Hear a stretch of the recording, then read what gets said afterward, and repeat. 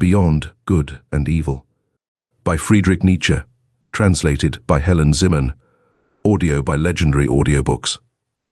Preface. Supposing that truth is a woman, what then?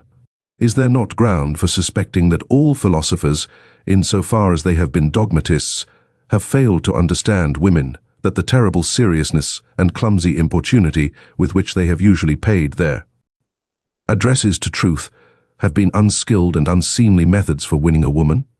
Certainly she has never allowed herself to be won, and at present every kind of dogma stands with sad and discouraged mien, if indeed it stands at all. For there are scoffers who maintain that it has fallen, that all dogma lies on the ground, nay more, that it is at its last gasp.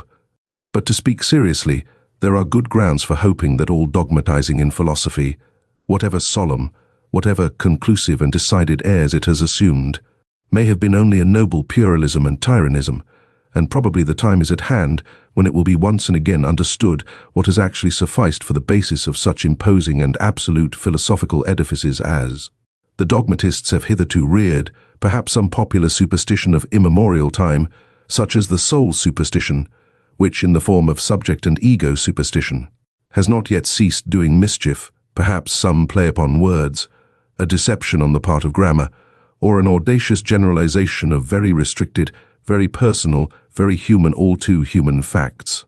The philosophy of the dogmatists, it is to be hoped, was only a promise for thousands of years afterwards, as was astrology in still earlier times, in the service of which probably more labor, gold, acuteness, and patience have been spent than on any actual science hitherto. We owe to it, and to its superterrestrial pretensions in Asia and Egypt, the grand style of architecture. It seems that in order to inscribe themselves upon the heart of humanity with everlasting claims, all great things have first to wander about the earth as enormous and awe-inspiring caricatures. Dogmatic philosophy has been a caricature of this kind. For instance, the Vedanta doctrine in Asia and Platonism in Europe. Let us not be ungrateful to it, although it must certainly be confessed that the worst, the most tiresome, and the most dangerous of errors hitherto has been a dogmatist error, namely, Plato's invention of pure spirit and the good in itself. But now, when it has been surmounted, when Europe, rid of this nightmare, can again draw breath freely and at least enjoy a healthier sleep, we, whose duty is wakefulness itself, are the heirs of all the strength which the struggle against this error has fostered. It amounted to the very inversion of truth and the denial of the perspective, the fundamental condition of life, to speak of spirit and the good as Plato spoke of them. Indeed, one might ask as a physician, how did such a malady attack that finest product of antiquity, Plato? Had the wicked Socrates really corrupted him? Was Socrates after all a corrupter of youths and deserved his hemlock?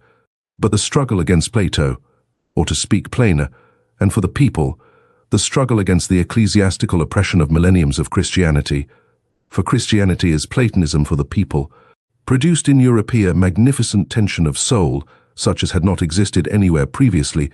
With such a tensely strained bow, one can now aim at the furthest goals. As a matter of fact, the European feels this tension as a state of distress, and twice attempts have been made in grand style to unbend the bow. Once by means of Jesuitism, and the second time by means of democratic enlightenment, which, with the aid of liberty of the press and newspaper reading, might, in fact, bring it about that the spirit would not so easily find itself in distress. The Germans invented gunpowder. All credit to them, but they again made things square.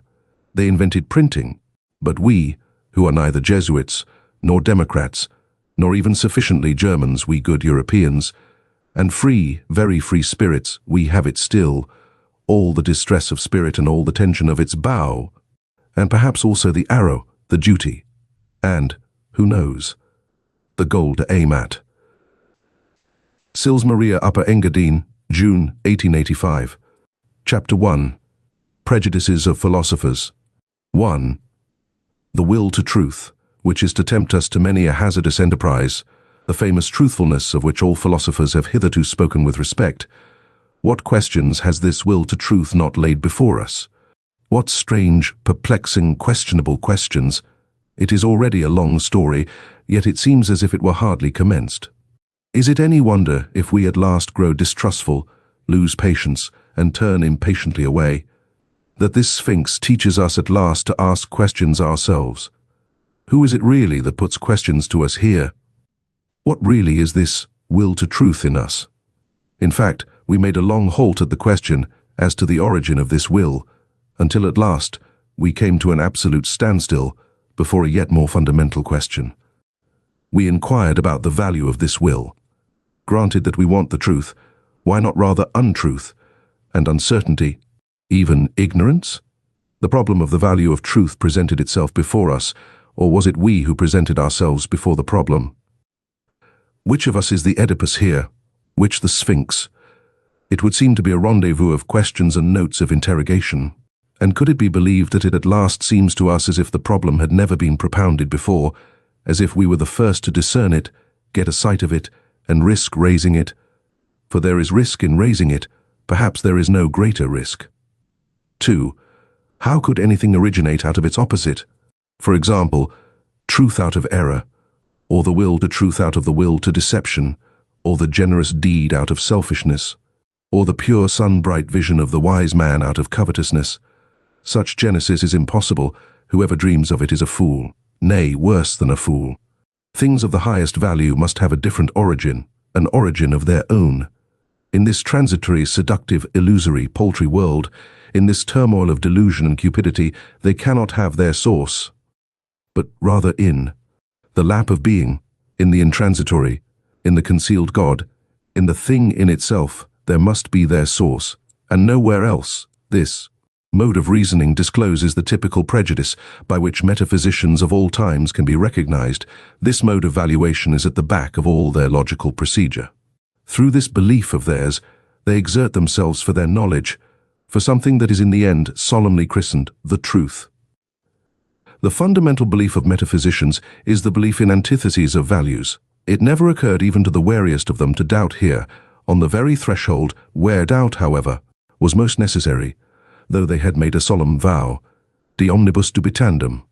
For it may be doubted, firstly, whether antitheses exist at all, and secondly, whether the popular valuations and antitheses of value upon which metaphysicians have set their seal are not perhaps merely superficial estimates, merely provisional perspectives, besides being probably made from some corner, perhaps from below frog perspectives, as it were, to borrow an expression current among painters. In spite of all the value which may belong to the true, the positive, and the unselfish, it might be possible that a higher and more fundamental value for life generally should be assigned to pretense, to the will to delusion, to selfishness and cupidity. It might even be possible that what constitutes the value of those good and respected things consists precisely in their being insidiously related, knotted, and crocheted to these evil and apparently opposed things, perhaps even in being essentially identical with them, perhaps, but who wishes to concern himself with such dangerous perhapses? For that investigation one must await the advent of a new order of philosophers, such as will have other tastes and inclinations, the reverse of those hitherto prevalent philosophers of the dangerous perhaps in every sense of the term. And to speak in all seriousness, I see such new philosophers beginning to appear. 3. Having kept a sharp eye on philosophers, and having read between their lines long enough, I now say to myself that the greater part of conscious thinking must be counted among the instinctive functions, and it is so even in the case of philosophical thinking. One has here to learn anew, as one learned anew about heredity and innateness. As little as the act of birth comes into consideration in the whole process and procedure of heredity. Just as little is being conscious opposed to the instinctive in any decisive sense, the greater part of the conscious thinking of a philosopher is secretly influenced by his instincts and forced into definite channels. And behind all logic and its seeming sovereignty of movement, there are valuations, or to speak more plainly, physiological demands, for the maintenance of a definite mode of life, for example.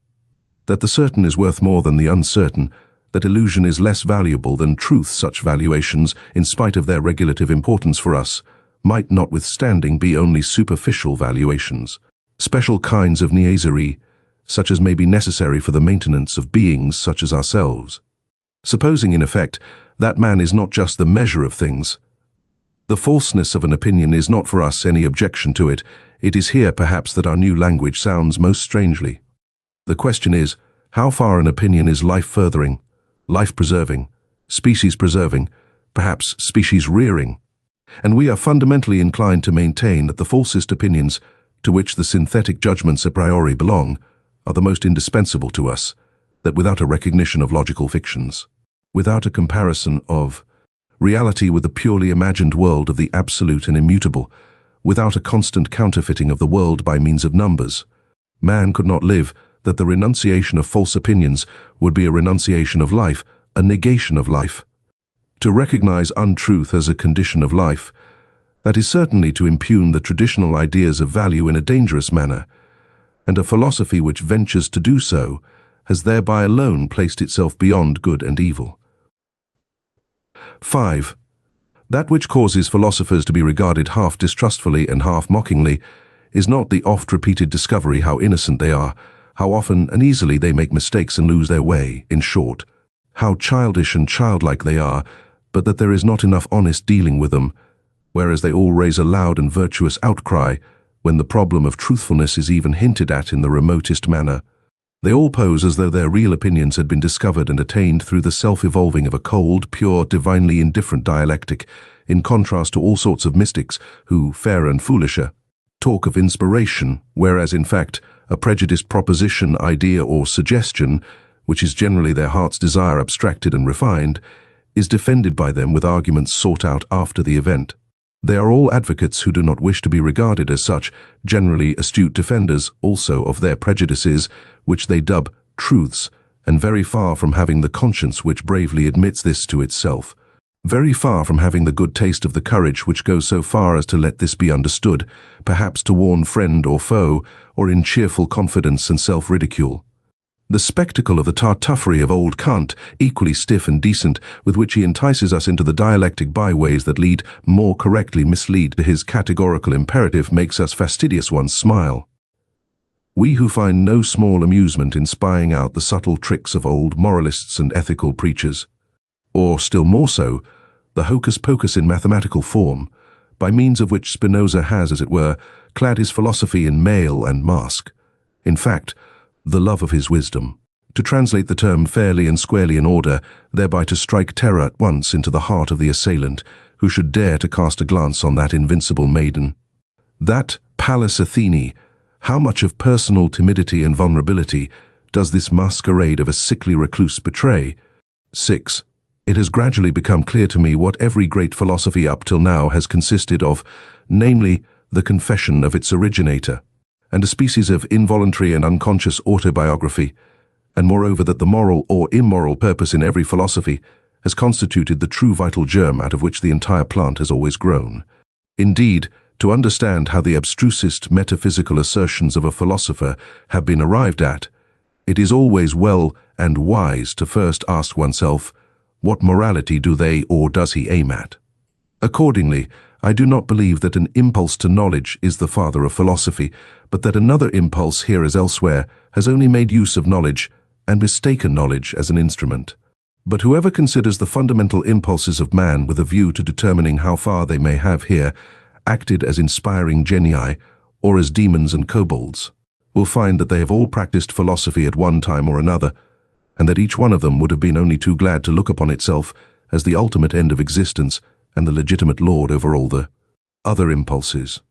For every impulse is imperious, and as such, attempts to philosophize. To be sure, in the case of scholars, in the case of really scientific men, it may be otherwise better, if you will. There may really be such a thing as an impulse to knowledge, some kind of small independent clockwork, which, when well wound up, works away industriously to that end, without the rest of the scholarly impulses taking any material part therein. The actual interests of the scholar, therefore, are generally in quite another direction, in the family perhaps, or in money-making, or in politics. It is, in fact, almost indifferent at what point of research his little machine is placed, and whether the hopeful young worker becomes a good philologist, a mushroom specialist, or a chemist. He is not characterized by becoming this or that. In the philosopher, on the contrary, there is absolutely nothing impersonal, and above all, his morality furnishes a decided and decisive testimony as to who he is, that is to say, in what order the deepest impulses of his nature stand to each other. 7. How malicious philosophers can be. I know of nothing more stinging than the joke Epicurus took the liberty of making on Plato and the Platonists. He called them Dionysiocalates. In its original sense, and on the face of it, the word signifies flatterers of Dionysius. Consequently, tyrants' accessories and lick-spittles. Besides this, however, it is as much as to say, they are all actors, there is nothing genuine about them. For Dionysiocalax was a popular name for an actor, and the latter is really the malignant reproach that Epicurus cast upon Plato. He was annoyed by the grandiose manner, the mise-en-scene style, of which Plato and his scholars were masters, of which Epicurus was not a master. He, the old school teacher of Samos, who sat concealed in his little garden at Athens, and wrote 300 books, perhaps out of rage and ambitious envy of Plato, who knows? Greece took 100 years to find out who the garden god Epicurus really was. Did she ever find out? There is a point in every philosophy at which the conviction of the philosopher appears on the scene, or to put it in the words of an ancient mystery, adventivit asinus, pulcher et fortissimus. 9. You desire to live according to nature. Oh, you noble Stoics, what fraud of words! Imagine to yourselves a being like nature, boundlessly extravagant, boundlessly indifferent, without purpose or consideration, without pity or justice. At once fruitful and barren and uncertain, imagine to yourselves indifference as a power. How could you live in accordance with such indifference? To live is not that just endeavoring to be otherwise than this nature, is not living valuing, preferring, being unjust, being limited, endeavoring to be different. And granted that your imperative, living according to nature, means actually the same as living according to life. How could you do differently? Why should you make a principle out of what you yourselves are, and must be? In reality, however, it is quite otherwise with you. While you pretend to read with rapture the canon of your law in nature, you want something quite the contrary, you extraordinary stage players and self-deluders. In your pride you wish to dictate your morals and ideals to nature herself, and to incorporate them therein. You insist that it shall be nature, according to the Stoa, and would like everything to be made after your own image, as a vast eternal glorification and generalism of Stoicism. With all your love for truth, you have forced yourself so long, so persistently, and with such hypnotic rigidity to see nature falsely, that is to say, stoically, that you are no longer able to see it otherwise. And to crown all, some unfathomable superciliousness gives you the bedlamite hope that because you are able to tyrannize over yourselves, Stoicism is self-tyranny, nature will also allow herself to be tyrannized over. Is not the Stoic a part of nature? But this is an old and everlasting story. What happened in old times with the Stoics still happens today, as soon as ever a philosophy begins to believe in itself. It always creates the world in its own image. It cannot do otherwise. Philosophy is this tyrannical impulse itself, the most spiritual will to power, the will to creation of the world, the will to the causa prima. The eagerness and subtlety, I should even say craftiness, with which the problem of the real and the apparent world is dealt with at present throughout Europe, furnishes food for thought and attention, and he who hears only a will to truth in the background and nothing else cannot certainly boast of the sharpest ears. In rare and isolated cases, it may really have happened that such a will to truth, a certain extravagant and adventurous pluck, a metaphysician's ambition of the forlorn hope, has participated therein, that which in the end always prefers a handful of certainty to a whole cartload of beautiful possibilities. There may even be puritanical fanatics of conscience, who prefer to put their last trust in a sure nothing rather than in an uncertain something. But that is nihilism, and the sign of a despairing, mortally wearied soul, notwithstanding the courageous bearing such a virtue may display. It seems, however, to be otherwise with stronger and livelier thinkers who are still eager for life, in that they side against appearance and speak superciliously of perspective, in that they rank the credibility of their own bodies about as low as the credibility of the ocular evidence that the earth stands still, and thus, apparently, allowing with complacency their securest possession to escape. For what does one at present believe in more firmly than in one's body? Who knows if they are not really trying to win back something which was formerly an even securer possession, something of the old domain of the faith of former times? Perhaps the immortal soul, perhaps the old God. In short, ideas by which they could live better, that is to say, more vigorously and more joyously, than by modern ideas. There is distrust of these modern ideas in this mode of looking at things, a disbelief in all that has been constructed yesterday and today. There is perhaps some slight admixture of satiety and scorn, which can no longer endure the bric-a-brac of ideas of the most varied origin, such as so-called positivism at present throws on the market, a disgust of the more refined taste at the village fair mottliness and patchiness of all these reality philosophasters, in whom there is nothing either new or true, except this mottliness. Therein it seems to me that we should agree with those skeptical anti-realists and knowledge microscopists of the present day. Their instinct, which repels them from modern reality, is unrefuted. What do their retrograde bypaths concern us? The main thing about them is not that they wish to go back, but that they wish to get away therefrom. A little more strength, swing, courage, and artistic power, and they would be off, and not back. 11. It seems to me that there is everywhere an attempt at present to divert attention from the actual influence which Kant exercised on German philosophy, and especially to ignore prudently the value which he set upon himself. Kant was first and foremost proud of his table of categories. With it in his hand he said, "This is the most difficult thing that could ever be undertaken on behalf of metaphysics. Let us only understand this could be." He was proud of having discovered a new faculty in man, the faculty of synthetic judgment a priori. Granting that he deceived himself in this matter, the development and rapid flourishing of German philosophy depended nevertheless on his pride, and on the eager rivalry of the younger generation to discover, if possible, something at all events, new faculties, of which to be still prouder. But let us reflect for a moment. It is high time to do so. How are synthetic judgments a priori possible? Kant asks himself, and what is really his answer? By means of a means, faculty, but unfortunately not in 5 words, but so circumstantially, imposingly, and with such display of German profundity and verbal flourishes, that one altogether loses sight of the comical niaiserie allemande involved in such an answer. People were beside themselves with delight over this new faculty, and the jubilation reached its climax when Kant further discovered a moral faculty in man, for at that time Germans were still moral, not yet dabbling in the politics of hard fact. Then came the honeymoon of German philosophy. All the young theologians of the Tübingen institution went immediately into the groves, all seeking for faculties. And what did they not find in that innocent, rich, and still youthful period of the German spirit, to which Romanticism, the malicious fairy, piped and sang? When one could not yet distinguish between finding and inventing, above all a faculty for the transcendental, Schelling christened it intellectual intuition, and thereby gratified the most earnest longings of the naturally pious-inclined Germans. One can do no greater wrong to the whole of this exuberant and eccentric movement, which was really youthfulness, notwithstanding that it disguised itself so boldly in hoary and senile conceptions, than to take it seriously, or even treat it with moral indignation. Enough, however. The world grew older, and the dream vanished.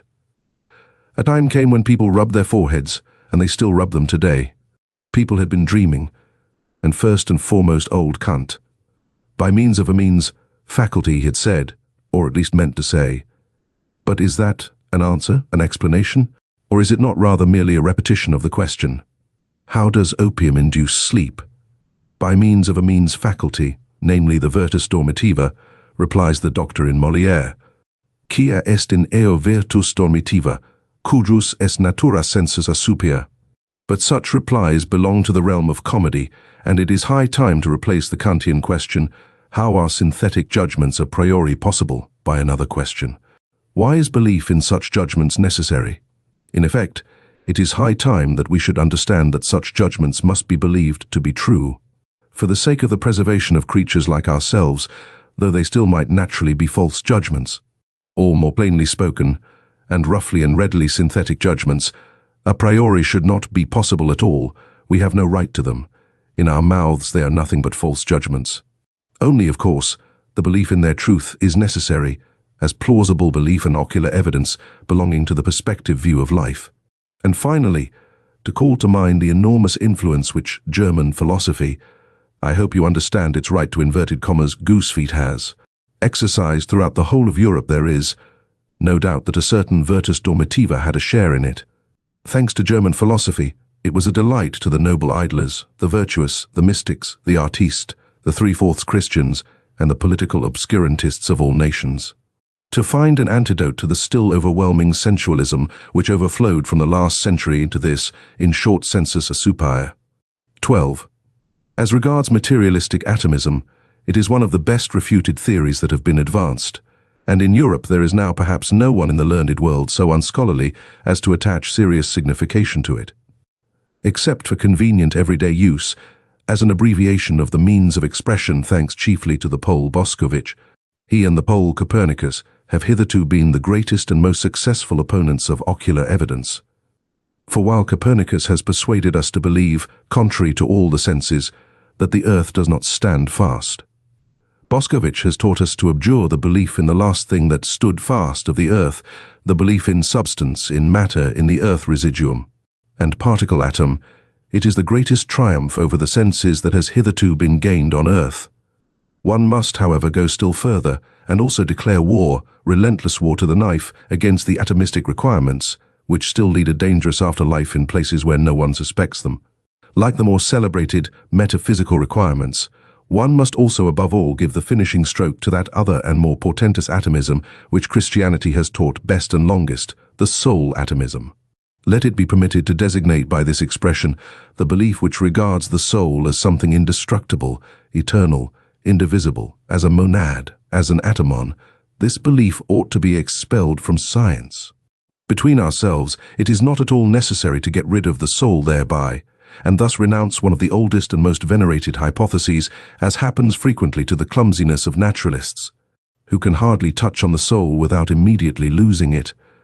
But the way is open for new acceptations and refinements of the soul hypothesis, and such conceptions as mortal soul, and soul of subjective multiplicity, and soul as social structure of the instincts and passions, want henceforth to have legitimate rights in science. In that the new psychologist is about to put an end to the superstitions which have hitherto flourished with almost tropical luxuriance around the idea of the soul, he is really, as it were, thrusting himself into a new desert and a new distrust. It is possible that the older psychologists had a merrier and more comfortable time of it. Eventually, however, he finds that precisely thereby he is also condemned to invent, and, who knows, perhaps to discover the new. 13. Psychologists should bethink themselves before putting down the instinct of self-preservation as the cardinal instinct of an organic being. A living thing seeks above all to discharge its strength. Life itself is will to power. Self-preservation is only one of the indirect and most frequent results thereof. In short, here as everywhere else, let us beware of superfluous teleological principles. Of which is the instinct of self-preservation, we owe it to Spinoza's inconsistency. It is thus, in effect, that method ordains, which must be essentially economy of principles. 14. It is perhaps just dawning on 5 or 6 minds that natural philosophy is only a world exposition and world arrangement, according to us, if I may say so, and not a world explanation, but insofar as it is based on belief in the senses, it is regarded as more, and for a long time to come must be regarded as more, namely, as an explanation. It has eyes and fingers of its own, it has ocular evidence and palpableness of its own. This operates fascinatingly, persuasively, and convincingly upon an age with fundamentally plebeian tastes. In fact, it follows instinctively the canon of truth of eternal popular sensualism. What is clear? What is explained? Only that which can be seen and felt. One must pursue every problem thus far. Obversely, however, the charm of the Platonic mode of thought, which was an aristocratic mode, consisted precisely in resistance to obvious sense evidence, perhaps among men who enjoyed even stronger and more fastidious senses than our contemporaries, but who knew how to find a higher triumph in remaining masters of them, and this by means of pale, cold, grey conceptual networks which they threw over the motley whirl of the senses, the mob of the senses, as Plato said. In this overcoming of the world and interpreting of the world in the manner of Plato, there was an enjoyment different from that which the physicists of today offer us, and likewise the Darwinists and anti-teleologists among the physiological workers, with their principle of the smallest possible effort and the greatest possible blunder. Where there is nothing more to see or to grasp, There is also nothing more for men to do that is certainly an imperative different from the Platonic one, but it may notwithstanding be the right imperative for a hardy, laborious race of machinists and bridge builders of the future who have nothing but rough work to perform. 15. To study physiology with a clear conscience, one must insist on the fact that the sense organs are not phenomena in the sense of the idealistic philosophy. As such, they certainly could not be causes. Sensualism, therefore, at least as regulative hypothesis, if not as heuristic principle. What? And others say even that the external world is the work of our organs? But then our body, as a part of this external world, would be the work of our organs. But then our organs themselves would be the work of our organs. It seems to me that this is a complete reductio ad absurdum if the conception causa sui is something fundamentally absurd. Consequently, the external world is not the work of our organs. There are still harmless self-observers who believe that there are immediate certainties. For instance, I think, or as the superstition of Schopenhauer puts it, I will, as though cognition here got hold of its object purely and simply as the thing in itself, without any falsification taking place either on the part of the subject or the object. I would repeat it, however, 100 times, that immediate certainty, as well as absolute knowledge, and the thing in itself, involve a contradictio in adjecto. We really ought to free ourselves from the misleading significance of words. The people on their part may think that cognition is knowing all about things, but the philosopher must say to himself, when I analyze the process that is expressed in the sentence, I think, I find a whole series of daring assertions, the argumentative proof of which would be difficult, perhaps impossible. For instance, that it is I who think, that there must necessarily be something that thinks, that thinking is an activity and operation on the part of a being who is thought of as a cause, that there is an ego, and finally, that it is already determined what is to be designated by thinking that I know what thinking is. For if I had not already decided within myself what it is, by what standard could I determine whether that which is just happening is not perhaps willing or feeling? In short, the assertion I think assumes that I compare my state at the present moment with other states of myself which I know. In order to determine what it is, on account of this retrospective connection with further knowledge, it has, at any rate, no immediate certainty for me. Place of the immediate certainty in which the people may believe in the special case. The philosopher thus finds a series of metaphysical questions presented to him, veritable conscience questions of the intellect. To wit, whence did I get the notion of thinking? Why do I believe in cause and effect? What gives me the right to speak of an ego, and even of an ego as cause, and finally of an ego as cause of thought? He who ventures to answer these metaphysical questions at once by an appeal to a sort of intuitive perception, like the person who says, I think and know that this at least is true, actual, and certain, will encounter a smile and 2 notes of interrogation in a philosopher nowadays. Sir, the philosopher will perhaps give him to understand, it is improbable that you are not mistaken, but why should it be the truth? 17. With regard to the superstitions of logicians, I shall never tire of emphasizing a small terse fact which is unwillingly recognized by these credulous minds, namely, that a thought comes when it wishes, and not when I wish, so that it is a perversion of the facts of the case to say that the subject I is the condition of the predicate think. One thinks but that this one is precisely the famous old ego, is, to put it mildly, only a supposition, an assertion, and assuredly not an immediate certainty. After all, one has even gone too far with this, one thinks even the one, contains an interpretation of the process, and does not belong to the process itself. One infers here. According to the usual grammatical formula, to think is an activity. Every activity requires an agency that is active, consequently. It was pretty much on the same lines that the older atomism sought, besides the operating power, the material particle wherein it resides and out of which it operates, the atom. More rigorous minds, however, learnt at last to get along without this earth residuum, and perhaps someday we shall accustom ourselves, even from the logician's point of view, to get along without the little one to which the worthy old ego has refined itself. 18. It is certainly not the least charm of a theory that it is refutable. It is precisely thereby that it attracts the more subtle minds. It seems that the 100 times refuted theory of the free will owes its persistence to this charm alone. Someone is always appearing who feels himself strong enough to refute it. 19. Philosophers are accustomed to speak of the will as though it were the best-known thing in the world.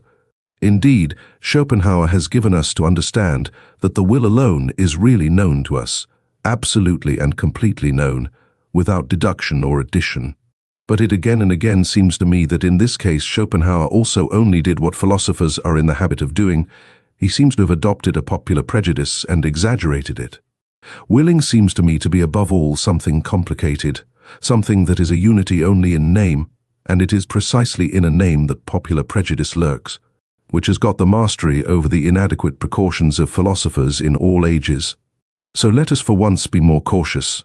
Let us be unphilosophical. Let us say that in all willing there is firstly a plurality of sensations, namely, the sensation of the condition away from which we go, the sensation of the condition towards which we go, the sensation of this from and towards itself, and then besides an accompanying muscular sensation which, even without our putting in motion arms and legs, commences its action by force of habit, directly we will anything. Therefore, just as sensations, and indeed many kinds of sensations, are to be recognized as ingredients of the will, so, in the second place, thinking is also to be recognized. In every act of the will there is a ruling thought, and let us not imagine it possible to sever this thought from the willing, as if the will would then remain over. In the third place, the will is not only a complex of sensation and thinking, but it is above all an emotion, and in fact the emotion of the command.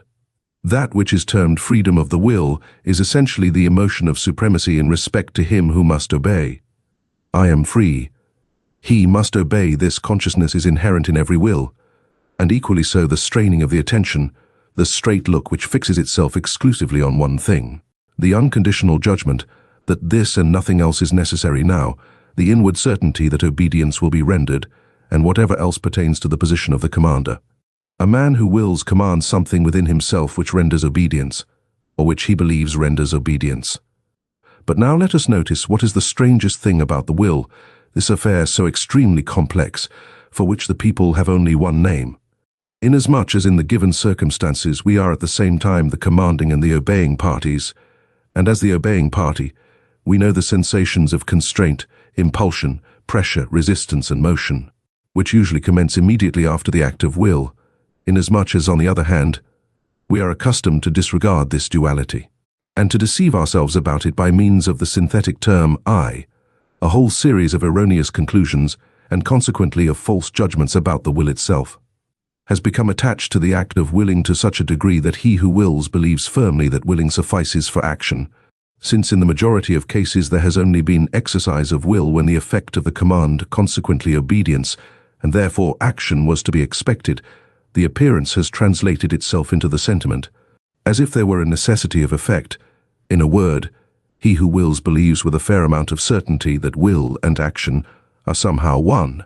He ascribes the success, the carrying out of the willing, to the will itself, and thereby enjoys an increase of the sensation of power which accompanies all success. Freedom of will, that is the expression for the complex state of delight of the person exercising volition, who commands and at the same time identifies himself with the executor of the order, who, as such, enjoys also the triumph over obstacles, but thinks within himself that it was really his own will that overcame them. In this way, the person exercising volition adds the feelings of delight of his successful executive instruments, the useful underwills or undersouls indeed. Our body is but a social structure composed of many souls, to his feelings of delight as commander. Le fait c'est moi. What happens here is what happens in every well-constructed and happy commonwealth, namely that the governing class identifies itself with the successes of the commonwealth. In all willing, it is absolutely a question of commanding and obeying, on the basis, as already said, of a social structure composed of many souls, on which account a philosopher should claim the right to include willing as such within the sphere of morals, regarded as the doctrine of the relations of supremacy under which the phenomenon of life manifests itself. 20. That the separate philosophical ideas are not anything optional or autonomously evolving, but grow up in connection and relationship with each other, that, however suddenly and arbitrarily they seem to appear in the history of thought, They nevertheless belong just as much to a system as the collective members of the fauna of a continent, is betrayed in the end by the circumstance how unfailingly the most diverse philosophers always fill in again a definite fundamental scheme of possible philosophies. Under an invisible spell, they always revolve once more in the same orbit. However independent of each other they may feel themselves with their critical or systematic wills, something within them leads them. Something impels them in definite order the one after the other, to wit, the innate methodology and relationship of their ideas. Their thinking is, in fact, far less a discovery than a re-recognizing, a remembering, a return, and a home coming to a far-off, ancient common household of the soul, out of which those ideas formerly grew. Philosophizing is so far a kind of atavism of the highest order. The wonderful family resemblance of all Indian, Greek, and German philosophizing is easily enough explained.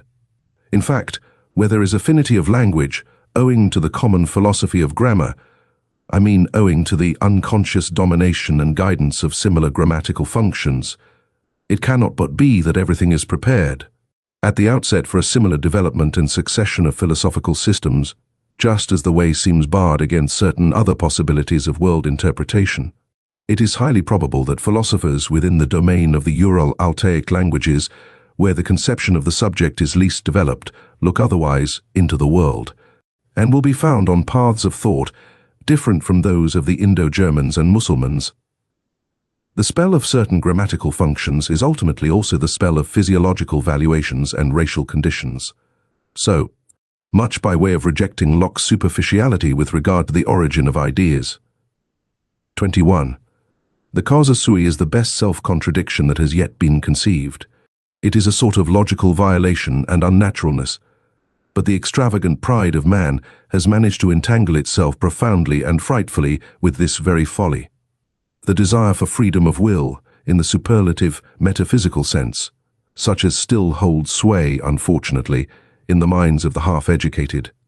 The desire to bear the entire and ultimate responsibility for one's actions oneself, and to absolve God, the world, ancestors, chance and society therefrom, involves nothing less than to be precisely this causa sui, and, with more than Munchausen daring, to pull oneself up into existence by the hair, out of the slough of nothingness.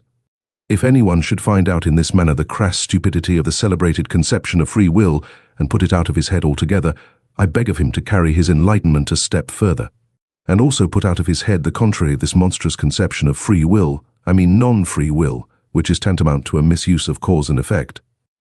One should not wrongly materialize cause and effect, as the natural philosophers do, and whoever like them naturalize in thinking at present, according to the prevailing mechanical doltishness, which makes the cause press and push until it effects its end.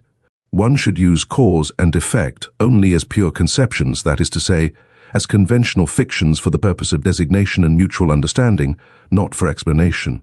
In being in itself, there is nothing of casual connection, of necessity, or of psychological non-freedom. There the effect does not follow the cause, their law does not obtain. It is we alone who have devised cause, sequence, reciprocity, relativity, constraint, number, law, freedom, motive, and purpose. And when we interpret and intermix this symbol world as being in itself with things, we act once more as we have always acted mythologically. The non-free will is mythology. In real life it is only a question of strong and weak wills. Is almost always a symptom of what is lacking in himself, when a thinker in every causal connection and psychological necessity manifests something of compulsion, indigence, obsequiousness, oppression, and non-freedom. It is suspicious to have such feelings. The person betrays himself.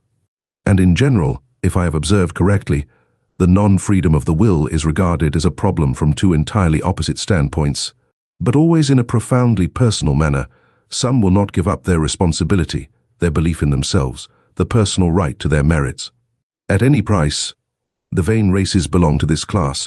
Others, on the contrary, do not wish to be answerable for anything or blamed for anything, and owing to an inward self-contempt, seek to get out of the business, no matter how. The latter, when they write books, are in the habit at present of taking the side of criminals. A sort of socialistic sympathy is their favorite disguise. And as a matter of fact, The fatalism of the weak-willed embellishes itself surprisingly when it can pose as la religion de la souffrance humaine. That is its good taste. 22.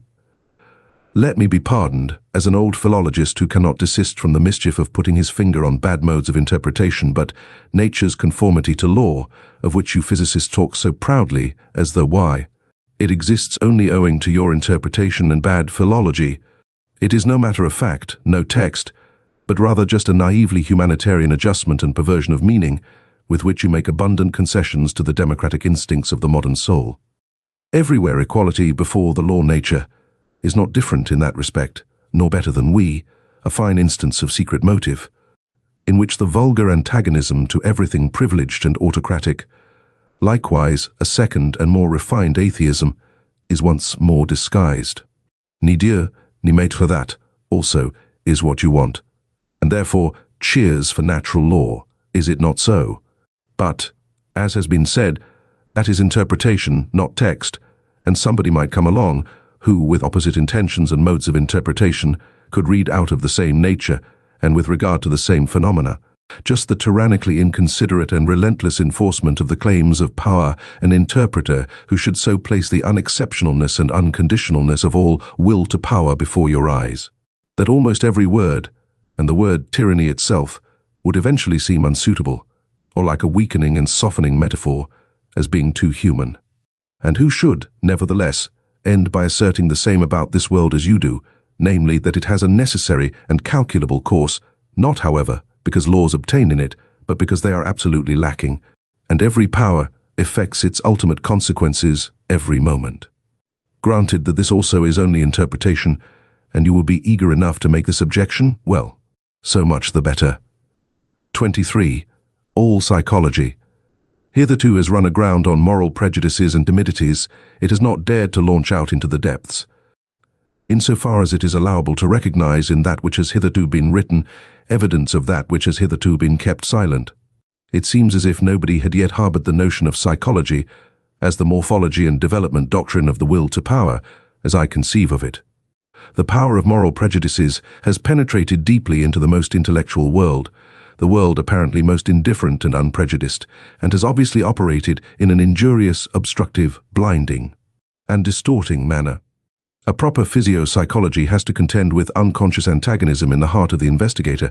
It has the heart against it even a doctrine of the reciprocal conditionalness of the good and the bad impulses. Causes, as refined immorality, distress and aversion, in a still strong and manly conscience, still more so, a doctrine of the derivation of all good impulses from bad ones. If, however, a person should regard even the emotions of hatred, envy, covetousness, and imperiousness as life-conditioning emotions, as factors which must be present, fundamentally and essentially, in the general economy of life, which must therefore be further developed if life is to be further developed, he will suffer from such a view of things as from seasickness. And yet this hypothesis is far from being the strangest and most painful in this immense and almost new domain of dangerous knowledge. And there are, in fact, 100 good reasons why every one should keep away from it who can do so. On the other hand, if one has once drifted hither with one's bark, well, very good. Now let us set our teeth firmly. Let us open our eyes and keep our hand fast on the helm. We sail away right over morality, we crush out. We destroy perhaps the remains of our own morality by daring to make our voyage thither. But what do we matter?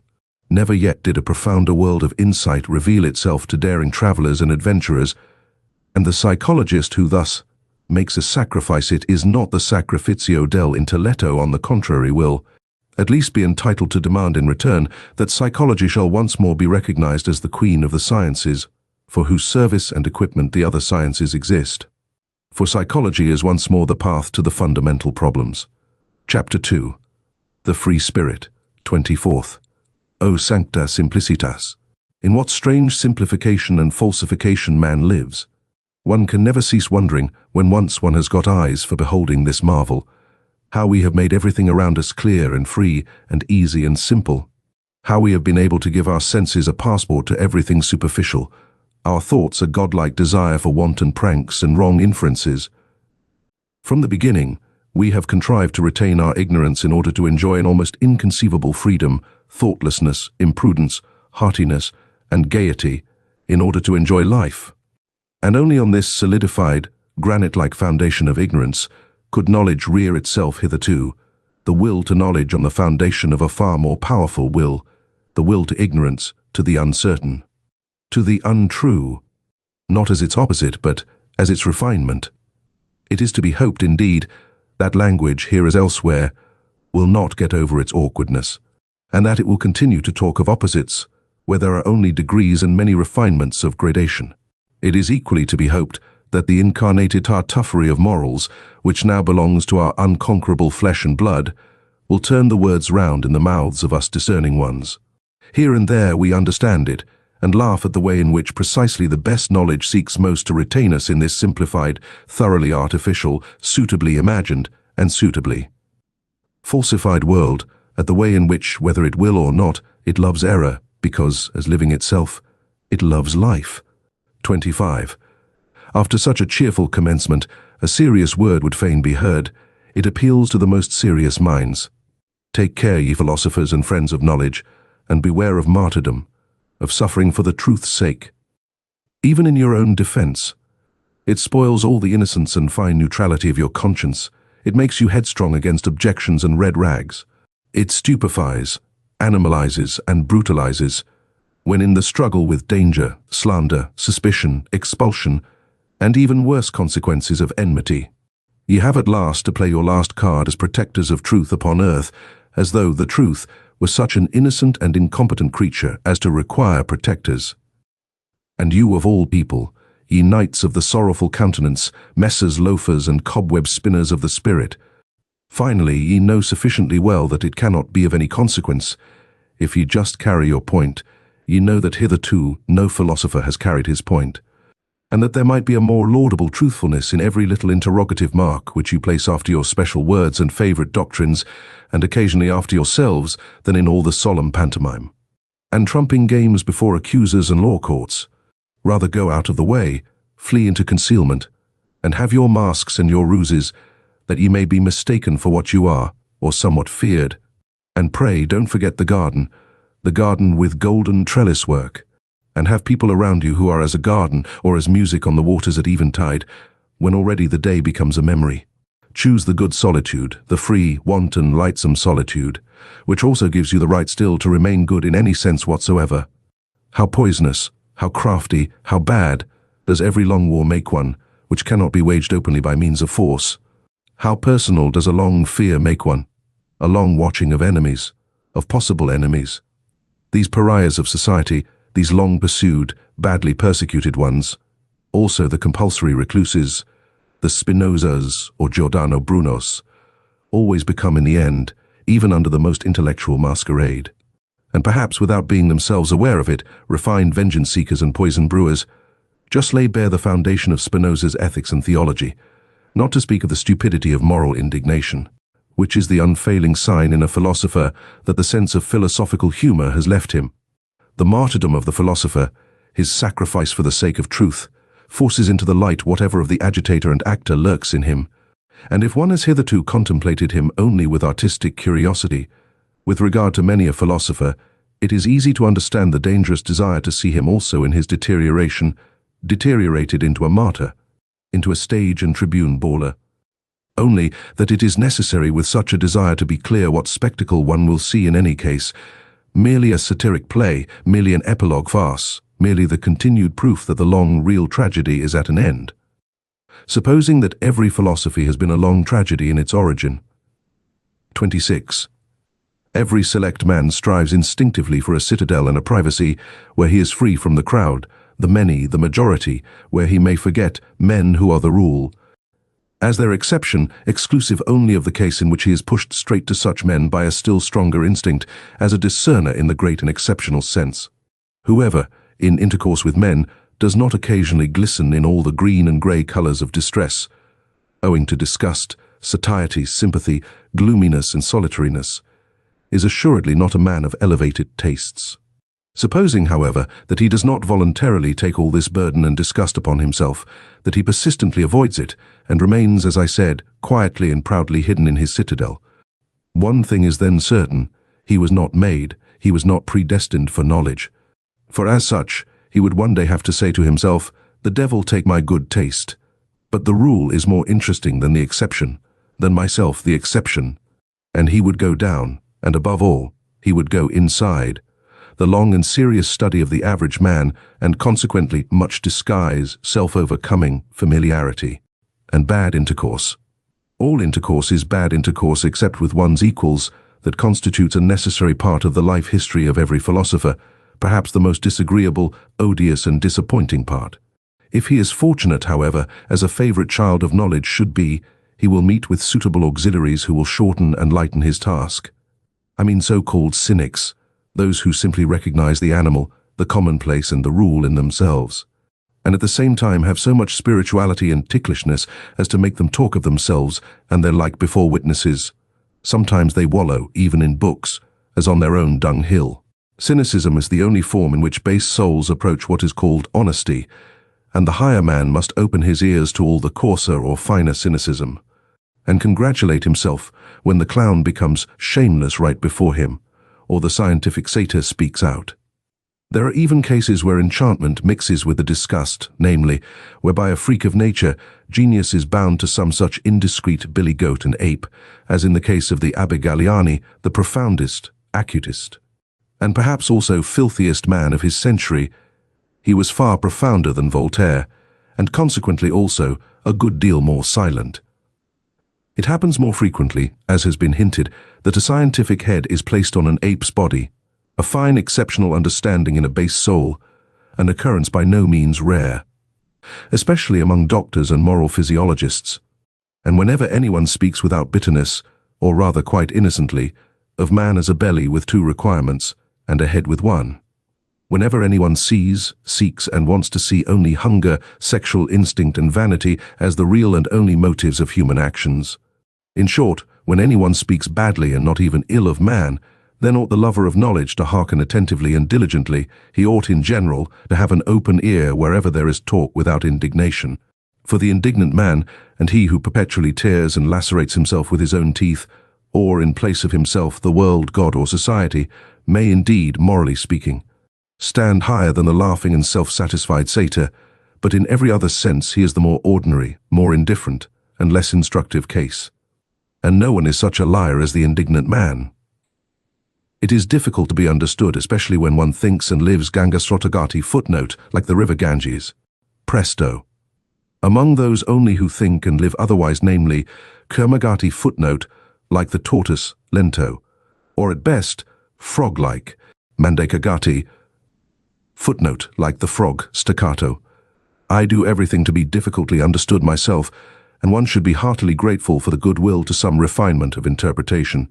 As regards the good friends, however, who are always too easygoing, and think that as friends they have a right to ease, one does well at the very first to grant them a playground and romping place for misunderstanding. One can thus laugh still or get rid of them altogether, these good friends, and laugh then also. 28. What is most difficult to render from one language into another is the tempo of its style, which has its basis in the character of the race, or to speak more physiologically, in the average tempo of the assimilation of its nutriment. There are honestly meant translations which, as involuntary vulgarizations, are almost falsifications of the original, merely because its lively and merry tempo, which overleaps and obviates all dangers in word and expression, could not also be rendered. A German is almost incapacitated for presto in his language, consequently also, as may be reasonably inferred, for many of the most delightful and daring nuances of free-spirited thought. And just as the buffoon and satyr are foreign to him in body and conscience, so Aristophanes and Petronius are untranslatable for him. Everything ponderous, viscous, and pompously clumsy, all long-winded and wearying species of style, are developed in profuse variety among Germans. Pardon me for stating the fact that even Goethe's prose, in its mixture of stiffness and elegance, is no exception, as a reflection of the good old time to which it belongs, and as an expression of German taste at a time when there was still a German taste, which was a rococo taste in moribus et artibus. Lessing is an exception, owing to his histrionic nature, which understood much, and was versed in many things, he who was not the translator of Bayle to no purpose, who took refuge willingly in the shadow of Diderot and Voltaire, and still more willingly among the Roman comedy writers Lessing, loved also free-spiritism in the tempo, and flight out of Germany.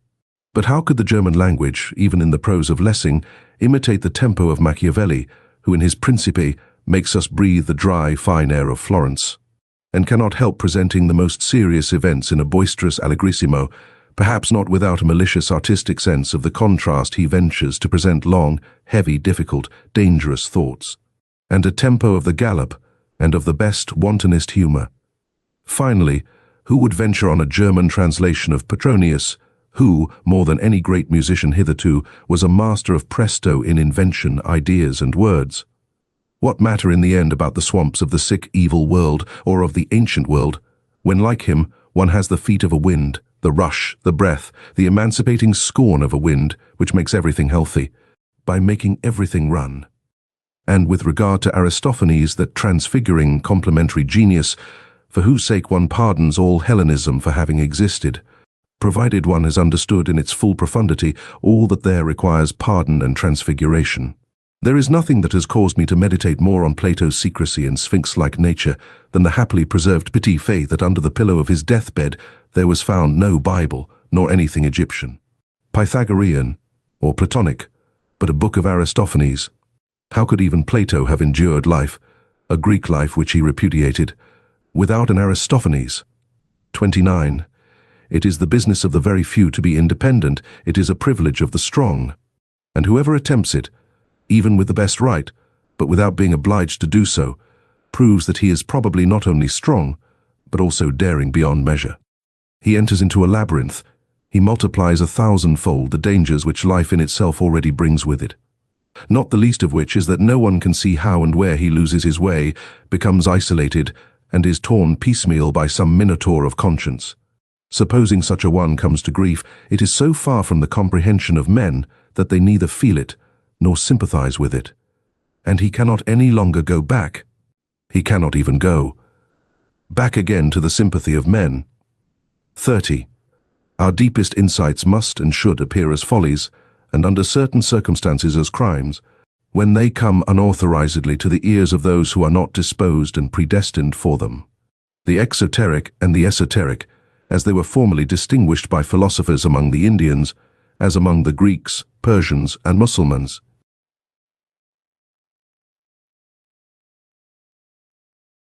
In short, wherever people believed in gradations of rank and not in equality and equal rights, are not so much in contradistinction to one another in respect to the exoteric class, standing without, and viewing, estimating, measuring, and judging from the outside and not from the inside. The more essential distinction is that the class in question views things from below upwards, while the esoteric class views things from above downwards. There are heights of the soul from which tragedy itself no longer appears to operate tragically, and if all the woe in the world were taken together, who would dare to decide whether the sight of it would necessarily seduce and constrain to sympathy, and thus to a doubling of the woe? That which serves the higher class of men for nourishment or refreshment must be almost poison to an entirely different and lower order of human beings. The virtues of the common man would perhaps mean vice and weakness in a philosopher. It might be possible for a highly developed man, supposing him to degenerate and go to ruin, to acquire qualities thereby alone, for the sake of which he would have to be honored as a saint in the lower world into which he had sunk. There are books which have an inverse value for the soul and the health, according as the inferior soul and the lower vitality, or the higher and more powerful, make use of them. In the former case they are dangerous, disturbing, unsettling books. In the latter case they are herald calls which summon the bravest to their bravery. Books for the general reader are always ill-smelling books. The odor of paltry people clings to them. Where the populace eat and drink, and even where they reverence, it is accustomed to stink.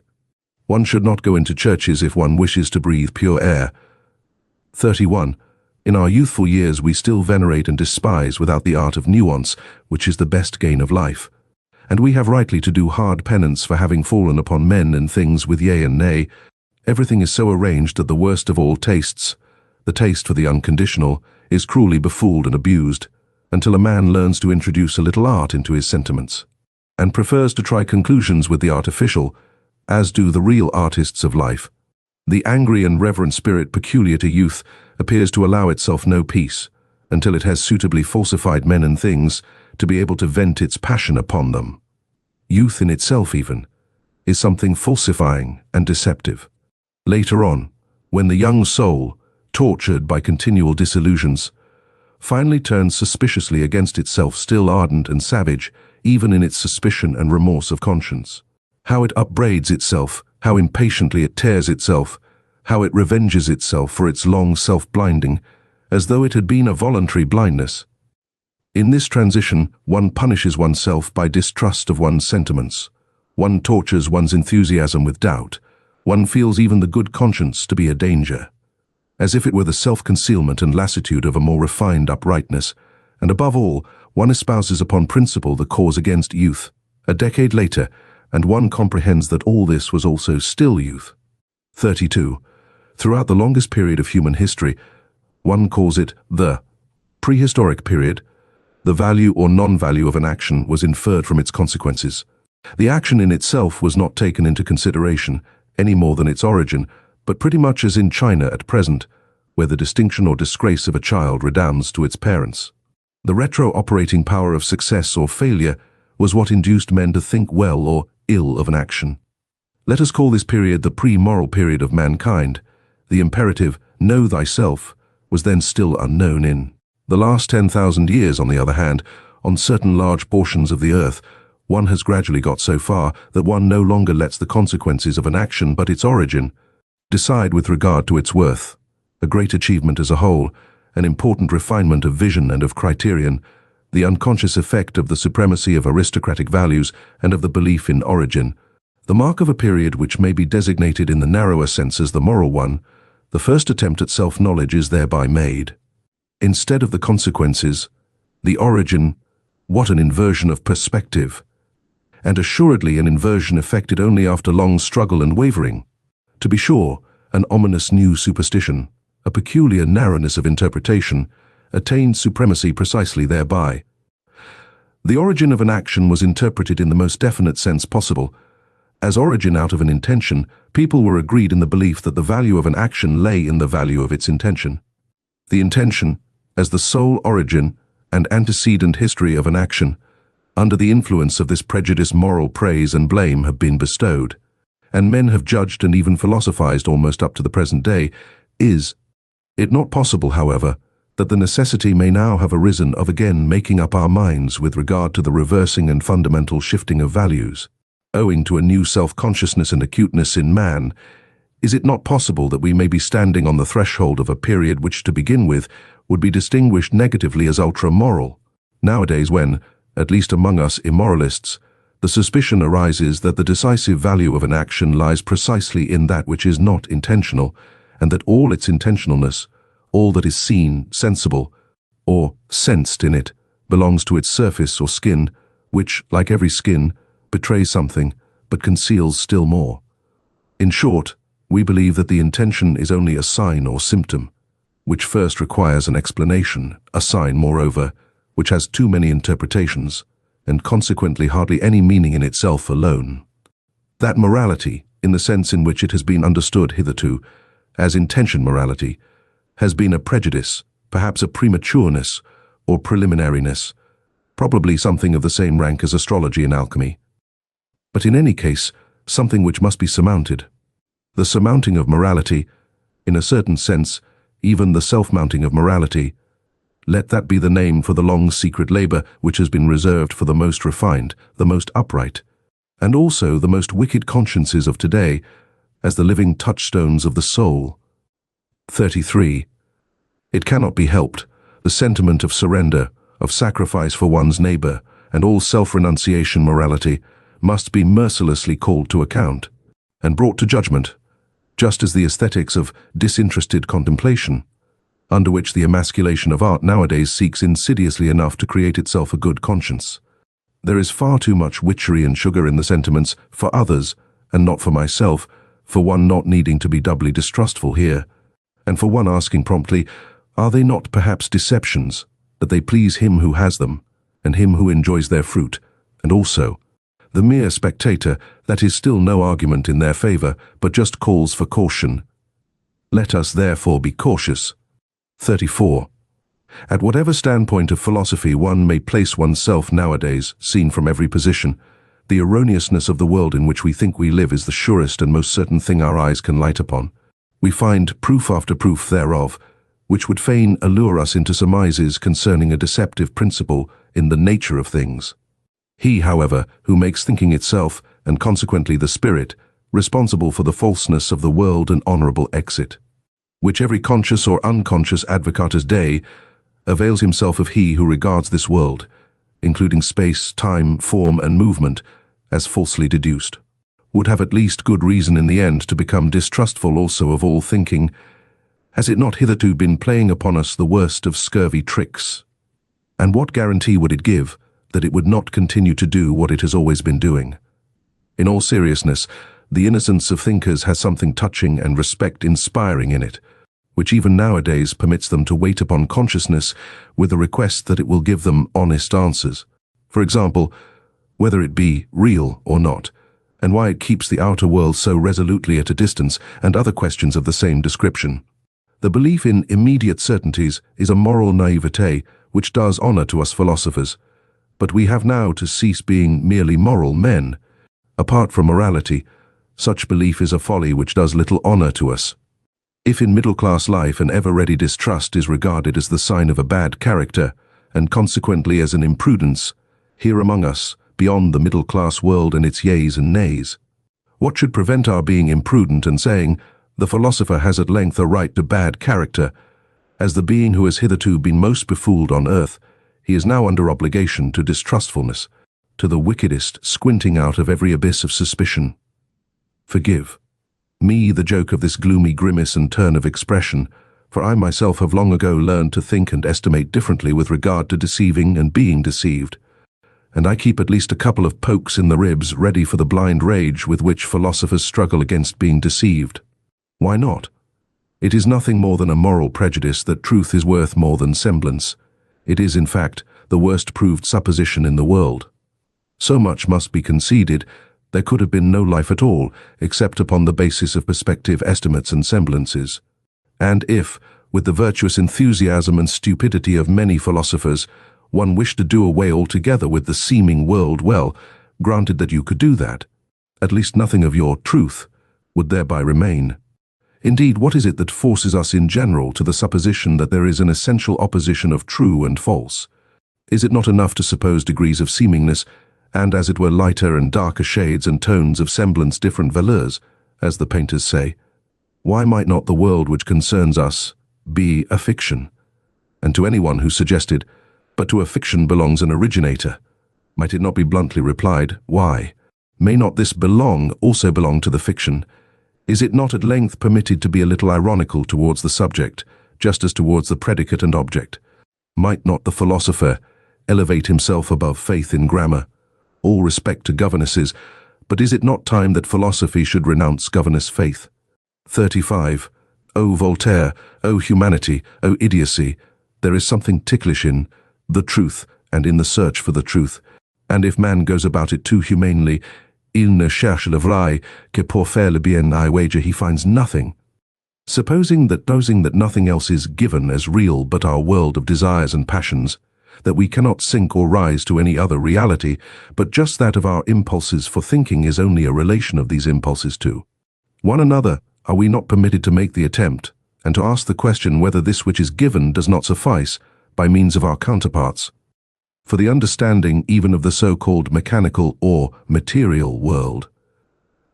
I do not mean as an illusion, a semblance, a representation, in the Berkeleyan and Schopenhauerian sense, but as possessing the same degree of reality as our emotions themselves, as a more primitive form of the world of emotions, in which everything still lies locked in a mighty unity, which afterwards branches off and develops itself in organic processes, naturally also refines and debilitates as a kind of instinctive life in which all organic functions, including self-regulation, assimilation, nutrition, secretion, and change of matter are still synthetically united with one another as a primary form of life. In the end, it is not only permitted to make this attempt, it is commanded by the conscience of logical method, not to assume several kinds of causality, so long as the attempt to get along with a single one has not been pushed to its furthest extent to absurdity. If I may be allowed to say so, that is a morality of method which one may not repudiate nowadays. It follows from its definition, as mathematicians say. The question is ultimately whether we really recognize the will as operating, whether we believe in the causality of the will. If we do so, and fundamentally, our belief in this is just our belief in causality itself, we must make the attempt to posit hypothetically the causality of the will as the only causality. Will can naturally only operate on will and not on matter, not on nerves, for instance. In short, the hypothesis must be hazarded. Whether will does not operate on will wherever effects are recognized, and whether all mechanical action, inasmuch as a power operates therein, is not just the power of will, the effect of will. Granted, finally, that we succeeded in explaining our entire instinctive life as the development and ramification of one fundamental form of will, namely the will to power. As my thesis puts it, granted that all organic functions could be traced back to this will to power, and that the solution of the problem of generation and nutrition, it is one problem, could also be found therein. One would thus have acquired the right to define all active force unequivocally as will to power. The world seen from within, the world defined and designated according to its intelligible character, it would simply be will to power, and nothing else. 37. What? Does not that mean in popular language, God is disproved, but not the devil? On the contrary, my friends, and who the devil also compels you to speak popularly. This happened finally in all the enlightenment of modern times with the French Revolution. That terrible farce, quite superfluous when judged close at hand, into which, however, the noble and visionary spectators of all Europe have interpreted from a distance their own indignation and enthusiasm so long and passionately, until the text has disappeared under the interpretation, so a noble posterity might once more misunderstand the whole of the past, and perhaps only thereby make its aspect endurable. Or, rather, has not this already happened? Have not we ourselves been that noble posterity? And, insofar as we now comprehend this, is it not thereby already past? Nobody will very readily regard a doctrine as true merely because it makes people happy or virtuous, excepting perhaps the amiable idealists, who are enthusiastic about the good, true, and beautiful, and let all kinds of motley, coarse, and good-natured desirabilities swim about promiscuously in their pond. Happiness and virtue are no arguments. It is willingly forgotten, however, even on the part of thoughtful minds, that to make unhappy and to make bad are just as little counter-arguments.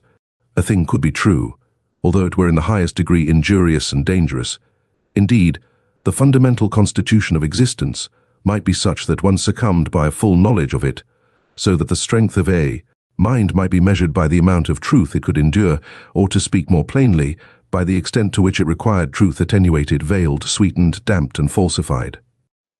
But there is no doubt that for the discovery of certain portions of truth, the wicked and unfortunate are more favorably situated and have a greater likelihood of success.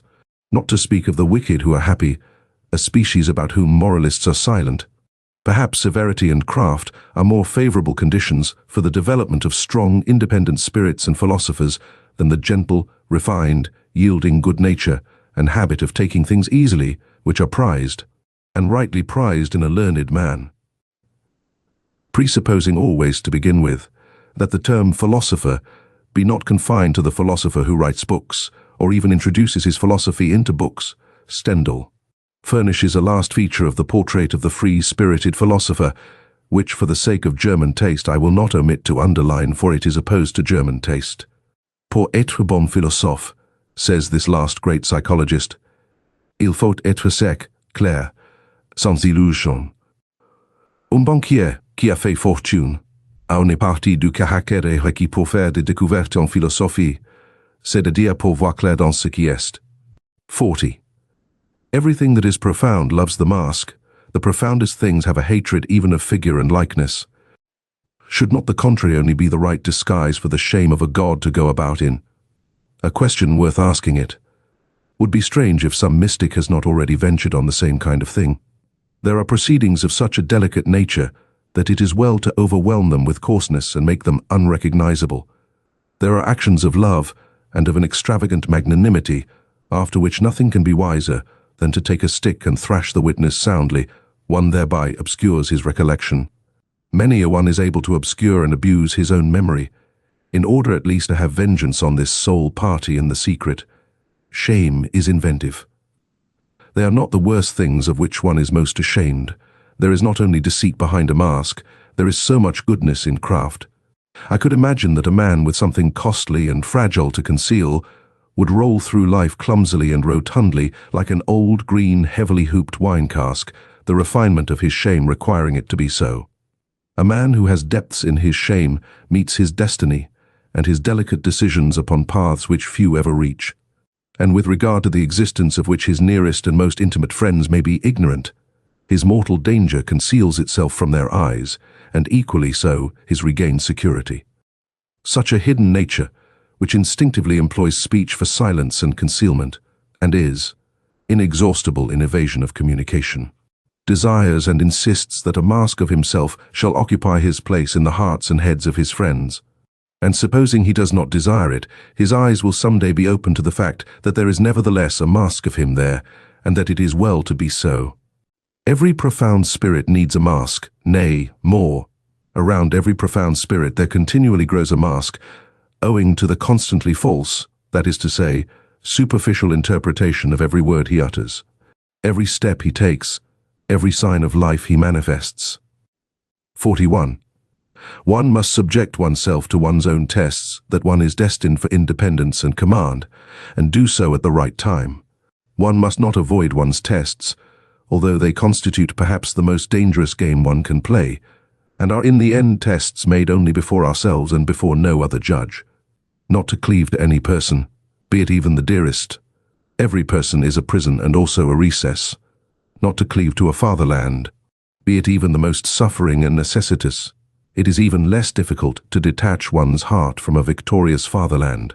Not to cleave to a sympathy, be it even for higher men, into whose peculiar torture and helplessness chance has given us an insight. Not to cleave to a science, though it tempt one with the most valuable discoveries, apparently specially reserved for us. Not to cleave to one's own liberation, to the voluptuous distance and remoteness of the bird, which always flies further aloft in order always to see more under it the danger of the flyer. Not to cleave to our own virtues, nor become as a whole a victim to any of our specialties, to our hospitality, for instance, which is the danger of dangers for highly developed and wealthy souls who deal prodigally, almost indifferently with themselves, and push the virtue of liberality so far that it becomes a vice. One must know how to conserve oneself, the best test of independence. 42.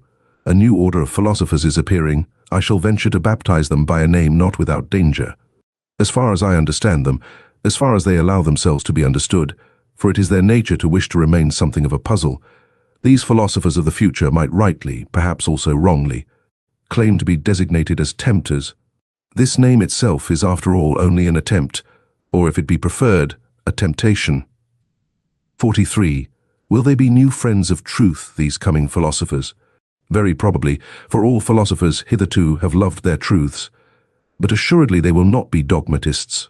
It must be contrary to their pride, and also contrary to their taste, that their truth should still be truth for every one, that which has hitherto been the secret wish and ultimate purpose of all dogmatic efforts. My opinion is my opinion. Another person has not easily a right to it, such a philosopher of the future will say, perhaps. One must renounce the bad taste of wishing to agree with many people. Good is no longer good when one's neighbor takes it into his mouth. And how could there be a common good? The expression contradicts itself.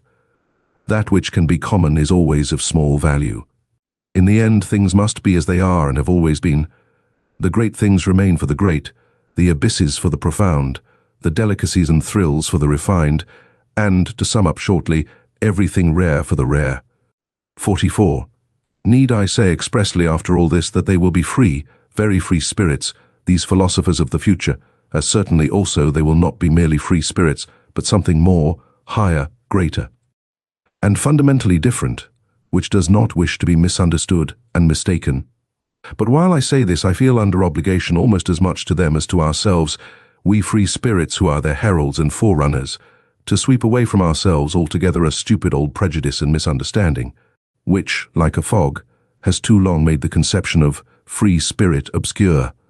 In every country of Europe, and the same in America, there is at present something which makes an abuse of this name, a very narrow, prepossessed, enchained class of spirits, who desire almost the opposite of what our intentions and instincts prompt, not to mention that in respect to the new philosophers who are appearing, they must still more be closed windows and bolted doors.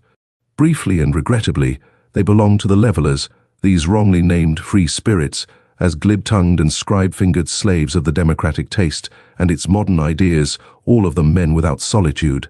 Without personal solitude, blunt, honest fellows to whom neither courage nor honourable conduct ought to be denied, only they are not free, and are ludicrously superficial, especially in their innate partiality for seeing the cause of almost all human misery and failure in the old forms in which society has hitherto existed, a notion which happily inverts the truth entirely.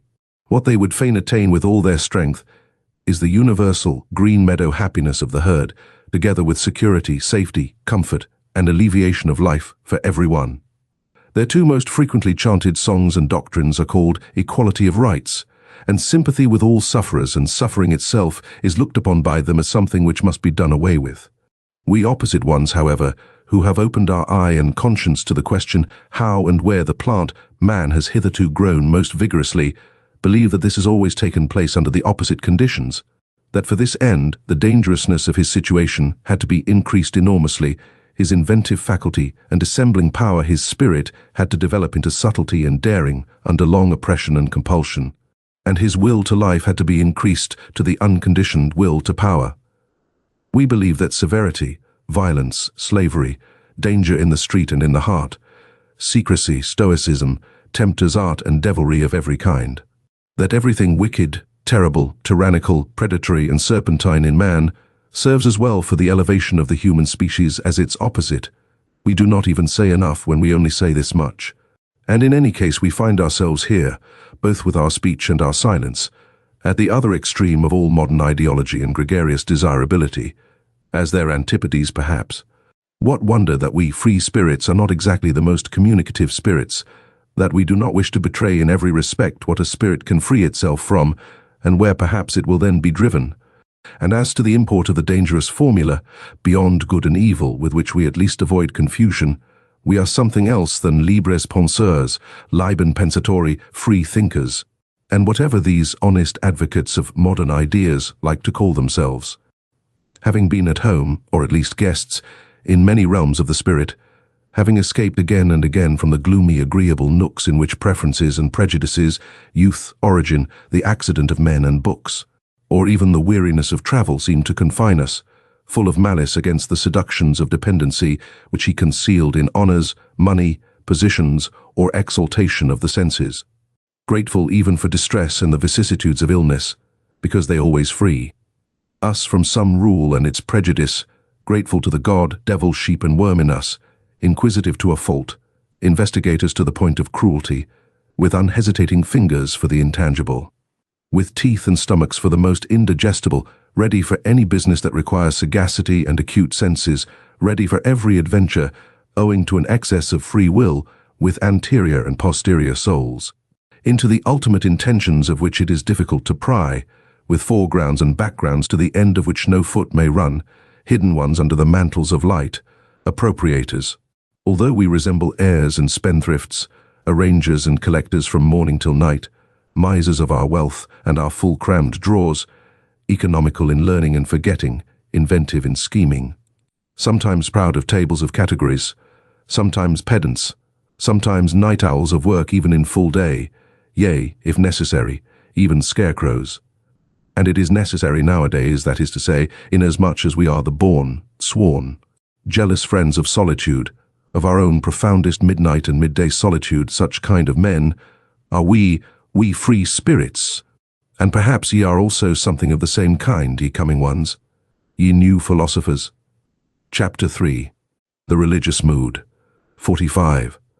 The human soul and its limits, the range of man's inner experiences hitherto attained, the heights, depths, and distances of these experiences, the entire history of the soul up to the present time, and its still unexhausted possibilities.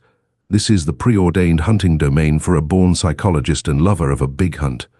But how often must he say despairingly to himself, a single individual, alas, only a single individual, and this great forest, this virgin forest. So he would like to have some hundreds of hunting assistants and fine-trained hounds that he could send into the history of the human soul to drive his game together. In vain, again and again he experiences profoundly and bitterly how difficult it is to find assistants and dogs for all the things that directly excite his curiosity. The evil of sending scholars into new and dangerous hunting domains, where courage, sagacity, and subtlety in every sense are required, is that they are no longer serviceable just when the big hunt, and also the great danger commences. It is precisely then that they lose their keen eye and nose. In order, for instance, to divine and determine what sort of history the problem of knowledge and conscience has hitherto had in the souls of homines religiosi, a person would perhaps himself have to possess as profound, as bruised, as immense an experience as the intellectual conscience of Pascal, and then he would still require that widespread heaven of clear, wicked spirituality, which, from above, would be able to oversee, arrange, and effectively formalize this mass of dangerous and painful experiences. But who could do me this service, and who would have time to wait for such servants? Evidently appear too rarely, they are so improbable at all times. Eventually, one must do everything oneself in order to know something, which means that one has much to do, but a curiosity like mine is once for all the most agreeable of vices, pardon me. I mean to say that the love of truth has its reward in heaven, and already upon earth. 46.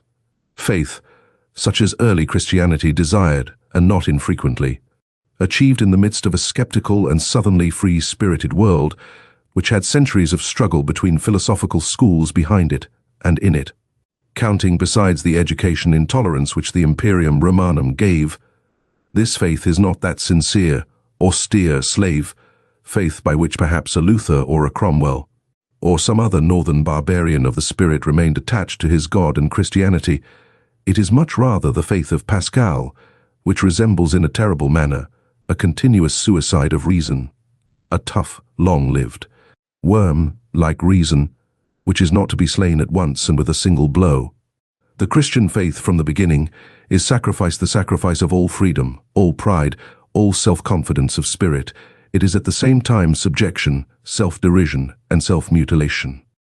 There is cruelty and religious Phoenicianism in this faith, which is adapted to a tender, many-sided, and very fastidious conscience. It takes for granted that the subjection of the spirit is indescribably painful, that all the past and all the habits of such a spirit resist the absurdissimum, in the form of which faith comes to it. Modern men, with their obtuseness as regards all Christian nomenclature, have no longer the sense for the terribly superlative conception which was implied to an antique taste by the paradox of the formula, God on the cross.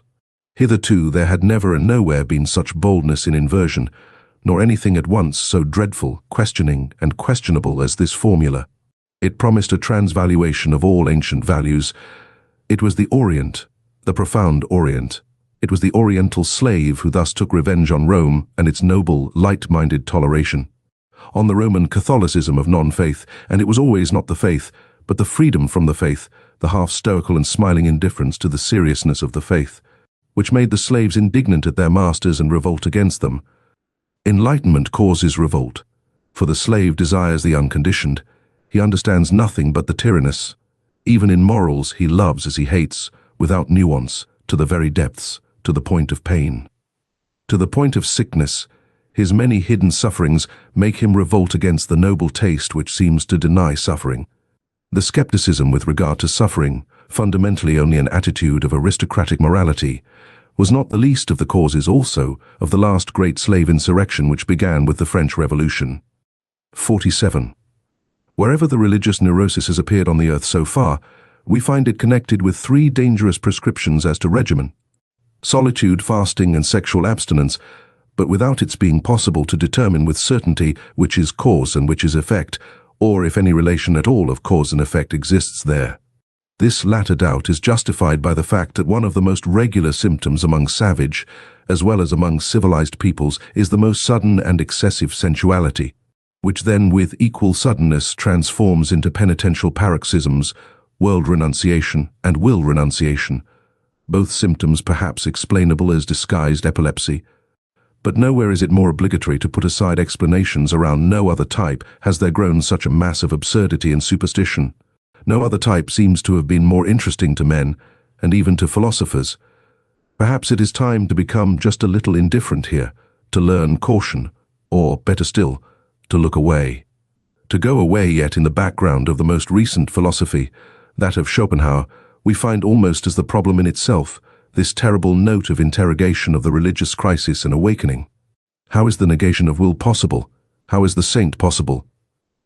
Seems to have been the very question with which Schopenhauer made a start and became a philosopher, and thus it was a genuine Schopenhauerian consequence that his most convinced adherent, perhaps also his last as far as Germany is concerned, namely Richard Wagner, should bring his own life work to an end just here, and should finally put that terrible and eternal type upon the stage as Kundry, type vécu, and as it loved and lived. At the very time that the mad doctors in almost all European countries had an opportunity to study the type close at hand, wherever the religious neurosis, or as I call it. The religious mood made its latest epidemical outbreak and display as the Salvation Army, if it be a question, however, as to what has been so extremely interesting to men of all sorts in all ages. And even to philosophers, in the whole phenomenon of the saint, it is undoubtedly the appearance of the miraculous therein, namely, the immediate succession of opposites. Of states of the soul regarded as morally antithetical, it was believed here to be self-evident that a bad man was all at once turned into a saint, a good man. The hitherto existing psychology was wrecked at this point.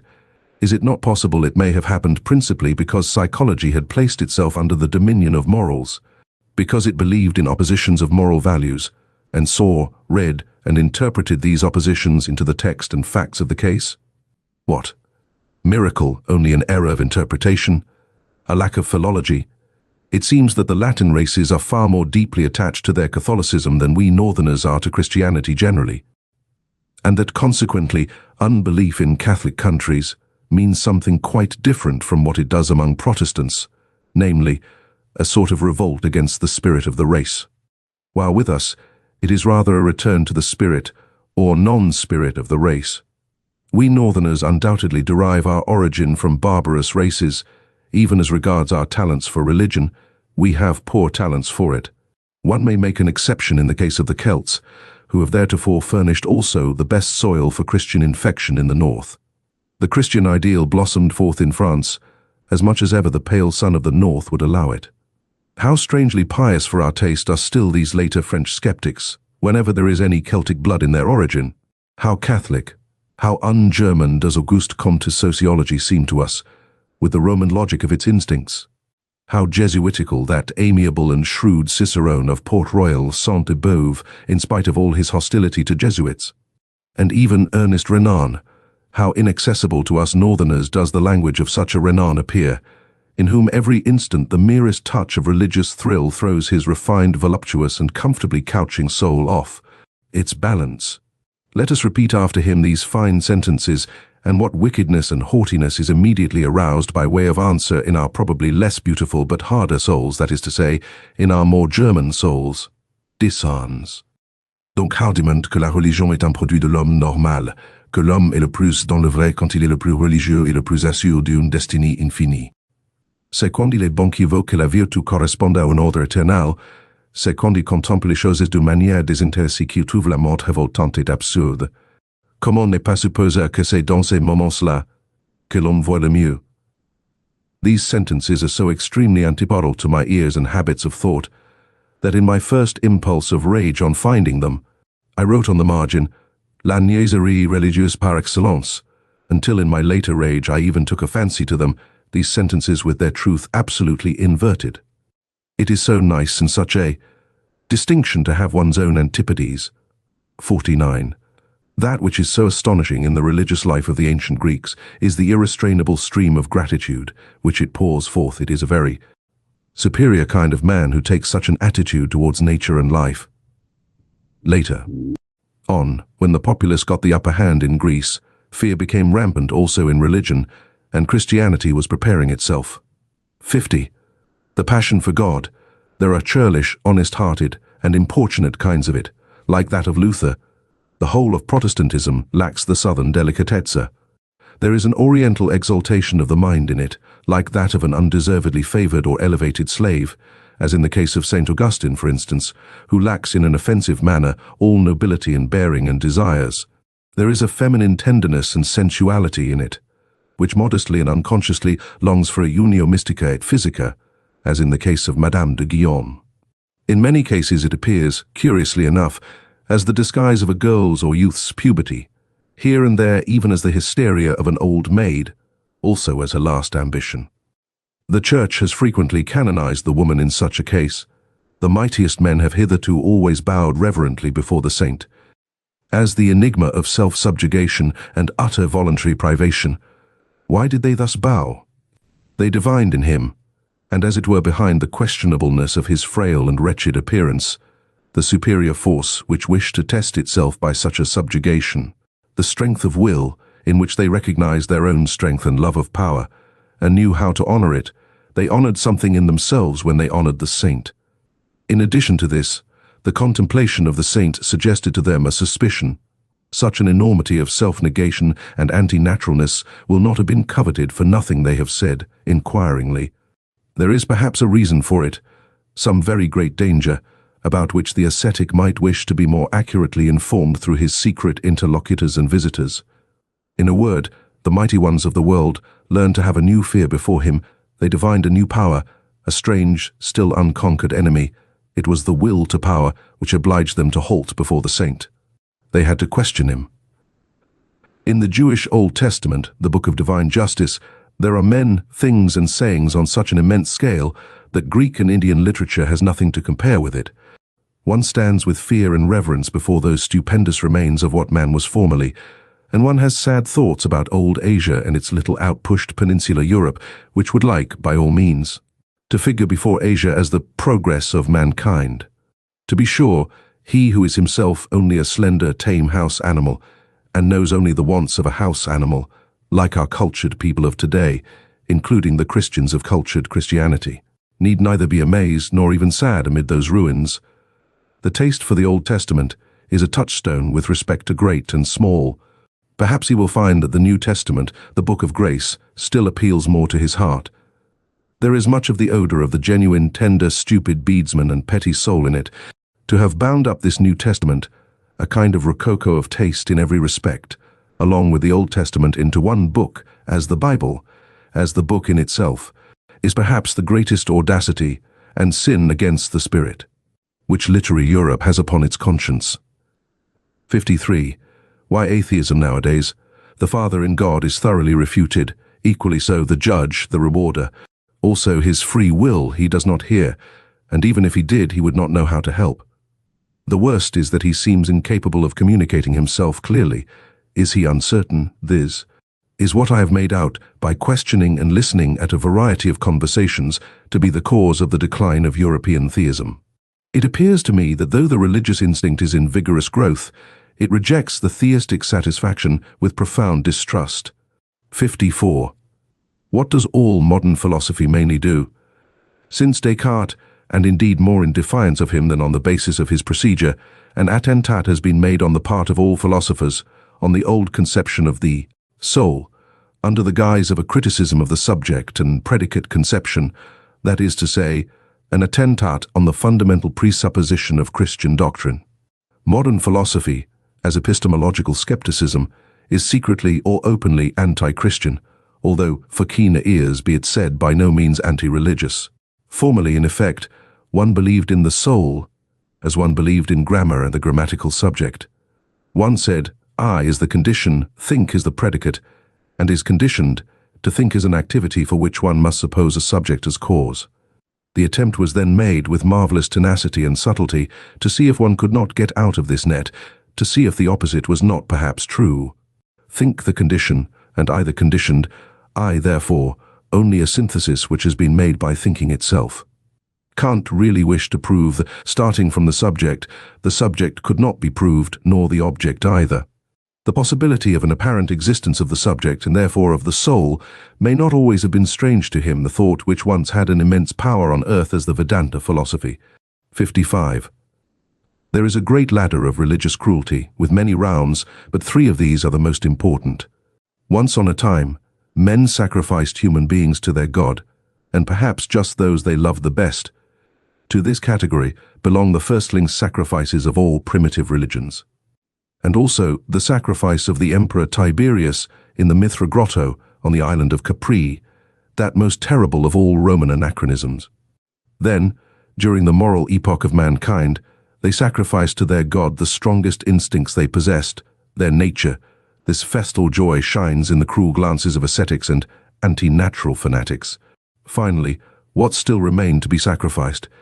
Was it not necessary in the end for men to sacrifice everything comforting, holy, healing, all hope, all faith in hidden harmonies, in future blessedness and justice? Was it not necessary to sacrifice God himself, and out of cruelty to themselves to worship stone, stupidity, gravity, fate, nothingness? To sacrifice God for nothingness. This paradoxical mystery of the ultimate cruelty has been reserved for the rising generation. We all know something thereof already. 56. Whoever, like myself, prompted by some enigmatical desire, has long endeavored to go to the bottom of the question of pessimism and free it from the half-Christian, half-German narrowness and stupidity in which it has finally presented itself to this century, namely in the form of Schopenhauer's philosophy, whoever, with an Asiatic and super-Asiatic eye, has actually looked inside and into the most world-renouncing of all possible modes of thought beyond good and evil, and no longer like Buddha and Schopenhauer, under the dominion and delusion of morality. Whoever has done this has perhaps just thereby, without really desiring it, opened his eyes to behold the opposite ideal. The ideal of the most world-approving, exuberant and vivacious man, who has not only learnt to compromise and arrange with that which was and is, but wishes to have it again, as it was and is, for all eternity, insatiably calling out da capo, not only to himself, but to the whole piece and play, and not only the play, but actually to him who requires the play and makes it necessary, because he always requires himself anew and makes himself necessary. What? And this would not be circulus vitiosus Deus? 57. The distance, and as it were the space around man, grows with the strength of his intellectual vision and insight. His world becomes profounder, new stars, new enigmas, and notions are ever coming into view.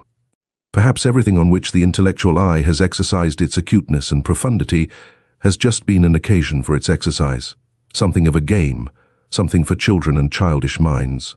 Perhaps the most solemn conceptions that have caused the most fighting and suffering, the conceptions God and sin, will one day seem to us of no more importance than a child's plaything or a child's pain seems to an old man. And perhaps another plaything and another pain will then be necessary once more for the old man, always childish enough, an eternal child. Has it been observed to what extent outward idleness or semi-idleness is necessary to a real religious life, alike for its favorite microscopic labor of self-examination and for its soft placidity called prayer, the state of perpetual readiness for the coming of God? I mean the idleness with a good conscience, the idleness of olden times and of blood, to which the aristocratic sentiment that work is dishonoring, that it vulgarizes body and soul, is not quite unfamiliar, and that consequently the modern, noisy, time-engrossing, conceited, foolishly proud laboriousness educates and prepares for unbelief more than anything else?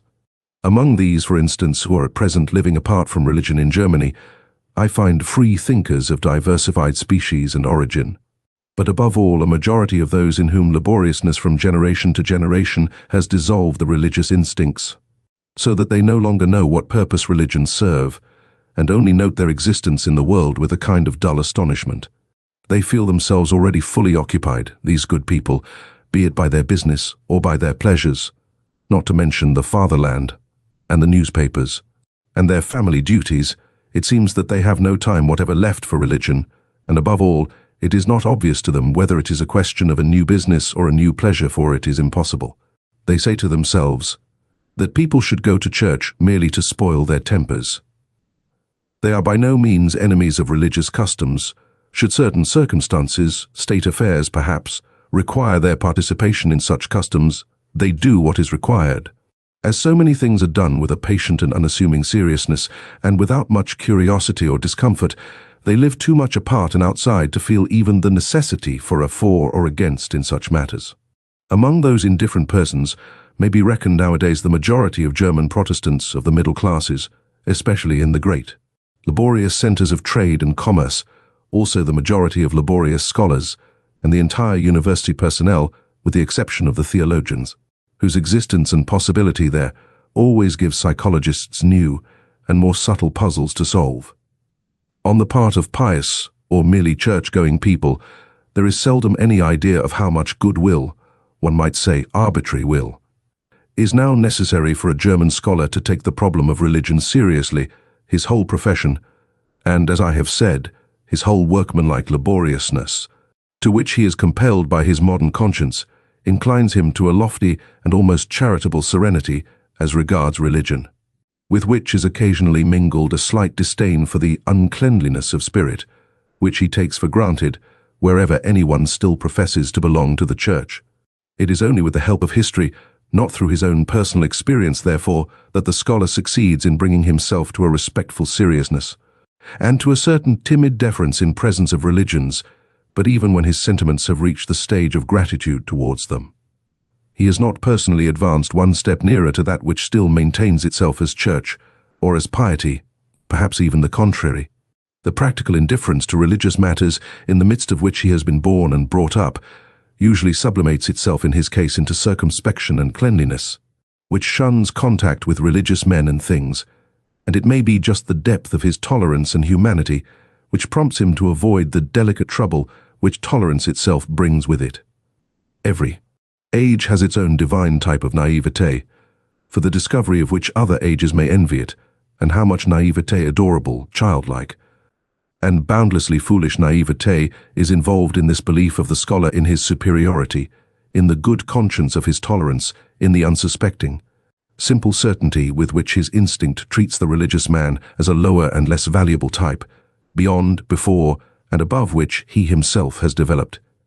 He, the little arrogant dwarf and mob man, the sedulously alert, head and hand drudge of ideas, of modern ideas. 59. Whoever has seen deeply into the world has doubtless divined what wisdom there is in the fact that men are superficial. It is their preservative instinct which teaches them to be flighty, lightsome, and false. Here and there one finds a passionate and exaggerated adoration of pure forms, in philosophers as well as in artists. It is not to be doubted that whoever has need of the cult of the superficial to that extent has at one time or another made an unlucky dive beneath it. Perhaps there is even an order of rank with respect to those burnt children, the born artists who find the enjoyment of life only in trying to falsify its image, as if taking wearisome revenge on it. One might guess to what degree life has disgusted them, by the extent to which they wish to see its image falsified, attenuated, ultrified and deified, might reckon the homines religiosi among the artists as their highest rank. It is the profound, suspicious fear of an incurable pessimism which compels whole centuries to fasten their teeth into a religious interpretation of existence. The fear of the instinct which divines that truth might be attained too soon, before man has become strong enough, hard enough, artist enough. Piety, the life in God, regarded in this light, would appear as the most elaborate and ultimate product of the fear of truth, as artist adoration and artist intoxication in presence of the most logical of all falsifications, as the will to the inversion of truth, to untruth at any price. Perhaps there has hitherto been no more effective means of beautifying man than piety. By means of it man can become so artful, so superficial, so iridescent and so good, that his appearance no longer offends. 60. To love mankind, for God's sake. This has so far been the noblest and remotest sentiment to which mankind has attained. That love to mankind, without any redeeming intention in the background, is only an additional folly and brutishness, that the inclination to this love has first to get its proportion, its delicacy, its gram of salt and sprinkling of ambergris from a higher inclination.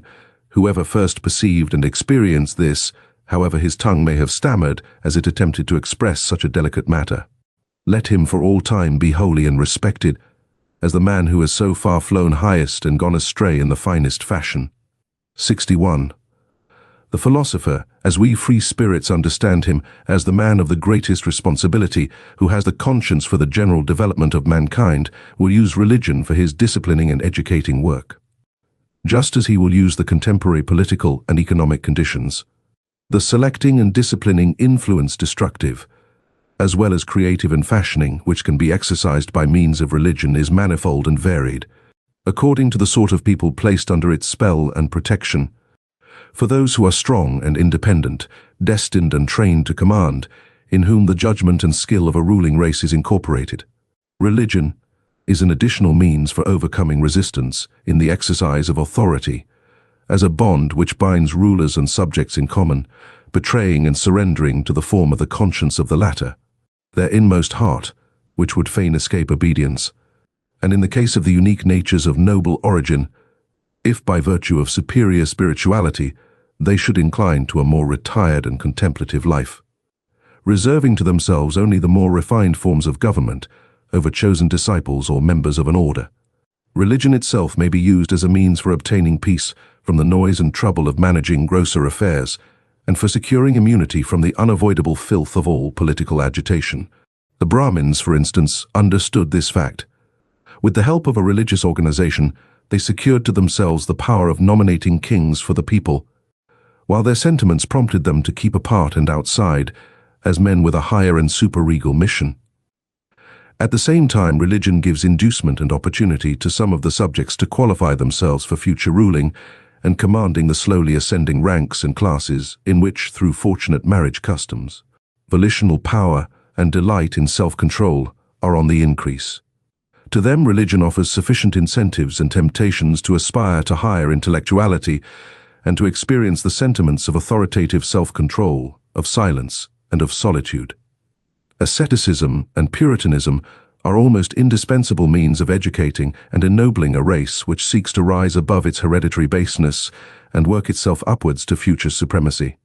And finally, to ordinary men, to the majority of the people who exist for service and general utility and are only so far entitled to exist, religion gives invaluable contentedness with their lot and condition, peace of heart, ennoblement of obedience, additional social happiness and sympathy, with something of transfiguration and embellishment, something of justification of all the commonplaceness, all the meanness, all the semi-animal poverty of their souls. Religion, together with the religious significance of life, sheds sunshine over such perpetually, harassed men, and makes even their own aspect endurable to them.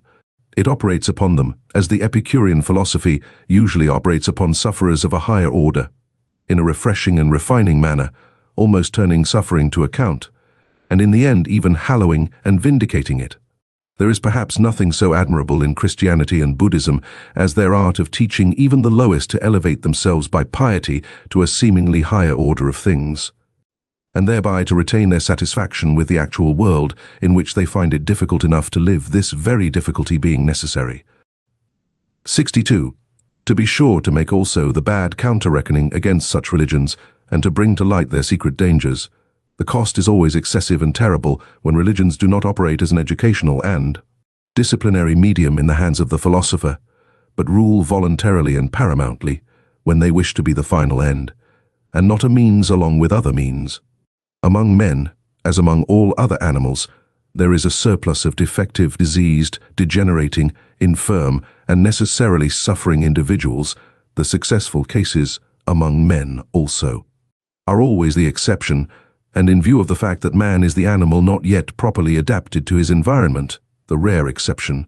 But worse still, the higher the type a man represents, the greater is the improbability that he will succeed. The accidental, the law of irrationality in the general constitution of mankind, manifests itself most terribly in its destructive effect on the higher orders of men, the conditions of whose lives are delicate, diverse, and difficult to determine. What, then, is the attitude of the two greatest religions above mentioned to the surplus of failures in life? They endeavor to preserve and keep alive whatever can be preserved, in fact, as the religions for sufferers. They take the part of these upon principle, They are always in favor of those who suffer from life as from a disease, and they would fain treat every other experience of life as false and impossible. However highly we may esteem this indulgent and preservative care, inasmuch as in applying to others, it has applied, and applies also to the highest and usually the most suffering type of man. The hitherto paramount religions, to give a general appreciation of them, are among the principal causes which have kept the type of man upon a lower level. They have preserved too much that which should have perished.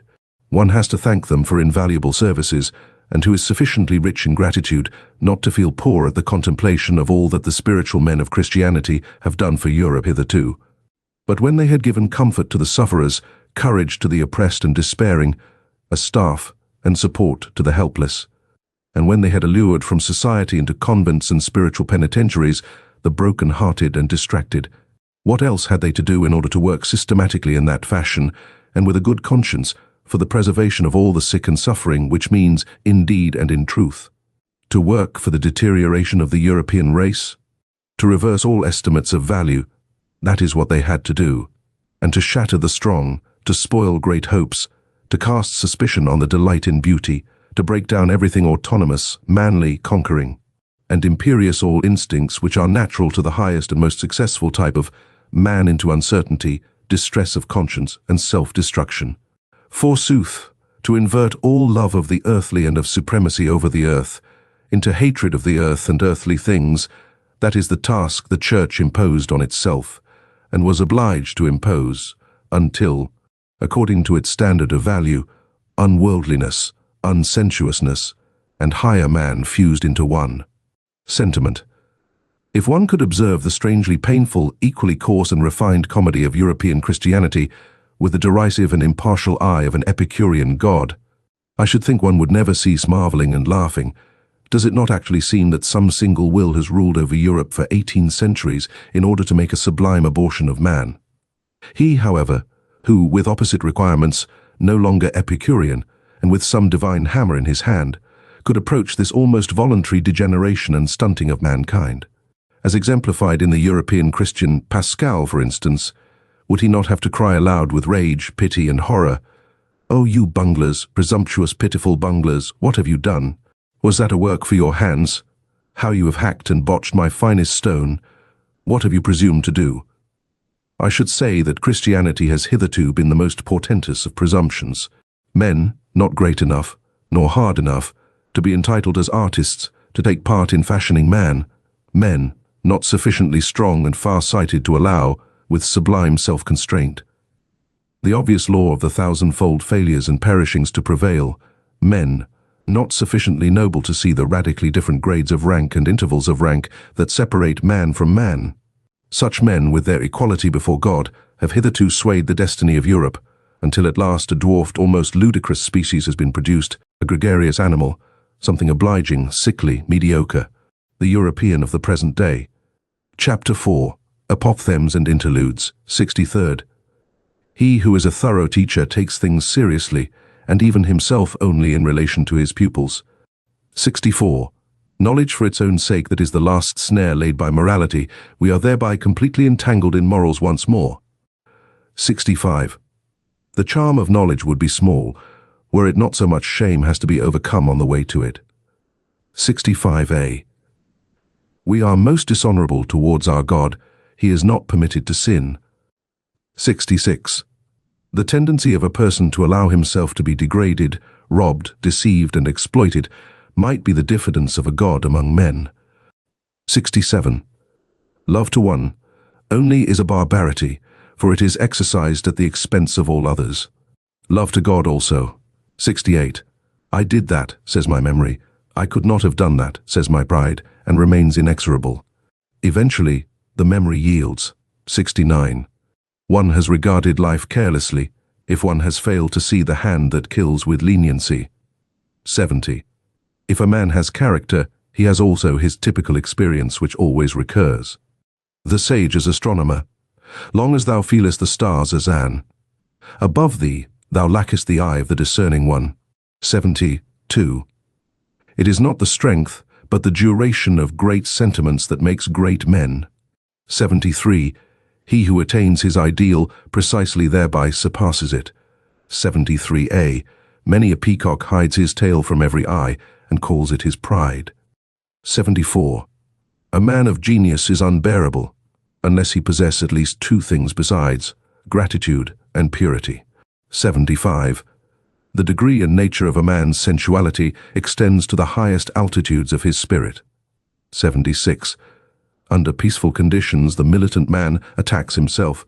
77.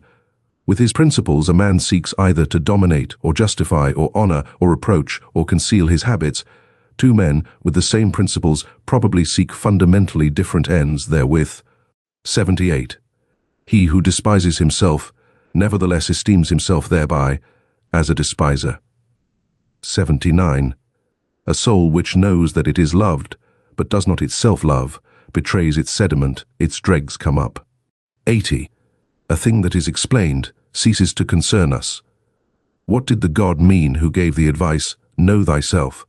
Did it perhaps imply, cease to be concerned about thyself, become objective in Socrates and the scientific man? 81. It is terrible to die of thirst at sea. Is it necessary that you should so salt your truth that it will no longer quench thirst? 82. Sympathy for all be harshness and tyranny for thee, my good neighbor. 83. Instinct.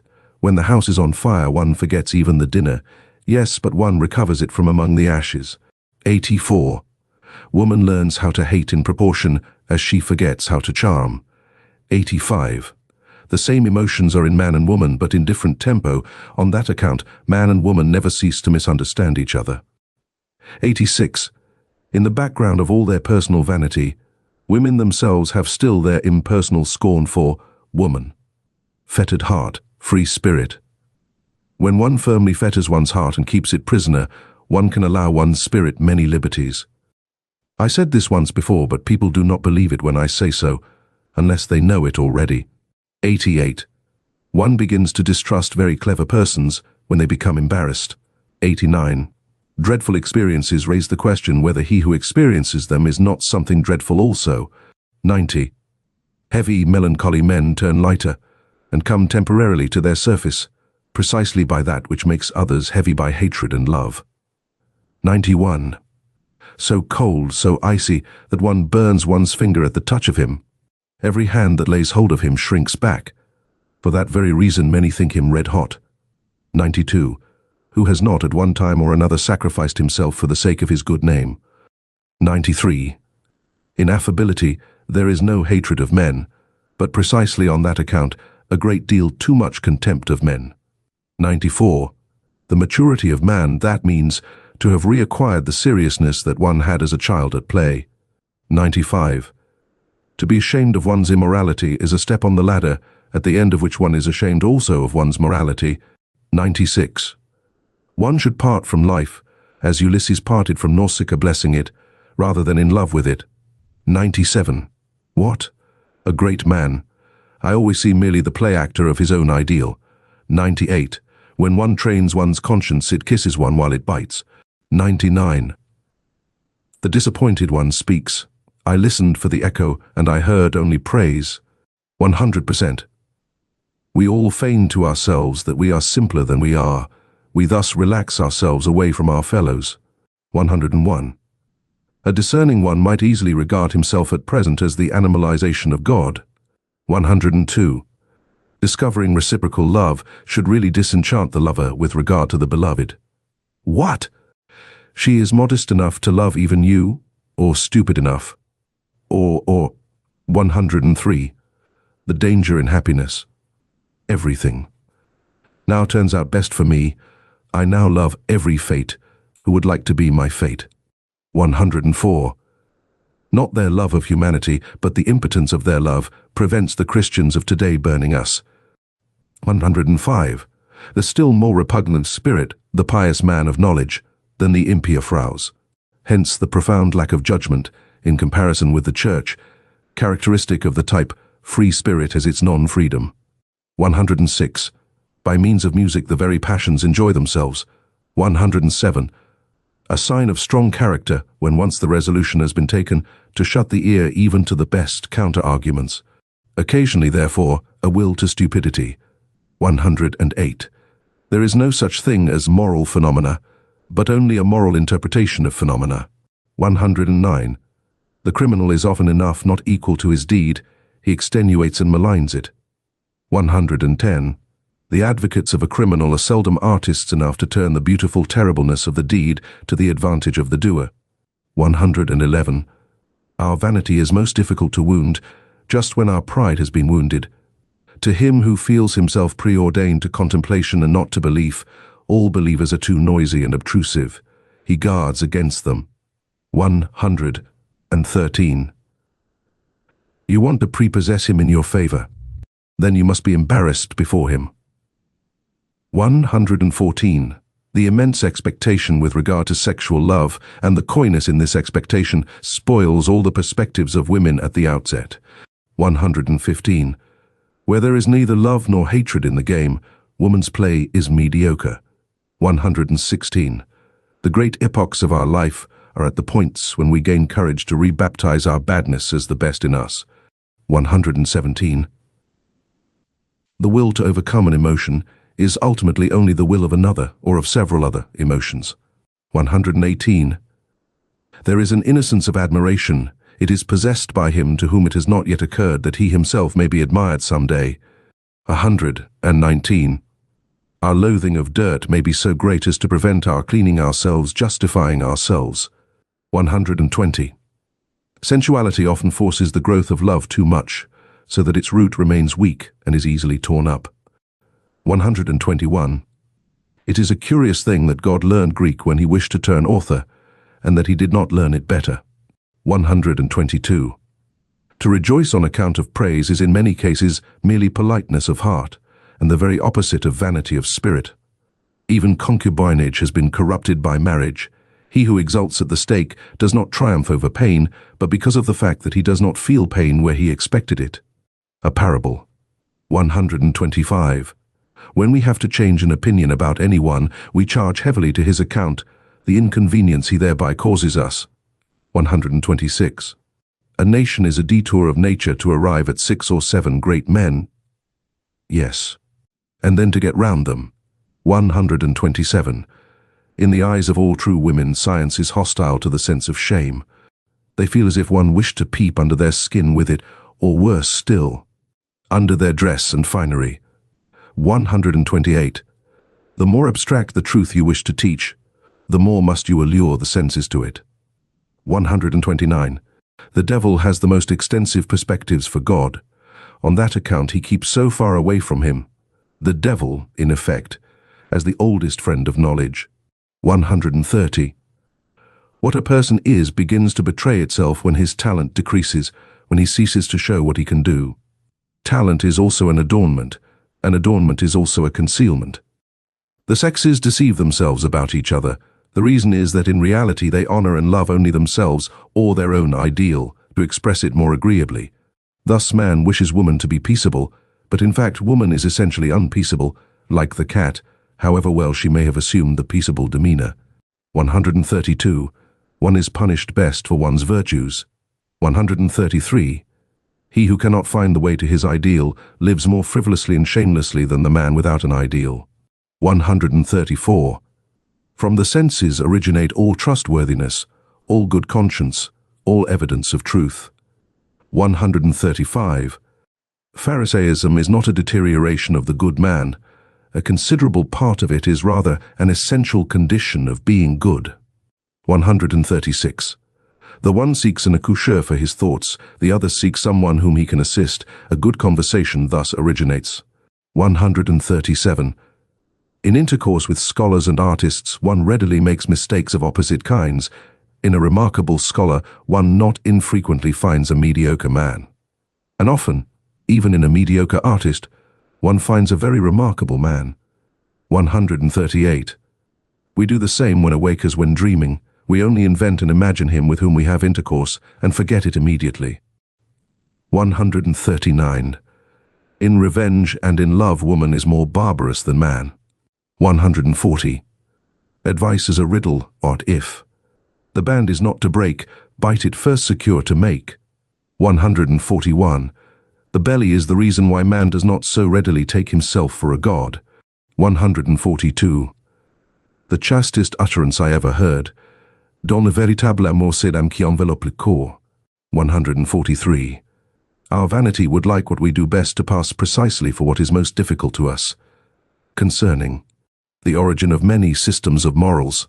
144. When a woman has scholarly inclinations, there is generally something wrong with her sexual nature. Barrenness itself conduces to a certain virility of taste. Man, indeed, if I may say so, is the barren animal. 145. Comparing man and woman generally, one may say that woman would not have the genius for adornment if she had not the instinct for the secondary role. 146. He who fights with monsters should be careful lest he thereby become a monster. And if thou gaze long into an abyss, the abyss will also gaze into thee. 147. From old Florentine novels, moreover, from life, Buona femmina e mala femmina vul baston dos accetti. November, 86, 148. To seduce their neighbor to a favorable opinion, and afterwards to believe implicitly in this opinion of their neighbor, who can do this conjuring trick so well as women. 149. That which an age considers evil is usually an unseasonable echo of what was formerly considered good, the atavism of an old ideal. 150. Around the hero everything becomes a tragedy, around the demigod everything becomes a satyr play, and around God everything becomes, what? Perhaps a world. 151. It is not enough to possess a talent, one must also have your permission to possess it, my friends? 152. Where there is the tree of knowledge, there is always paradise. So say the most ancient and the most modern serpents. 153. What is done out of love always takes place beyond good and evil. 154. Objection, evasion, joyous distrust, and love of irony are signs of health. Everything absolute belongs to pathology. 155. The sense of the tragic increases and declines with sensuousness. 156. Insanity in individuals is something rare, but in groups, parties, nations, and epochs, it is the rule. 157.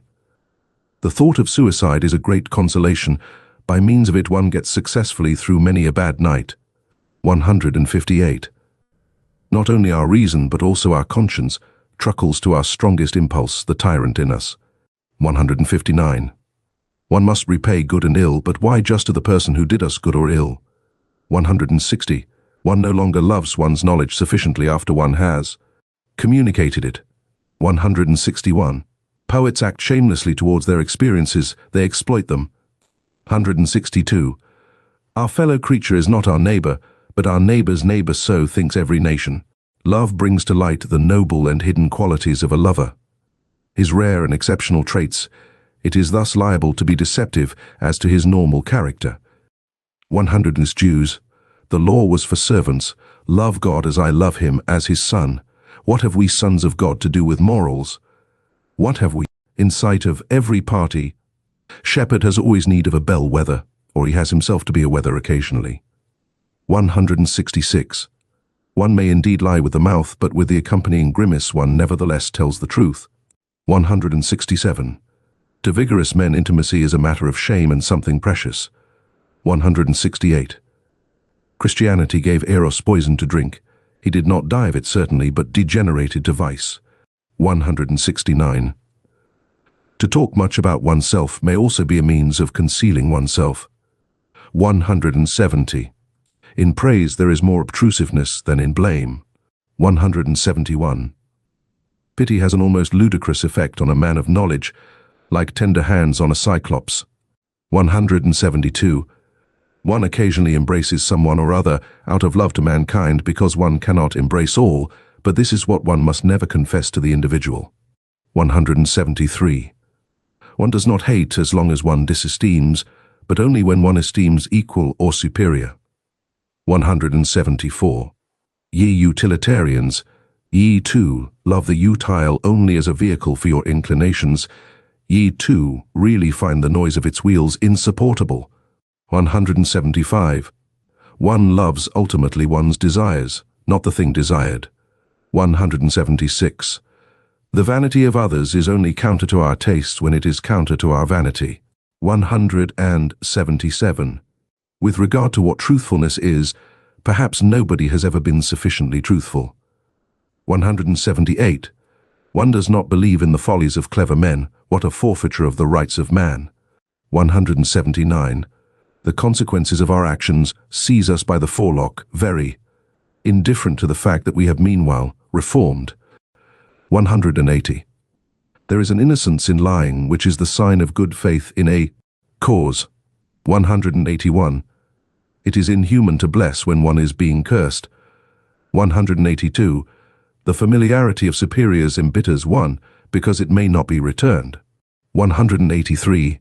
I am affected, not because you have deceived me, but because I can no longer believe in you. 184. There is a haughtiness of kindness which has the appearance of wickedness. 185. I dislike him. Why, I am not a match for him. Did anyone ever answer so?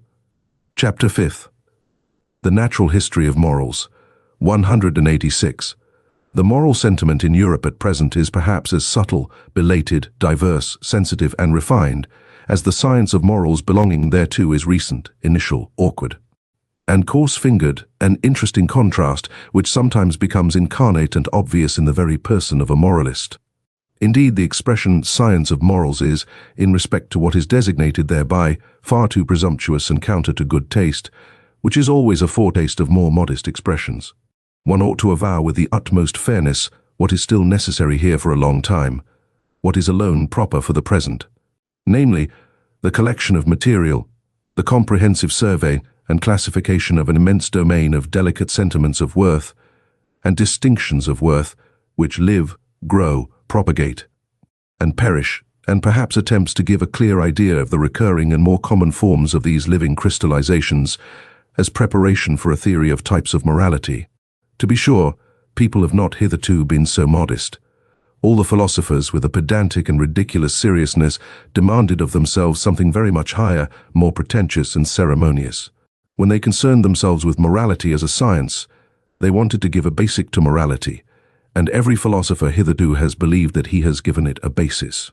Morality itself, however, has been regarded as something given.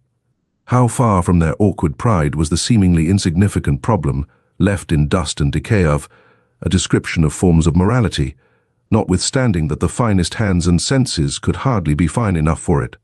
It was precisely owing to moral philosophers, knowing the moral facts imperfectly, in an arbitrary epitome, or an accidental abridgment, perhaps as the morality of their environment, their position, their church, their zeitgeist, their climate and zonit, was precisely because they were badly instructed with regard to nations, eras, and past ages, and were by no means eager to know about these matters, that they did not even come in sight of the real problems of morals, problems which only disclose themselves by a comparison of many kinds of morality. In every science of morals hitherto, strange as it may sound, the problem of morality itself has been omitted. There has been no suspicion that there was anything problematic there. That which philosophers called giving a basis to morality and endeavored to realize has, when seen in a right light, proved merely a learned form of good faith in prevailing morality, a new means of its expression. Consequently, just a matter of fact within the sphere of a definite morality, yea, in its ultimate motive. A sort of denial that it is lawful for this morality to be called in question, and in any case the reverse of the testing, analyzing, doubting, and vivisecting of this very faith. Here, for instance, with what innocence almost worthy of honor Schopenhauer represents his own task. And draw your conclusions concerning the scientificness of a science whose latest master still talks in the strain of children and old wives. The principle, he says, page of the Grundproblem der Ethik. Footnote, pages 54 to 55 of Schopenhauer's Basis of Morality, translated by Arthur B. Bullock, M.A. The axiom about the purport of which all moralists are practically agreed, neminem laede, immo omnis quantum potes juva, is really the proposition which all moral teachers strive to establish, the real basis of ethics which has been sought, like the philosopher's stone, for centuries.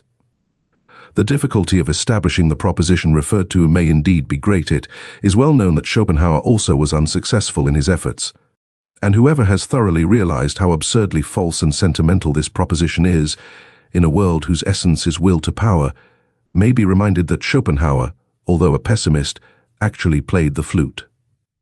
Daily after dinner, one may read about the matter in his biography. A question, by the way, a pessimist, a repudiator of God and of the world, who makes a halt at morality, who assents to morality, and plays the flute to lead neminem morals. What? Is that really a pessimist? 187. Apart from the value of such assertions as there is a categorical imperative in us, one can always ask, what does such an assertion indicate about him who makes it? There are systems of morals which are meant to justify their author in the eyes of other people. Other systems of morals are meant to tranquilize him and make him self-satisfied. With other systems he wants to crucify and humble himself. With others he wishes to take revenge. With others to conceal himself. With others to glorify himself and give superiority and distinction. This system of morals helps its author to forget. That system makes him, or something of him, forgotten. Many a moralist would like to exercise power and creative arbitrariness over mankind. Many another, perhaps Kant especially, gives us to understand by his morals that what is estimable in me is that I know how to obey, and with you it shall not be otherwise than with me. In short, systems of morals are only a sign language of the emotions. 188. In contrast to Laissez aller, every system of morals is a sort of tyranny against nature, and also against reason. That is, however, no objection. Unless one should again decree by some system of morals that all kinds of tyranny and unreasonableness are unlawful, what is essential and invaluable in every system of morals is that it is a long constraint. In order to understand Stoicism, or Port Royal, or Puritanism, one should remember the constraint under which every language has attained to strength and freedom, the metrical constraint, the tyranny of rhyme and rhythm. How much trouble have the poets and orators of every nation given themselves not? Excepting some of the prose writers of today, in whose ear dwells an inexorable conscientiousness for the sake of a folly, as utilitarian bunglers say, and thereby deem themselves wise from submission to arbitrary laws, as the anarchists say, and thereby fancy themselves free, even free-spirited. The singular fact remains, however, that everything of the nature of freedom, elegance, boldness, dance, and masterly certainty, which exists or has existed, whether it be in thought itself, or in administration, or in speaking and persuading, in art just as in conduct, has only developed by means of the tyranny of such arbitrary law, and in all seriousness. It is not at all improbable that precisely this is nature and natural and not laissez aller. Every artist knows how different from the state of letting himself go is his most natural condition, the free arranging, locating, disposing, and constructing in the moments of inspiration, how strictly and delicately he then obeys 1,000 laws, which, by their very rigidness and precision, defy all formulation by means of ideas. Even the most stable idea has, in comparison therewith, something floating, manifold, and ambiguous in it. The essential thing in heaven and in earth is, apparently to repeat it once more, that there should be long obedience in the same direction, thereby results, and has always resulted in the long run. Something which has made life worth living, for instance, virtue, art, music, dancing, reason, spirituality, anything whatever that is transfiguring, refined, foolish, or divine. The long bondage of the spirit, the distrustful constraint in the communicability of ideas, the discipline which the thinker imposed on himself to think in accordance with the rules of a church or a court, or conformable to Aristotelian premises, the persistent spiritual will to interpret everything that happened according to a Christian scheme, and in every occurrence to rediscover and justify the Christian God. All this violence, arbitrariness, severity, dreadfulness, and unreasonableness has proved itself the disciplinary means whereby the European spirit has attained its strength, its remorseless curiosity, and subtle mobility. Granted also that much irrecoverable strength and spirit had to be stifled, suffocated, and spoiled in the process, for here, as everywhere, nature shows herself as she is, in all her extravagant and indifferent magnificence, which is shocking, but nevertheless noble. That for centuries, European thinkers only thought in order to prove something, nowadays, on the contrary. We are suspicious of every thinker who wishes to prove something that it was always settled beforehand what was to be the result of their strictest thinking, as it was perhaps in the Asiatic astrology of former times, or as it is still at the present day in the innocent Christian moral explanation of immediate personal events, for the glory of God, or for the good of the soul. This tyranny, this arbitrariness, this severe and magnificent stupidity, has educated the spirit, slavery, both in the coarser and the finer sense, is apparently an indispensable means even of spiritual education and discipline. One may look at every system of morals in this light. It is nature therein which teaches to hate the lesser Allah, the too great freedom, and implants the need for limited horizons. For immediate duties, it teaches the narrowing of perspectives, and thus, in a certain sense, that stupidity is a condition of life and development. Thou must obey someone, and for a long time, otherwise thou wilt come to grief, and lose all respect for thyself. This seems to me to be the moral imperative of nature, which is certainly neither categorical, as old Kant wished, consequently the otherwise, nor does it address itself to the individual. What does nature care for the individual, but to nations, races, ages, and ranks? Above all, however, to the animal man generally, to mankind. 189. Industrious races find it a great hardship to be idle. It was a masterstroke of English instinct to hallow and begloom Sunday, to such an extent that the Englishman unconsciously hankers for his week and work-day again, as a kind of cleverly devised, cleverly intercalated fast, such as is also frequently found in the ancient world, although, as is appropriate in southern nations, not precisely with respect to work. Many kinds of fasts are necessary, and wherever powerful influences and habits prevail, legislators have to see that intercalary days are appointed, on which such impulses are fettered, and learn to hunger anew. Viewed from a higher standpoint, whole generations and epochs, when they show themselves infected with any moral fanaticism, seem like those intercalated periods of restraint and fasting, during which an impulse learns to humble and submit itself, at the same time also to purify and sharpen itself. Certain philosophical sects likewise admit of a similar interpretation. For instance, the Stoa, in the midst of Hellenic culture, with the atmosphere rank and overcharged with aphrodisiacal odors, also is a hint for the explanation of the paradox, why it was precisely in the most Christian period of European history, and in general only under the pressure of Christian sentiments, that the sexual impulse sublimated into love, amor, passion. 190. There is something in the morality of Plato which does not really belong to Plato, but which only appears in his philosophy, one might say, in spite of him, namely, Socratism, for which he himself was too noble. No one desires to injure himself, hence all evil is done unwittingly. The evil man inflicts injury on himself. He would not do so, however, if he knew that evil is evil. The evil man, therefore, is only evil through error. If one free him from error, one will necessarily make him good. Mode of reasoning savours of the populace, who perceive only the unpleasant consequences of evil doing, and practically judge that it is stupid to do wrong, while they accept good as identical with useful and pleasant without further thought. As regards every system of utilitarianism, one may at once assume that it has the same origin, and follow the scent. One will seldom err. Plato did all he could to interpret something refined and noble into the tenets of his teacher, and above all to interpret himself into them, he, the most daring of all interpreters, who lifted the entire Socrates out of the street. As a popular theme and song, to exhibit him in endless and impossible modifications, namely, in all his own disguises and multiplicities. In jest, and in Homeric language as well, what is the Platonic Socrates if not Greek words inserted here? 191st. The old theological problem of faith and knowledge, or more plainly, of instinct and reason, the question whether, in respect to the valuation of things, instinct deserves more authority than rationality, which wants to appreciate and act according to motives, according to a why, that is to say, in conformity to purpose and utility. It is always the old moral problem that first appeared in the person of Socrates, and had divided men's minds long before Christianity. Socrates himself, following, of course, the taste of his talent, that of a surpassing dialectician, took first the side of reason. And, in fact, what did he do all his life but laugh at the awkward incapacity of the noble Athenians, who were men of instinct, like all noble men, and could never give satisfactory answers concerning the motives of their actions. In the end, however, though silently and secretly, he laughed also at himself. With his finer conscience and introspection, he found in himself the same difficulty and incapacity.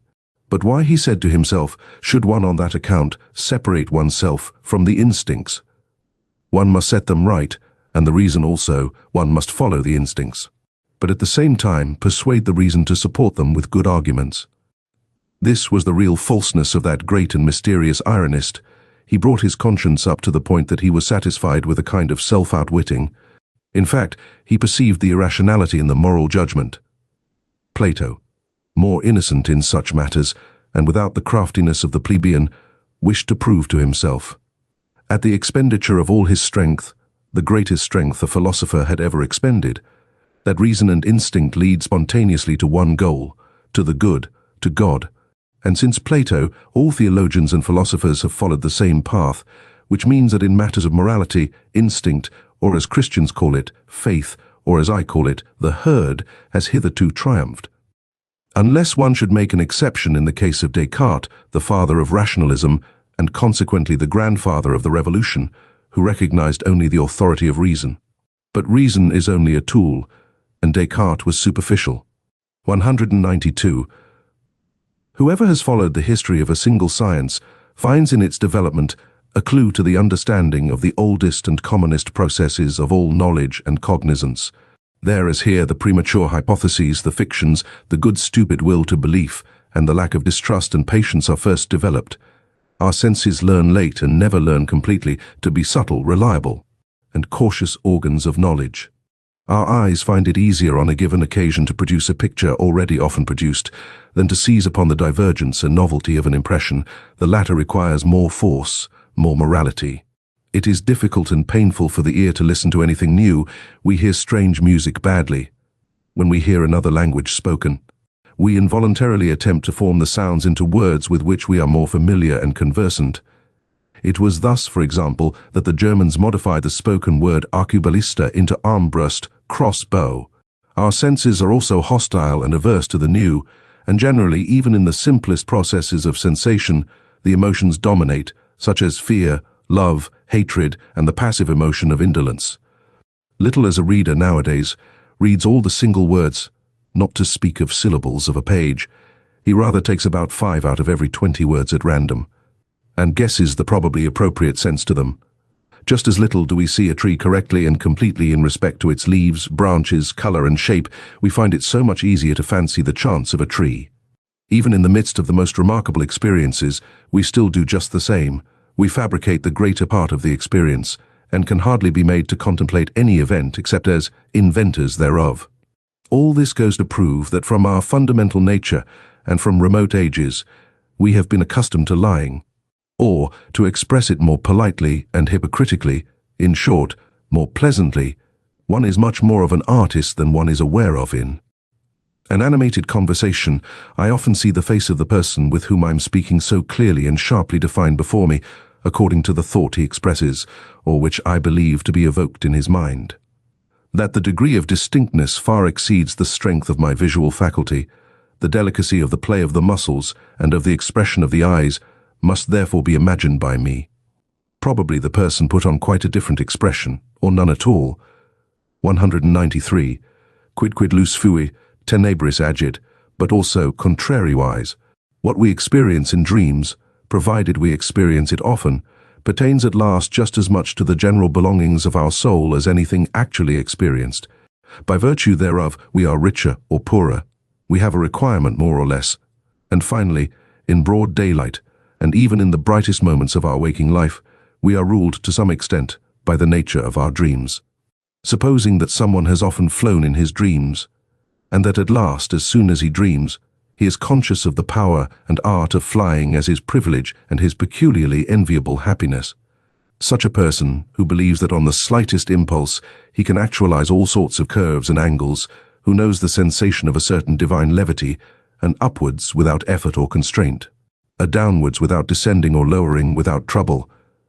How could the man with such dream experiences and dream habits fail to find happiness differently colored and defined even in his waking hours? How could he fail to long differently for happiness? Flight, such as is described by poets, must, when compared with his own flying, be far too earthly, muscular, violent, far too troublesome for him. 194. The difference among men does not manifest itself only in the difference of their lists of desirable things. in their regarding different good things as worth striving for, and being disagreed as to the greater or less value, the order of rank, of the commonly recognized desirable things, it manifests itself much more in what they regard as actually having and possessing a desirable thing.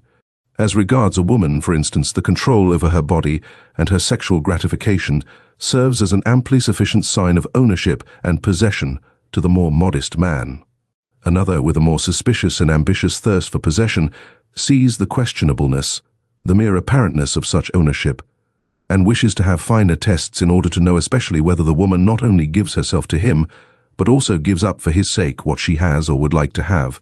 Only then does he look upon her as possessed.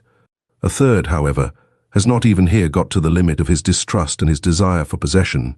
He asks himself whether the woman, when she gives up everything for him, does not perhaps do so for a phantom of him. He wishes first to be thoroughly, indeed profoundly well known. In order to be loved at all, he ventures to let himself be found out. Only then does he feel the beloved one fully in his possession, when she no longer deceives herself about him, when she loves him just as much for the sake of his devilry and concealed insatiability as for his goodness, patience, and spirituality. One man would like to possess a nation, and he finds all the higher arts of Cagliostro and Catalina suitable for his purpose. Another, with a more refined thirst for possession, says to himself, one may not deceive where one desires to possess. He is irritated and impatient at the idea that a mask of him should rule in the hearts of the people. I must therefore make myself known, and first of all learn to know myself. Among helpful and charitable people, one almost always finds the awkward craftiness which first gets up suitably him who has to be helped, as though, for instance, he should merit help, seek just their help, and would show himself deeply grateful, attached, and subservient to them for all help. With these conceits, they take control of the needy as a property, just as in general they are charitable and helpful out of a desire for property. One finds them jealous when they are crossed or forestalled in their charity. Parents involuntarily make something like themselves out of their children. They call that education. No mother doubts at the bottom of her heart that the child she has borne is thereby her property. No father hesitates about his right to his own ideas and notions of worth. Indeed, in former times, fathers deemed it right to use their discretion concerning the life or death of the newly born, as among the ancient Germans. And like the father, so also do the teacher, the class, the priest, and the prince still see in every new individual an unobjectionable opportunity for a new possession. The consequence is, a Jew's a people born for slavery, as Tacitus and the whole ancient world say of them.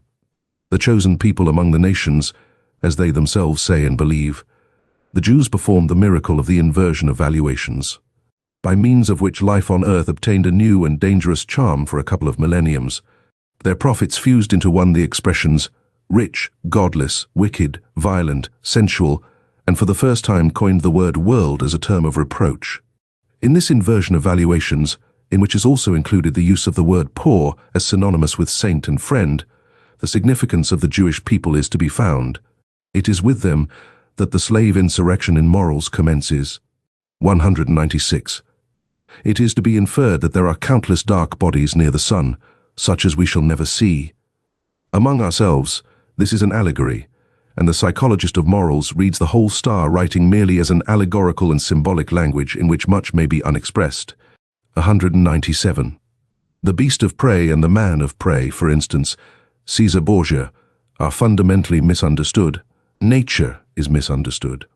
So long as one seeks a morbidness in the constitution of these healthiest of all tropical monsters and growths, or even an innate hell in them, as almost all moralists have done hitherto, does it not seem that there is a hatred of the virgin forest and of the tropics among moralists, and that the tropical man must be discredited at all costs, whether as disease and deterioration of mankind, or as his own hell and self-torture?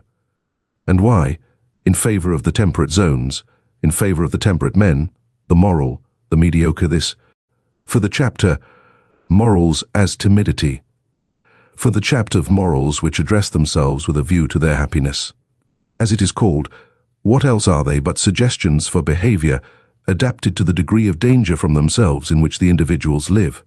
Recipes for their passions, their good and bad propensities, insofar as such have the will to power and would like to play the master.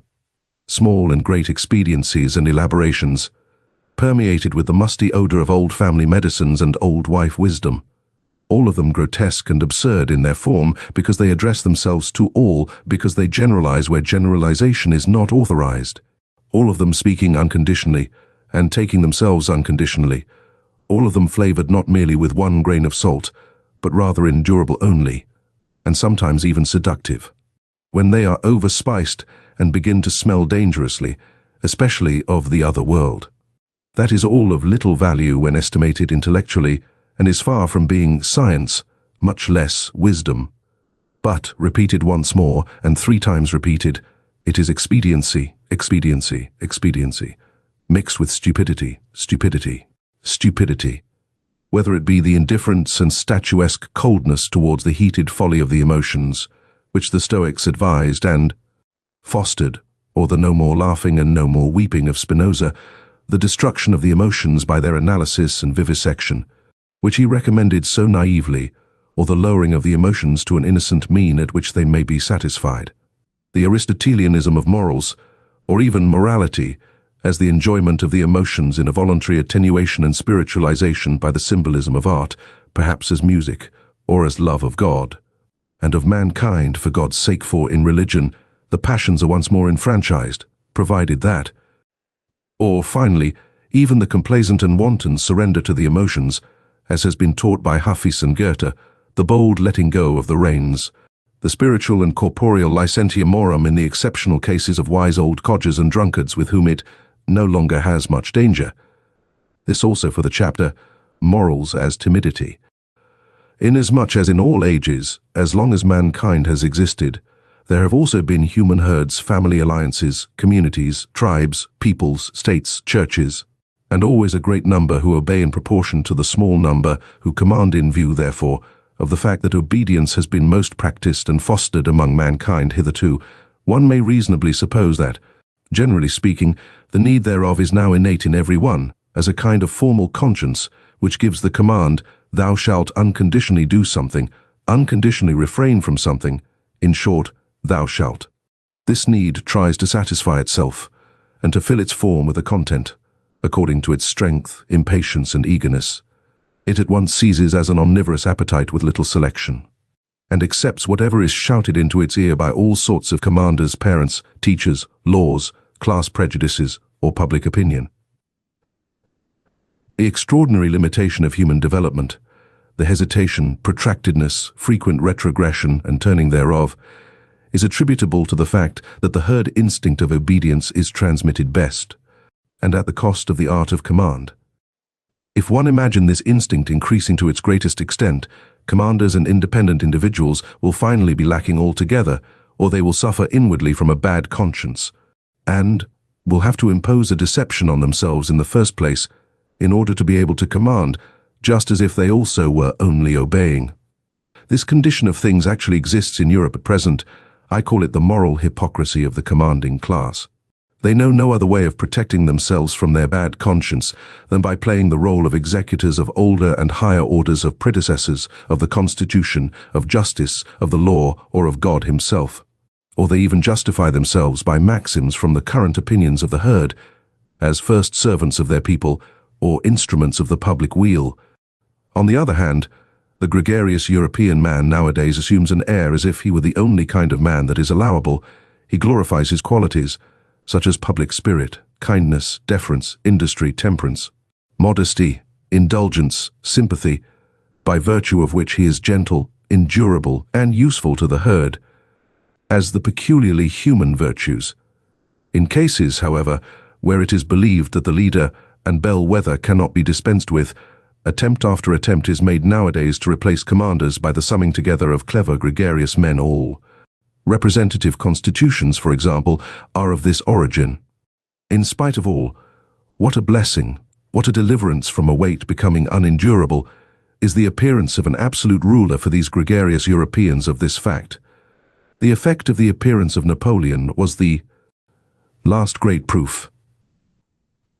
The history of the influence of Napoleon is almost the history of the higher happiness to which the entire century has attained in its worthiest individuals and periods.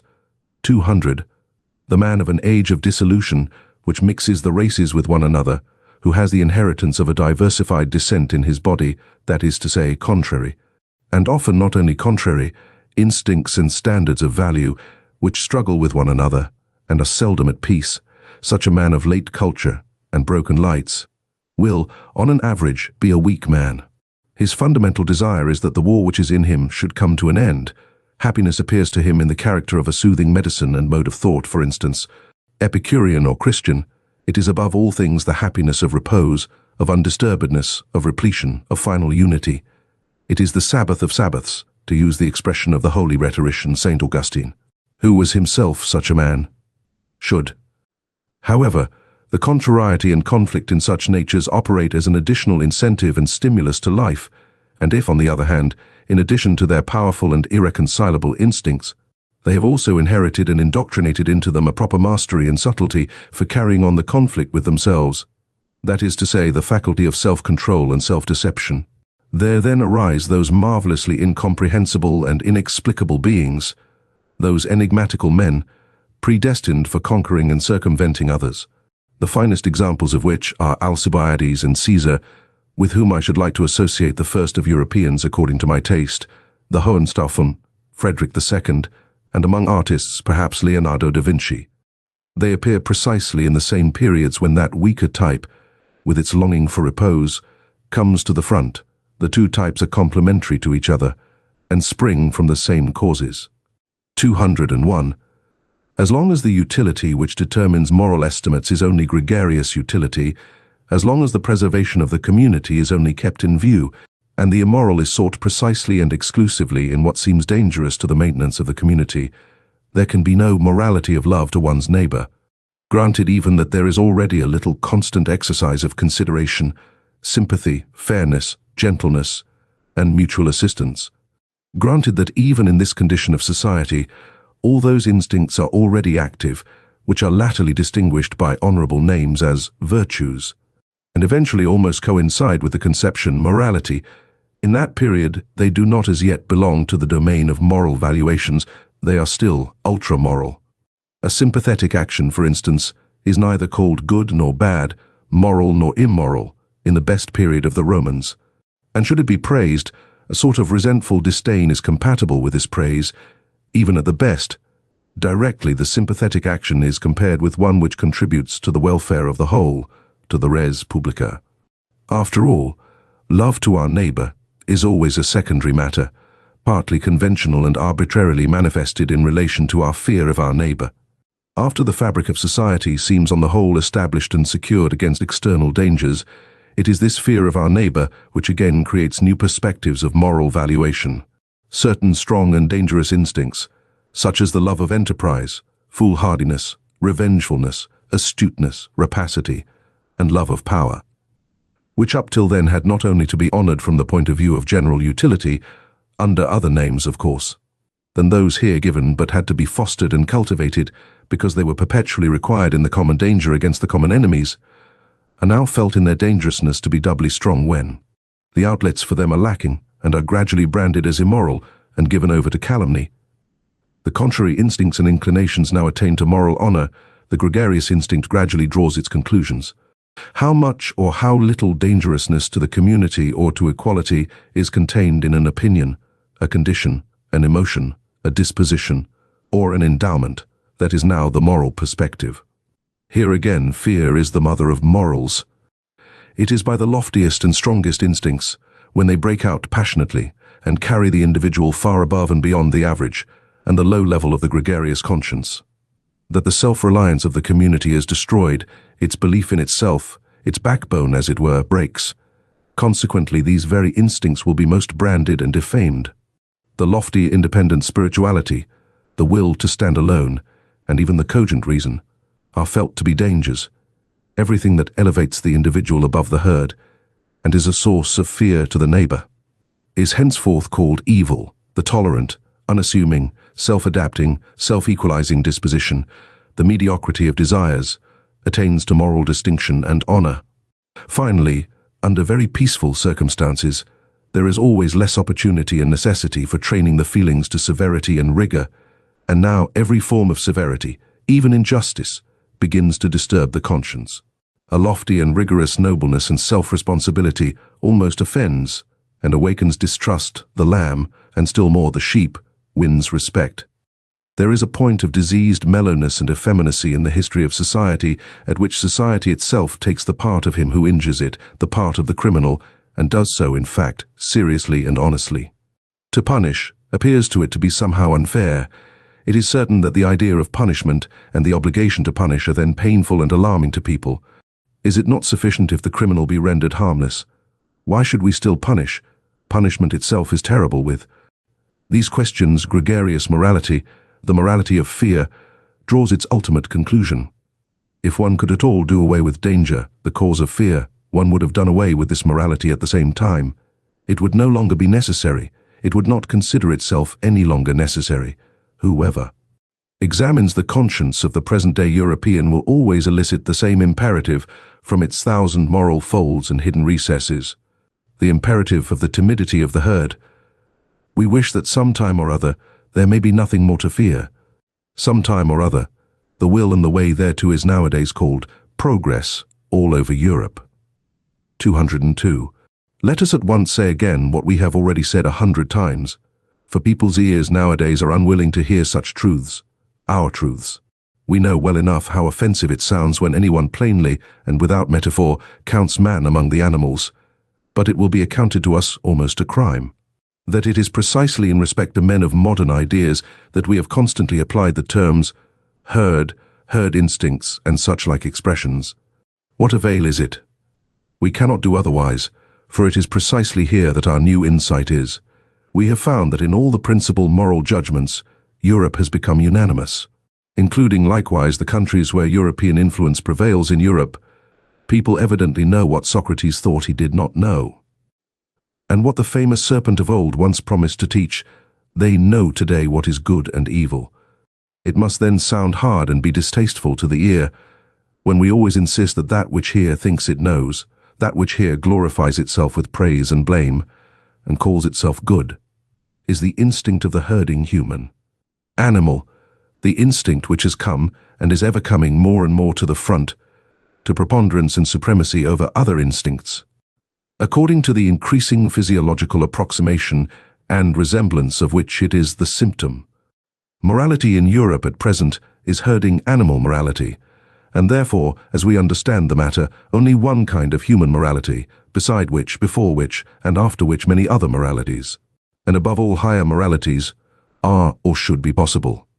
Against such a possibility, against such a should be, however, this morality defends itself with all its strength.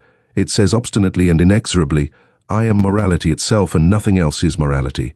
Indeed, with the help of a religion which has humored and flattered the sublimest desires of the herding animal, things have reached such a point that we always find a more visible expression of this morality. Even in political and social arrangements, the democratic movement is the inheritance of the Christian movement.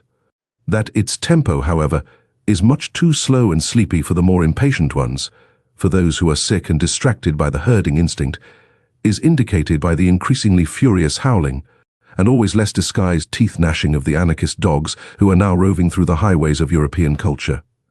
Apparently in opposition to the peacefully industrious democrats and revolution ideologues, and still more so to the awkward philosophers and fraternity visionaries who call themselves socialists and want a free society.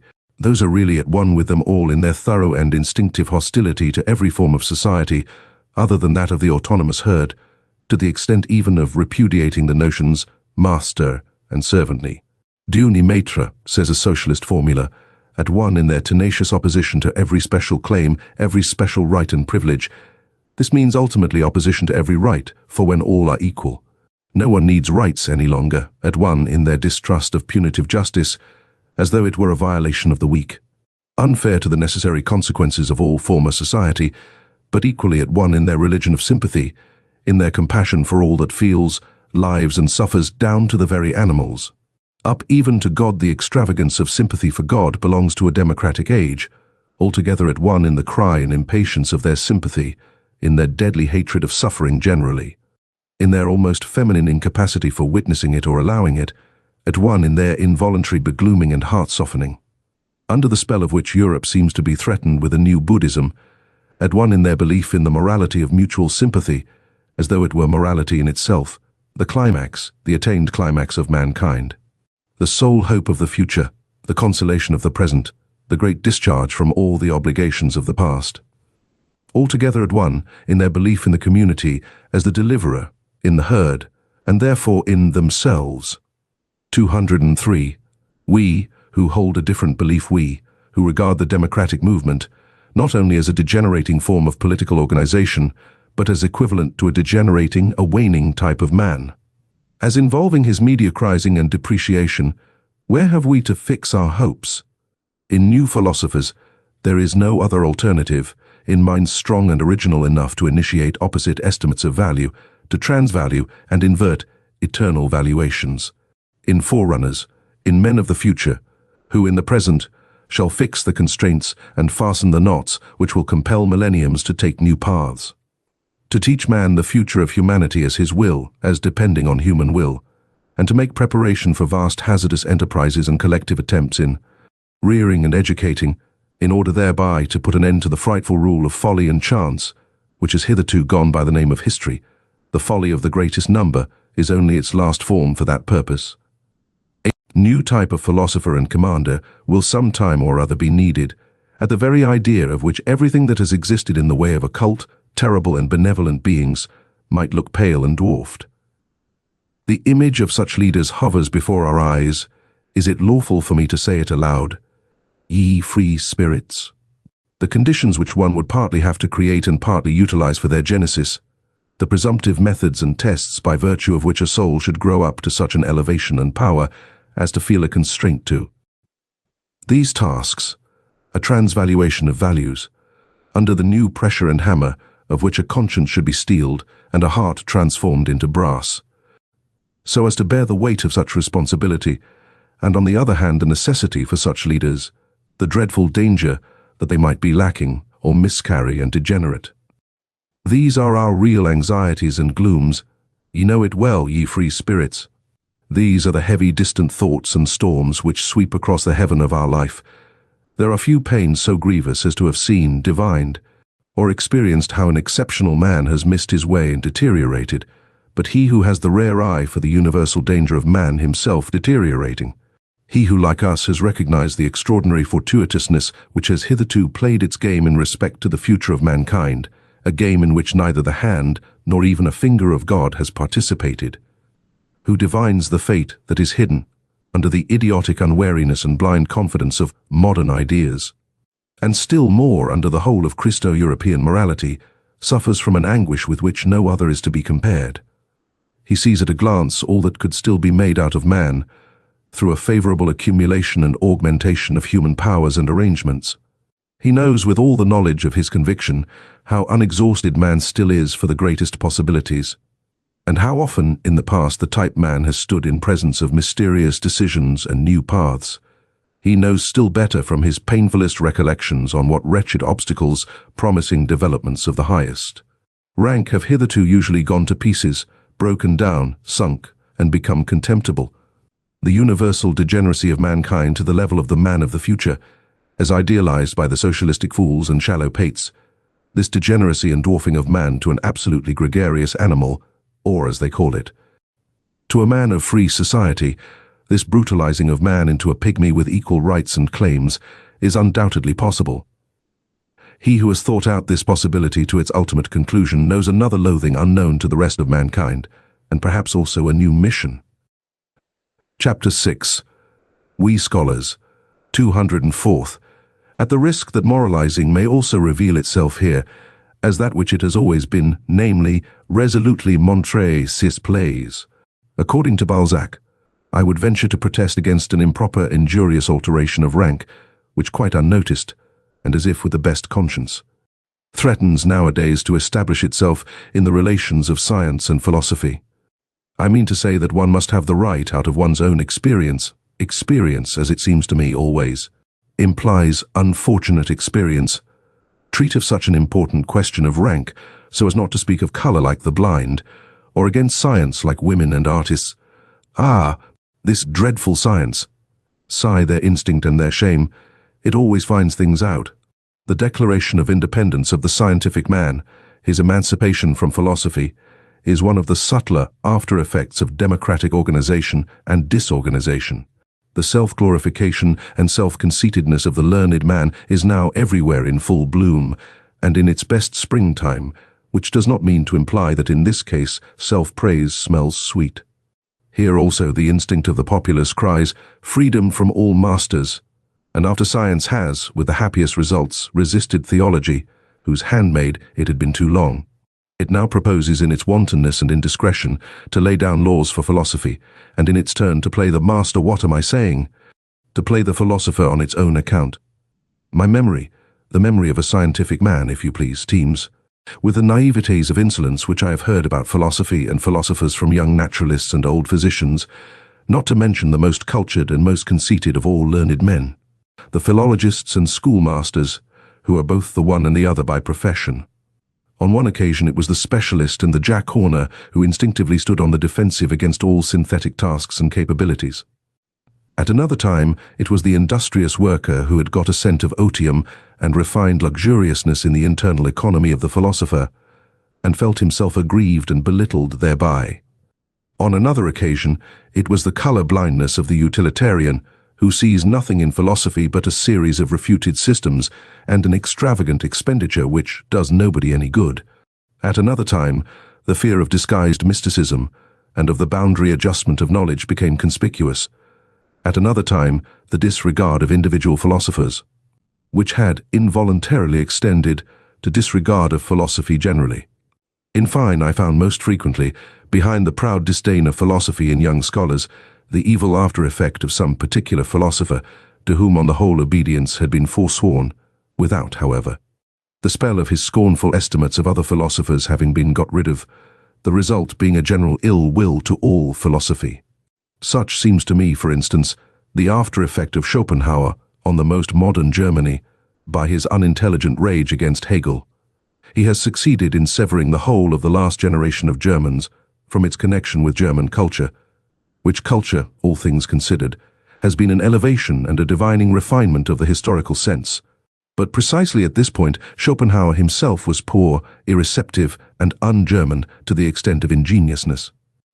On the whole, speaking generally, it may just have been the humanness, all too humanness of the modern philosophers themselves, in short, their contemptibleness, which has injured most radically the reverence for philosophy and opened the doors to the instinct of the populace.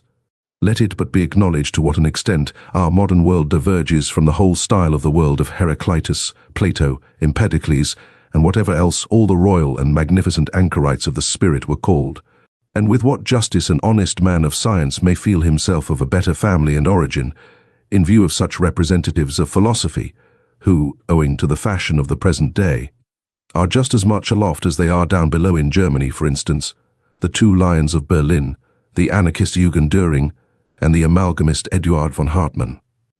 It is especially the sight of those hodgepodge philosophers who call themselves realists or positivists, which is calculated to implant a dangerous distrust in the soul of a young and ambitious scholar. Those philosophers, at the best, are themselves, but scholars and specialists, that is very evident. All of them are persons who have been vanquished and brought back again under the dominion of science, who at one time or another claimed more from themselves, without having a right to the more and its responsibility, and who now, creditably, rancorously, and vindictively, represent in word and deed disbelief in the master task and supremacy of philosophy after all. How could it be otherwise? Science flourishes nowadays and has the good conscience clearly visible on its countenance, while that to which the entire modern philosophy has gradually sunk, the remnant of philosophy of the present day, excites distrust and displeasure, if not scorn and pity philosophy, reduced to a theory of knowledge. No more, in fact, than a diffident science of epochs and doctrine of forbearance, a philosophy that never even gets beyond the threshold and rigorously denies itself the right to enter, that is philosophy in its last throes. An end, an agony, something that awakens pity. How could such a philosophy rule? The dangers that beset the evolution of the philosopher are, in fact, so manifold nowadays that one might doubt whether this fruit could still come to maturity. The extent and towering structure of the sciences have increased enormously, and therewith also the probability that the philosopher will grow tired even as a learner, or will attach himself somewhere and specialize so that he will no longer attain to his elevation, that is to say, to his superspection, his circumspection, and his dispection, or he gets aloft too late, when the best of his maturity and strength is past, or when he is impaired, coarsened and deteriorated, so that his view, his general estimate of things is no longer of much importance. It is perhaps just the refinement of his intellectual conscience that makes him hesitate and linger on the way. He dreads the temptation to become a dilettante, a millipede, a million tenor. He knows too well that as a discerner, one who has lost his self-respect no longer commands, no longer leads, unless he should aspire to become a great play actor, a philosophical Cagliostro and spiritual rat-catcher. In short, a misleader. This is in the last instance a question of taste, if it has not really been a question of conscience. To double once more the philosopher's difficulties, there is also the fact that he demands from himself a verdict, a yea or nay, not concerning science, but concerning life and the worth of life. He learns unwillingly to believe that it is his right, and even his duty, to obtain this verdict. And he has to seek his way to the right in the belief only through the most extensive, perhaps disturbing and destroying experiences, often hesitating, doubting and dumbfounded. In fact, the philosopher has long been mistaken and confused by the multitude, either with the scientific man and ideal scholar, or with the religiously elevated, desensualized, desecularized visionary and God-intoxicated man. And even yet, when one hears anybody praised because he lives wisely or as a philosopher, it hardly means anything more than prudently and apart. Wisdom, that seems to the populace to be a kind of flight, a means and artifice for withdrawing successfully from a bad game. But the genuine philosopher, does it not seem so to us, my friends, lives unphilosophically and unwisely, above all, imprudently, and feels the obligation and burden of 100 attempts and temptations of life. He risks himself constantly. He plays this bad game. 206.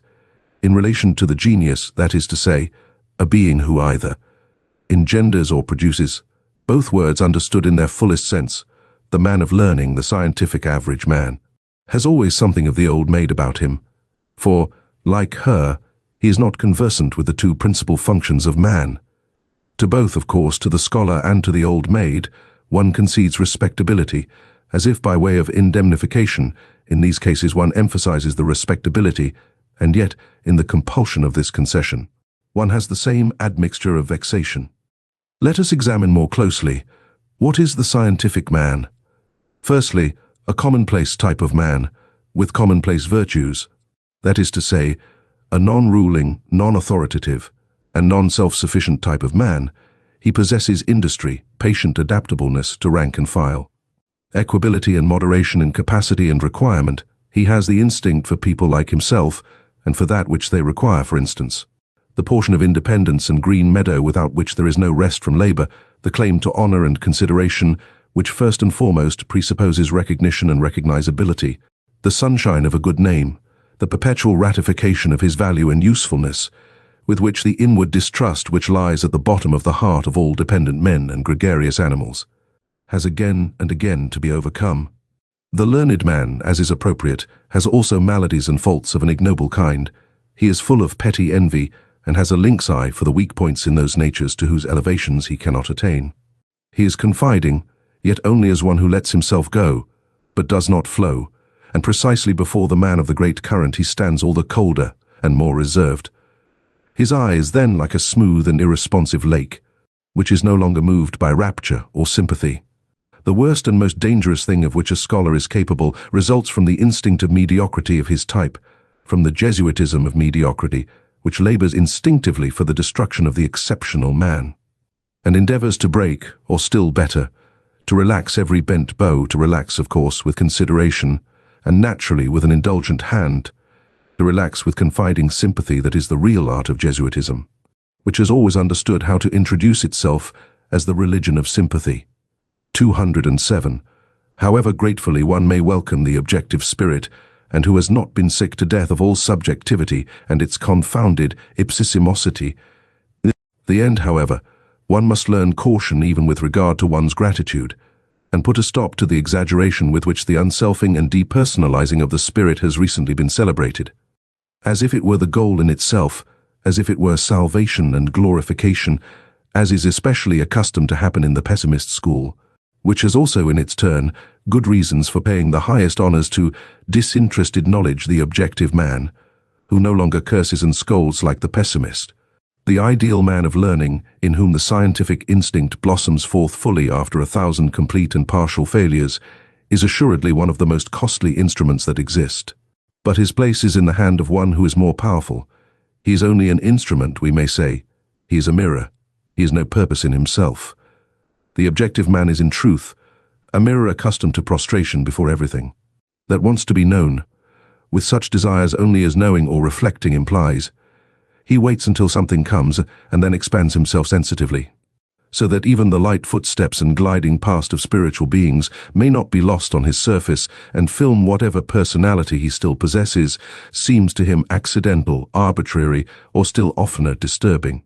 So much has he come to regard himself as the passage and reflection of outside forms and events. He calls up the recollection of himself with an effort, and not infrequently wrongly.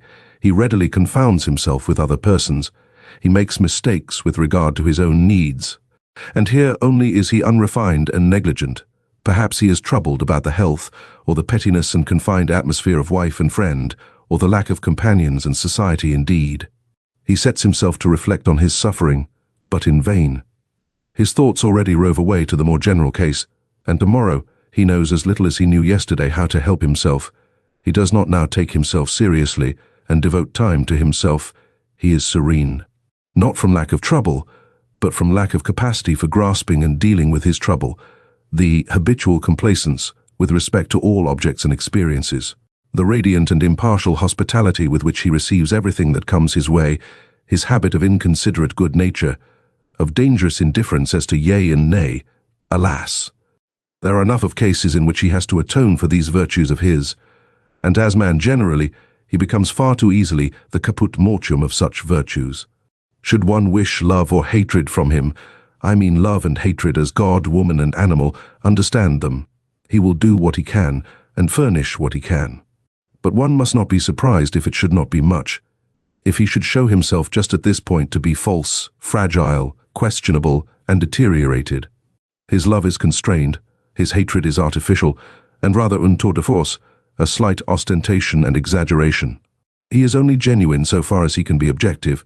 Only in his serene totality is he still nature and natural. His mirroring and eternally self-polishing soul no longer knows how to affirm, no longer how to deny. He does not command, neither does he destroy. Je ne méprise presque rien, he says.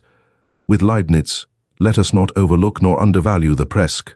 Neither is he a model man. He does not go in advance of anyone, nor after. Either he places himself generally too far off to have any reason for espousing the cause of either good or evil. If he has been so long confounded with the philosopher, with the Caesarean trainer and dictator of civilization, he has had far too much honor, and what is more essential in him has been overlooked. He is an instrument, something of a slave, though certainly the sublimest sort of slave, but nothing in himself presque rien. The objective man is an instrument, a costly, easily injured, easily tarnished measuring instrument and mirroring apparatus, which is to be taken care of and respected. But he is no goal, not outgoing nor upgoing, no complementary man in whom the rest of existence justifies itself, no termination, and still less a commencement, an engendering or primary cause, nothing hardy, powerful, self-centered, that wants to be master, but rather only a soft, inflated, delicate, movable potter's form. That must wait for some kind of content and frame to shape itself thereto. For the most part, a man without frame and content, a selfless man. Consequently also, nothing for women, in parenthesis. When a philosopher nowadays makes known that he is not a skeptic, I hope that has been gathered from the foregoing description of the objective spirit, people. All hear it impatiently, they regard him on that account with some apprehension. They would like to ask so many questions. Indeed, among timid hearers, of whom there are now so many, he is henceforth said to be dangerous. With his repudiation of skepticism, it seems to them as if they heard some evil threatening sound in the distance, as if a new kind of explosive were being tried somewhere, a dynamite of the spirit. Perhaps a newly discovered Russian neurline, a pessimism bonae voluntatis, that not only denies means denial, but dreadful thought, practices denial. Against this kind of goodwill or will to the veritable actual negation of life, there is, as is generally acknowledged nowadays, no better soporific and sedative than skepticism, the mild, pleasing, lulling poppy of skepticism, and Hamlet himself is now prescribed by the doctors of the day as an antidote to the spirit and its underground noises. Are not our ears already full of bad sounds? Say the skeptics, as lovers of repose, and almost as a kind of safety police. This subterranean neigh is terrible. Be still, ye pessimistic moles. The skeptic, in effect, that delicate creature, is far too easily frightened. His conscience is schooled so as to start at every nay, and even at that sharp, decided yea, and feels something like a bite thereby. Yea and nay seem to him opposed to morality. He loves, on the contrary, to make a festival to his virtue by a noble aloofness, while perhaps he says with Montaigne, "What do I know?" Or with Socrates, "I know that I know nothing." Or, "Here I do not trust myself, no door is open to mem." Or, "Even if the door were open, why should I enter immediately?" Or, "What is the use of any hasty hypotheses?" It might quite well be in good taste to make no hypotheses at all.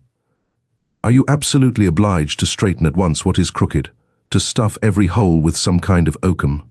Is there not time enough for that? Has not the time leisure? Oh, ye demons, can ye not at all wait? The uncertain also has its charms. The Sphinx, too, is a Circe, and Circe, too, was a philosopher. Thus does a skeptic console himself, and in truth he needs some consolation. For skepticism is the most spiritual expression of a certain many-sided physiological temperament, which in ordinary language is called nervous debility and sickliness.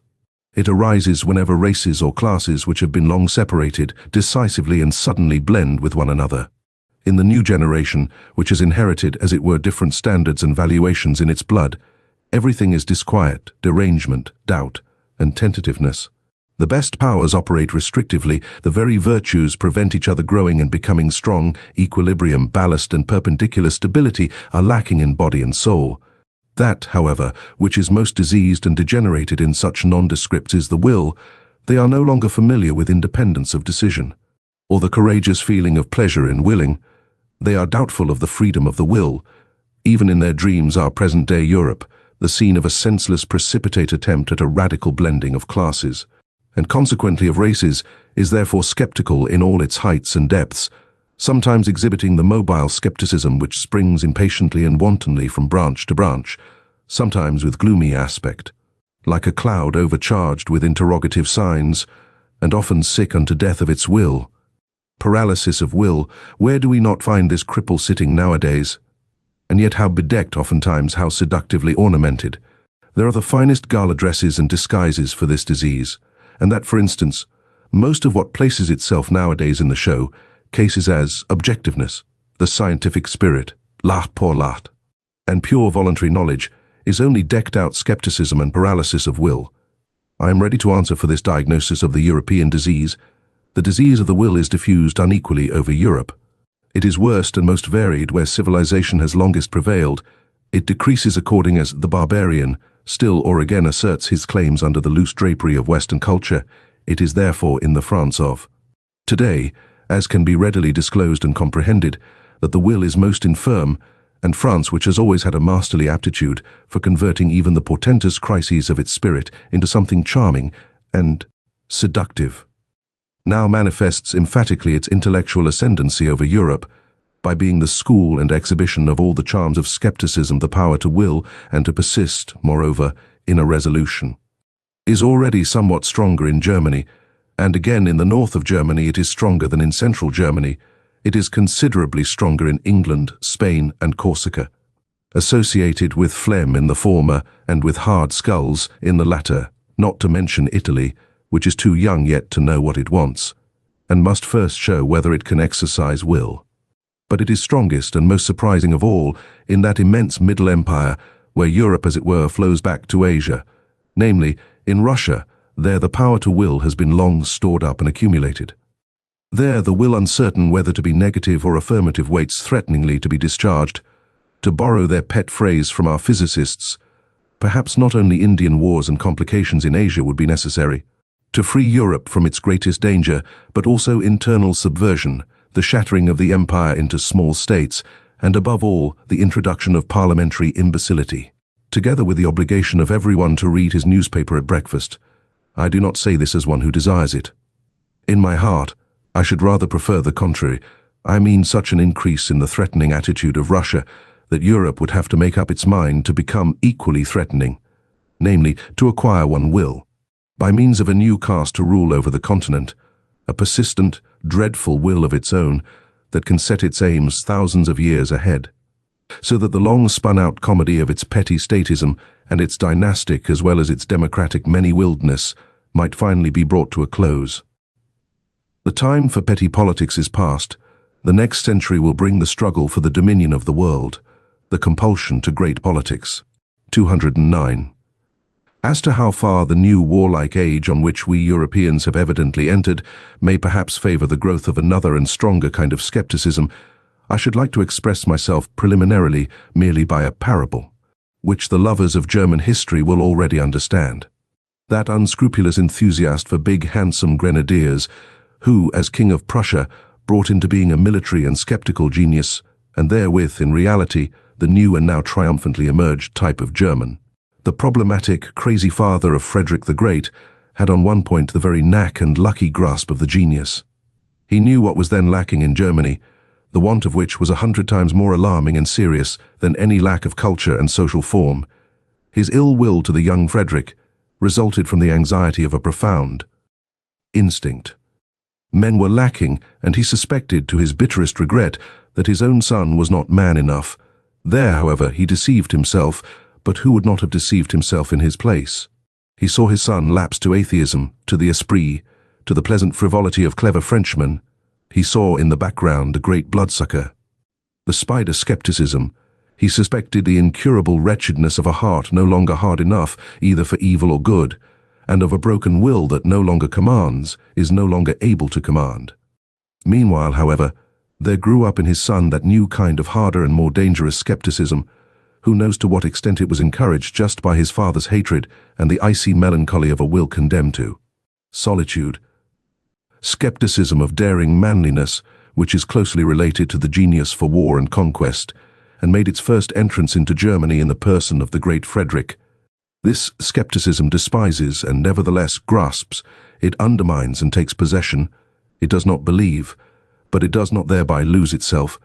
It gives the spirit a dangerous liberty, but it keeps strict guard over the heart.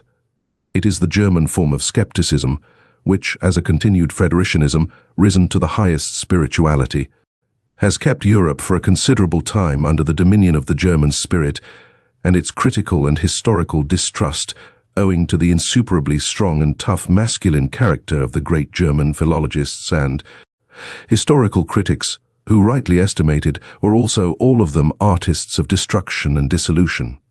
A new conception of the German spirit gradually established itself, in spite of all romanticism in music and philosophy, in which the leaning towards masculine skepticism was decidedly prominent, whether, for instance, as fearlessness of gaze, as courage and sternness of the dissecting hand, or as resolute will to dangerous voyages of discovery, to spiritualized North Pole expeditions under barren and dangerous skies.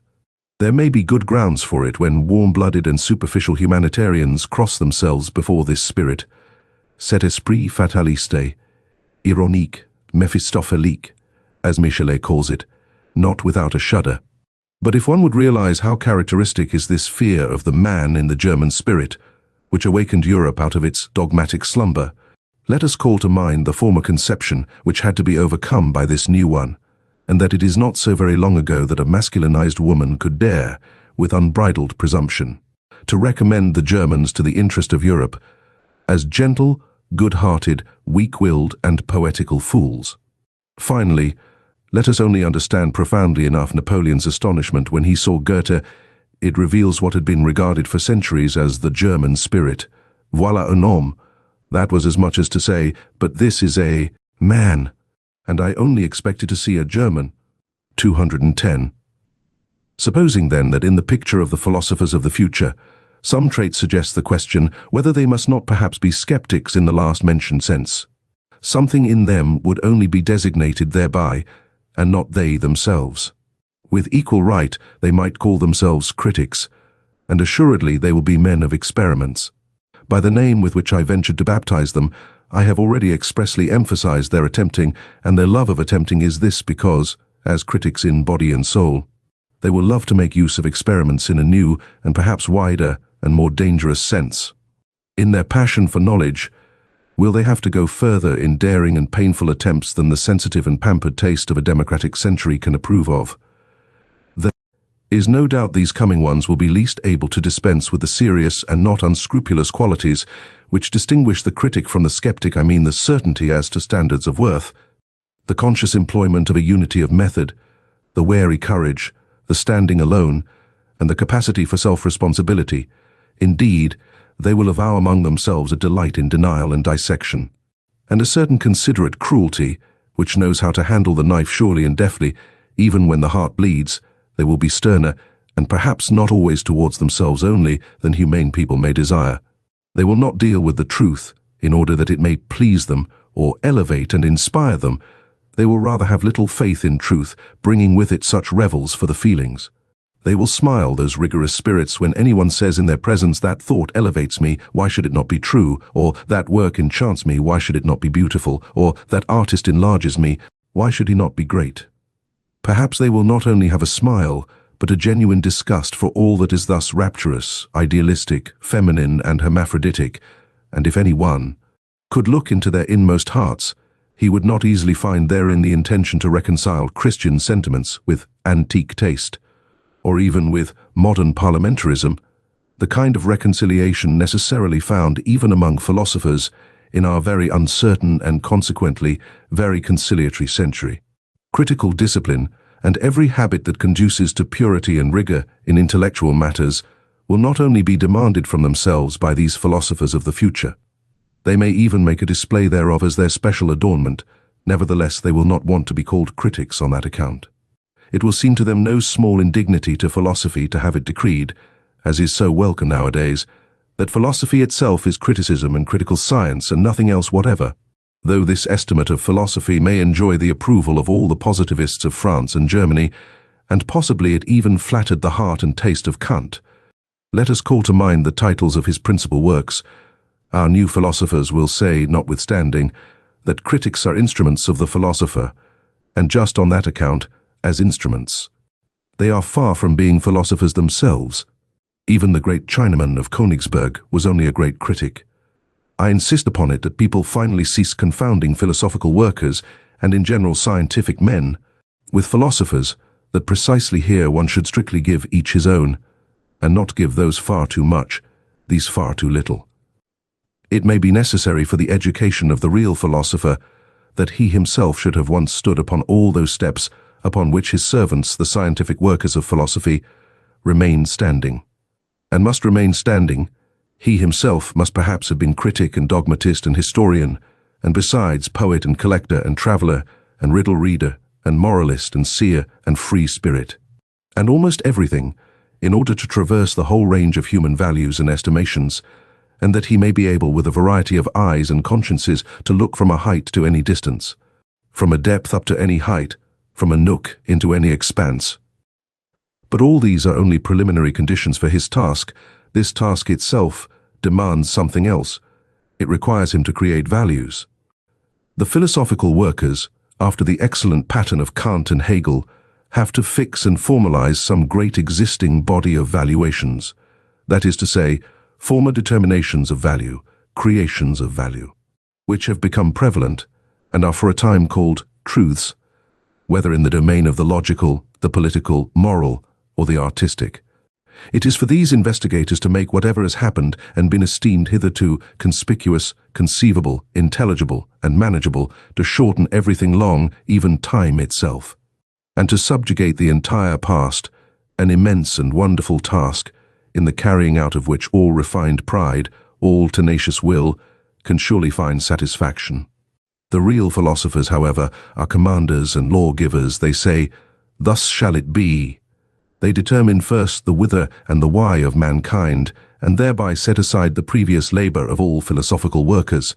and all subjugators of the past they grasp at the future with a creative hand, and whatever is and was becomes for them thereby a means, an instrument, and a hammer. Their knowing is creating, their creating is a law-giving, their will to truth is will to power. Are there at present such philosophers? Have there ever been such philosophers? Must there not be such philosophers some day? 212. It is always more obvious to me that the philosopher, as a man, indispensable for the morrow and the day after the morrow, has ever found himself, and has been obliged to find himself, in contradiction to the day in which he lives. His enemy has always been the ideal of his day. Hitherto all those extraordinary furtherers of humanity, whom one calls philosophers, who rarely regarded themselves as lovers of wisdom, but rather as disagreeable fools and dangerous interrogators, have found their mission. Their hard, involuntary, imperative mission. In the end, however, the greatness of their mission, in being the bad conscience of their age, in putting the vivisector's knife to the breast of the very virtues of their age, they have betrayed their own secret. It has been for the sake of a new greatness of man, a new untrodden path to his aggrandizement. They have always disclosed how much hypocrisy, indolence, self-indulgence, and self-neglect, how much falsehood was concealed under the most venerated types of contemporary morality, how much virtue was outlived. They have always said, we must remove hence to where you are least at home, in the face of a world of modern ideas, which would like to confine every one in a corner, in a specialty, a philosopher. If there could be philosophers nowadays, would be compelled to place the greatness of man, the conception of greatness, precisely in his comprehensiveness and multifariousness, in his all-roundness. He would even determine worth and rank according to the amount and variety of that which a man could bear and take upon himself. According to the extent to which a man could stretch his responsibility. Nowadays the taste and virtue of the age weaken and attenuate the will. Nothing is so adapted to the spirit of the age as weakness of will, consequently. In the ideal of the philosopher, strength of will, sternness, and capacity for prolonged resolution must specially be included in the conception of greatness, with as good a right as the opposite doctrine. With its ideal of a silly, renouncing, humble, selfless humanity, was suited to an opposite age, such as the 16th century, which suffered from its accumulated energy of will, and from the wildest torrents and floods of selfishness in the time of Socrates, among men only of worn-out instincts, old conservative Athenians who let themselves go for the sake of happiness, as they said, for the sake of pleasure, as their conduct indicated, and who had continually on their lips the old pompous words to which they had long forfeited the right by the life they led. Irony was perhaps necessary for greatness of soul, the wicked Socratic assurance of the old physician and plebeian, who cut ruthlessly into his own flesh, as into the flesh and heart of the noble, with a look that said plainly enough, do not dissemble before me, here we are equal. At present, on the contrary, when throughout Europe the herding animal alone attains to honours and dispenses honours, when equality of right can too readily be transformed into equality in wrong, I mean to say into general war against everything rare, strange and privileged, against the higher man, the higher soul, the higher duty, the higher responsibility, the creative plenipotence and lordliness at present, it belongs to the conception of greatness to be noble, to wish to be apart, to be capable of being different, to stand alone, to have to live by personal initiative, and the philosopher will betray something of his own ideal when he asserts, he shall be the greatest who can be the most solitary, the most concealed, the most divergent, the man beyond good and evil, the master of his virtues, and of superabundance of will. Precisely this shall be called greatness, as diversified as can be entire, as ample as can be full. And to ask once more the question, is greatness possible nowadays? 213. It is difficult to learn what a philosopher is because it cannot be taught. One must know it by experience, or one should have the pride not to know it. The fact that at present people all talk of things of which they cannot have any experience is true more especially, and unfortunately, as concerns the philosopher and philosophical matters. The very few know them, are permitted to know them, and all popular ideas about them are false. Thus, for instance, the truly philosophical combination of a bold, exuberant spirituality which runs at presto pace, and a dialectic rigor and necessity which makes no false step, is unknown to most thinkers and scholars from their own experience, and therefore, should anyone speak of it in their presence, it is incredible to them. They conceive of every necessity as troublesome, as a painful compulsory obedience and state of constraint. Thinking itself is regarded by them as something slow and hesitating, almost as a trouble, and often enough as worthy of the sweat of the noble, but not at all as something easy and divine. Closely related to dancing and exuberance. To think, and to take a matter seriously, arduously, that is one and the same thing to them. Such only has been their experience. Artists have here perhaps a finer intuition. They who know only too well that precisely when they no longer do anything arbitrarily, and everything of necessity, their feeling of freedom, of subtlety, of power, of creatively fixing, disposing and shaping, reaches its climax. In short, that necessity and freedom of will are then the same thing with them. There is, in fine, a gradation of rank in psychical states, to which the gradation of rank in the problems corresponds. And the highest problems repel ruthlessly everyone who ventures too near them, without being predestined for their solution by the loftiness and power of his spirituality. Of what use is it for nimble, everyday intellects, or clumsy, honest mechanics and empiricists to press, in their plebeian ambition, close to such problems, and as it were into this holy of holies, as so often happens nowadays? But coarse feet must never tread upon such carpets. This is provided for in the primary law of things. The doors remain closed to those intruders, though they may dash and break their heads thereon. People have always to be born to a high station, or, more definitely, they have to be bred for it. A person has only a right to philosophy, taking the word in its higher significance, in virtue of his descent. The ancestors, the blood, decide here also. Many generations must have prepared the way for the coming of the philosopher. Each of his virtues must have been separately acquired, nurtured, transmitted, and embodied. Not only the bold, easy, delicate course and current of his thoughts, but above all the readiness for great responsibilities, the majesty of ruling glance and contemning look, the feeling of separation from the multitude with their duties and virtues, the kindly patronage and defense of whatever is misunderstood and calumniated, be it God or devil, the delight and practice of supreme justice, the art of commanding, the amplitude of will, the lingering eye which rarely admires, rarely looks up, rarely loves. Chapter 7th. Our Virtues. 214th. Our Virtues. It is probable that we, too, have still our virtues, although naturally they are not those sincere and massive virtues on account of which we hold our grandfathers in esteem, and also at a little distance from us. We Europeans of the day after tomorrow, we firstlings of the 20th century, with all our dangerous curiosity, our multifariousness and art of disguising, our mellow and seemingly sweetened cruelty in sense and spirit, we shall presumably, if we must have virtues, have those only which have come to agreement with our most secret and heartfelt inclinations, with our most ardent requirements. Well then, let us look for them in our labyrinths, where, as we know, so many things lose themselves, so many things get quite lost. And is there anything finer than to search for one's own virtues? Is it not almost to believe in one's own virtues?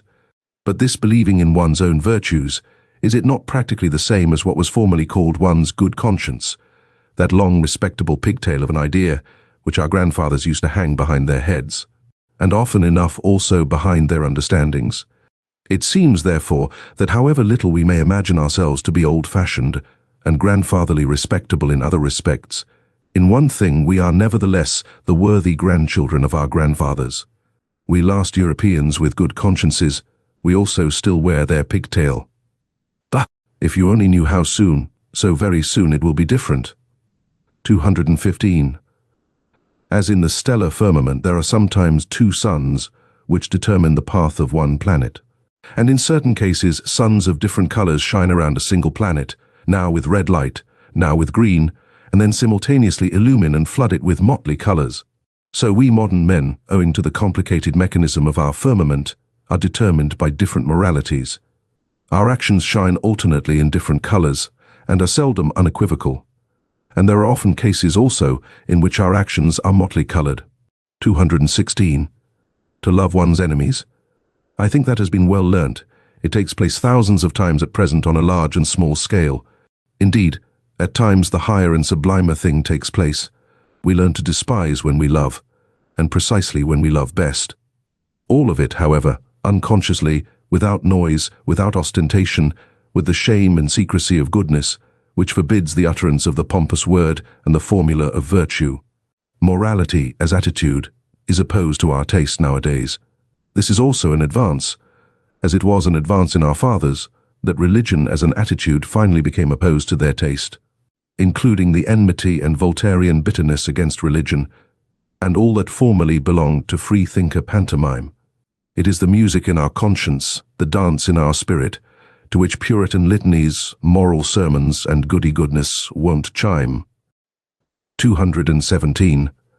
Let us be careful in dealing with those who attach great importance to being credited with moral tact and subtlety in moral discernment. They never forgive us if they have once made a mistake before us, or even with regard to us, they inevitably become our instinctive calumniators and detractors, even when they still remain our friends. Blessed are the forgetful, for they get the better even of their blunders. 218. The psychologists of France, and where else are there still psychologists nowadays, have never yet exhausted their bitter and manifold enjoyment of the bêtise bourgeoise, just as though, in short, they betray something thereby. Flaubert, for instance, the honest citizen of Rouen, neither saw, heard, nor tasted anything else in the end. It was his mode of self-torment and refined cruelty. As this is growing wearisome, I would now recommend for a change something else, for a pleasure, namely, the unconscious astuteness with which good, fat, honest mediocrity always behaves towards loftier spirits and the tasks they have to perform, the subtle, barbed, Jesuitical astuteness, which is 1,000 times subtler than the taste and understanding of the middle class, in its best moments subtler even than the understanding of its victims. A repeated proof that instinct is the most intelligent of all kinds of intelligence which have hitherto been discovered. In short, you psychologists study the philosophy of the rule in its struggle with the exception. There you have a spectacle fit for gods and godlike malignity. Or, in plainer words, practice vivisection on good people, on the homo bonae voluntatis, on yourselves. 219. The practice of judging and condemning morally is the favorite revenge of the intellectually shallow on those who are less so. It is also a kind of indemnity for their being badly endowed by nature. And finally, it is an opportunity for acquiring spirit, and becoming subtle malice spiritualizes. They are glad in their inmost heart that there is a standard according to which those who are over-endowed with intellectual goods and privileges are equal to them. They contend for the equality of all before God, and almost need the belief in God for this purpose. It is among them that the most powerful antagonists of atheism are found. If anyone were to say to them, a lofty spirituality is beyond all comparison with the honesty and respectability of a merely moral man, it would make them furious. I shall take care not to say so. I would rather flatter them with my theory that lofty spirituality itself exists only as the ultimate product of moral qualities, that it is a synthesis of all qualities attributed to the merely moral man, after they have been acquired singly through long training and practice, perhaps during a whole series of generations, that lofty spirituality is precisely the spiritualizing of justice, and the beneficent severity which knows that it is authorized to maintain gradations of rank in the world, even among things, and not only among men. 220. Now that the praise of the disinterested person is so popular, one must, probably not without some danger, get an idea of what people actually take an interest in, and what are the things generally which fundamentally and profoundly concern ordinary men, including the cultured, even the learned, and perhaps philosophers also, if appearances do not deceive. The fact thereby becomes obvious that the greater part of what interests and charms higher natures and more refined and fastidious tastes seems absolutely uninteresting to the average man if, notwithstanding, he perceive devotion to these interests, he calls it disinteresse, and wonders how it is possible to act disinterestedly. There have been philosophers who could give this popular astonishment a seductive and mystical, otherworldly expression, perhaps because they did not know the higher nature by experience. Instead of stating the naked and candidly reasonable truth that disinterested action is very interesting and interested action, provided that, and love, what? Even an action for love's sake shall be unegoistic. But you fools, and the praise of the self-sacrificer, but whoever has really offered sacrifice knows that he wanted and obtained something for it, perhaps something from himself for something from himself, that he relinquished here in order to have more there, perhaps in general to be more, or even feel himself more. But this is a realm of questions and answers in which a more fastidious spirit does not like to stay, for here truth has to stifle her yawns so much when she is obliged to answer. And after all, truth is a woman, one, must not use force with her, 221.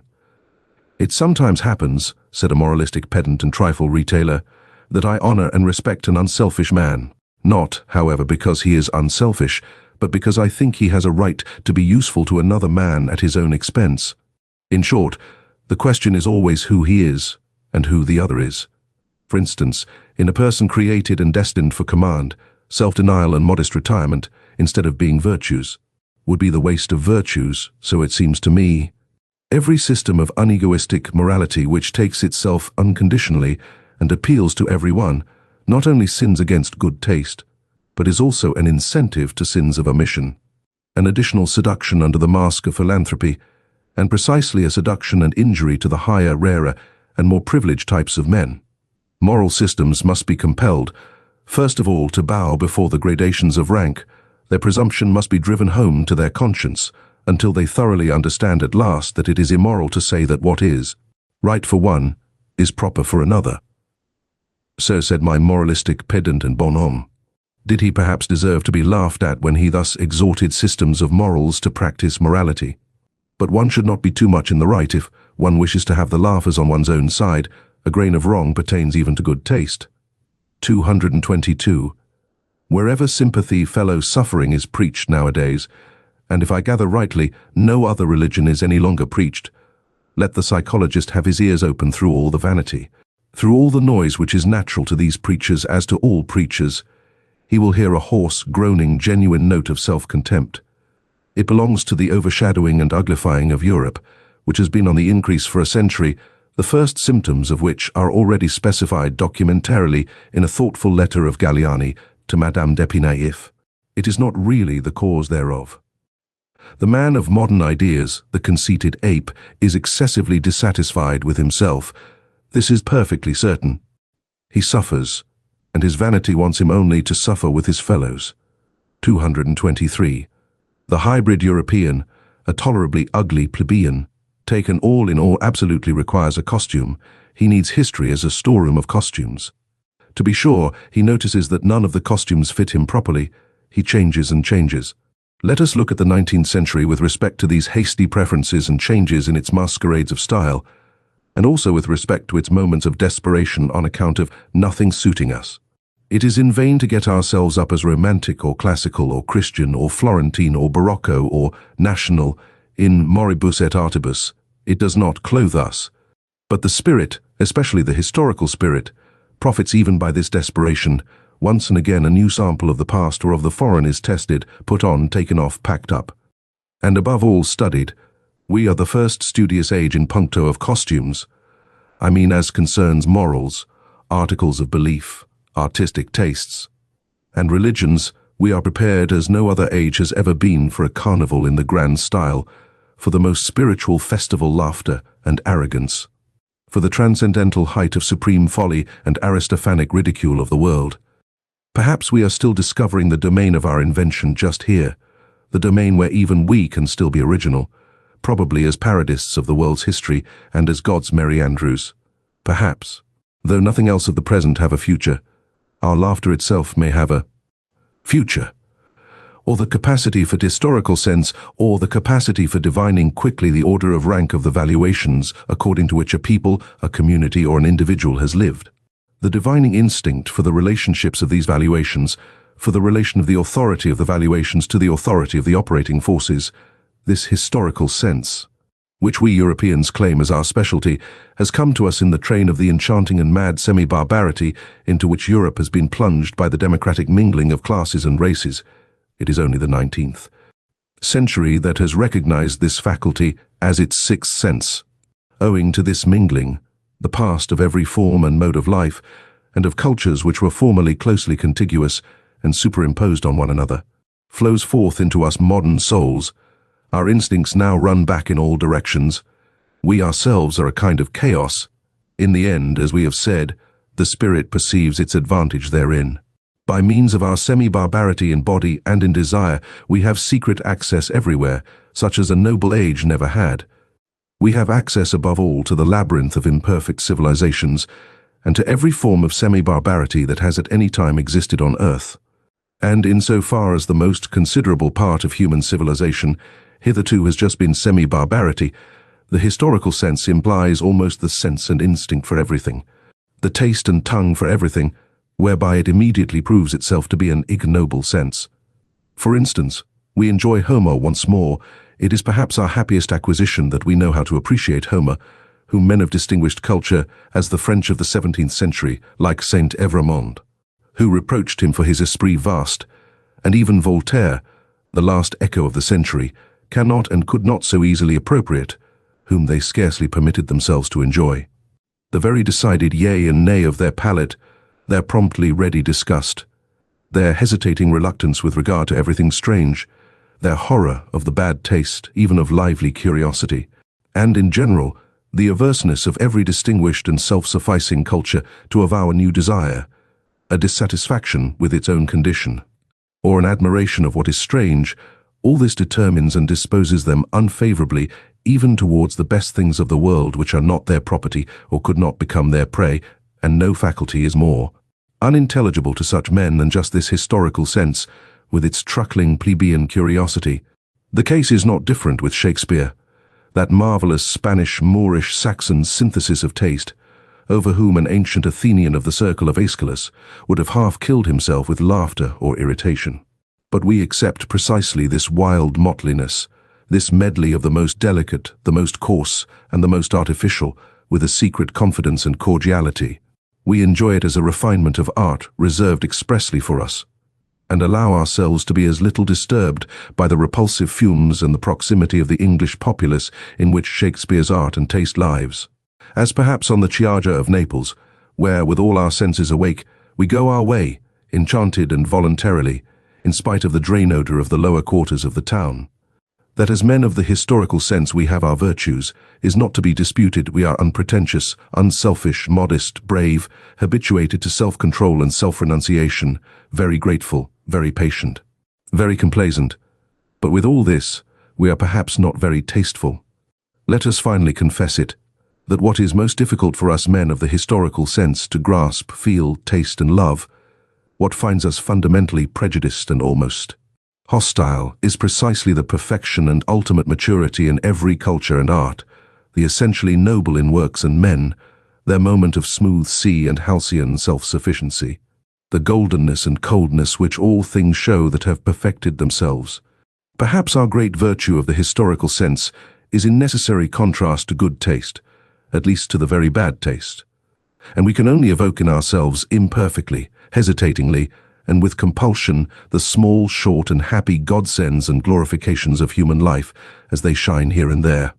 Those moments and marvelous experiences when a great power has voluntarily come to a halt before the boundless and infinite, when a superabundance of refined delight has been enjoyed by a sudden checking and petrifying, by standing firmly and planting oneself fixedly on still trembling ground. Proportionateness is strange to us. Let us confess it to ourselves. Our itching is really the itching for the infinite, the immeasurable. Like the rider on his forward panting horse, we let the reins fall before the infinite. We modern men, we semi-barbarians, and are only in our highest bliss when we are in most danger. 225.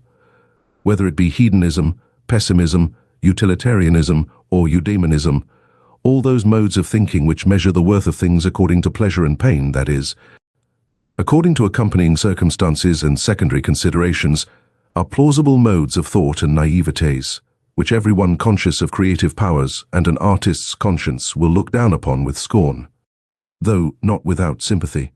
Sympathy for you. Be sure that is not sympathy as you understand it. It is not sympathy for social distress, for society, with its sick and misfortuned, for the hereditarily vicious and defective who lie on the ground around us.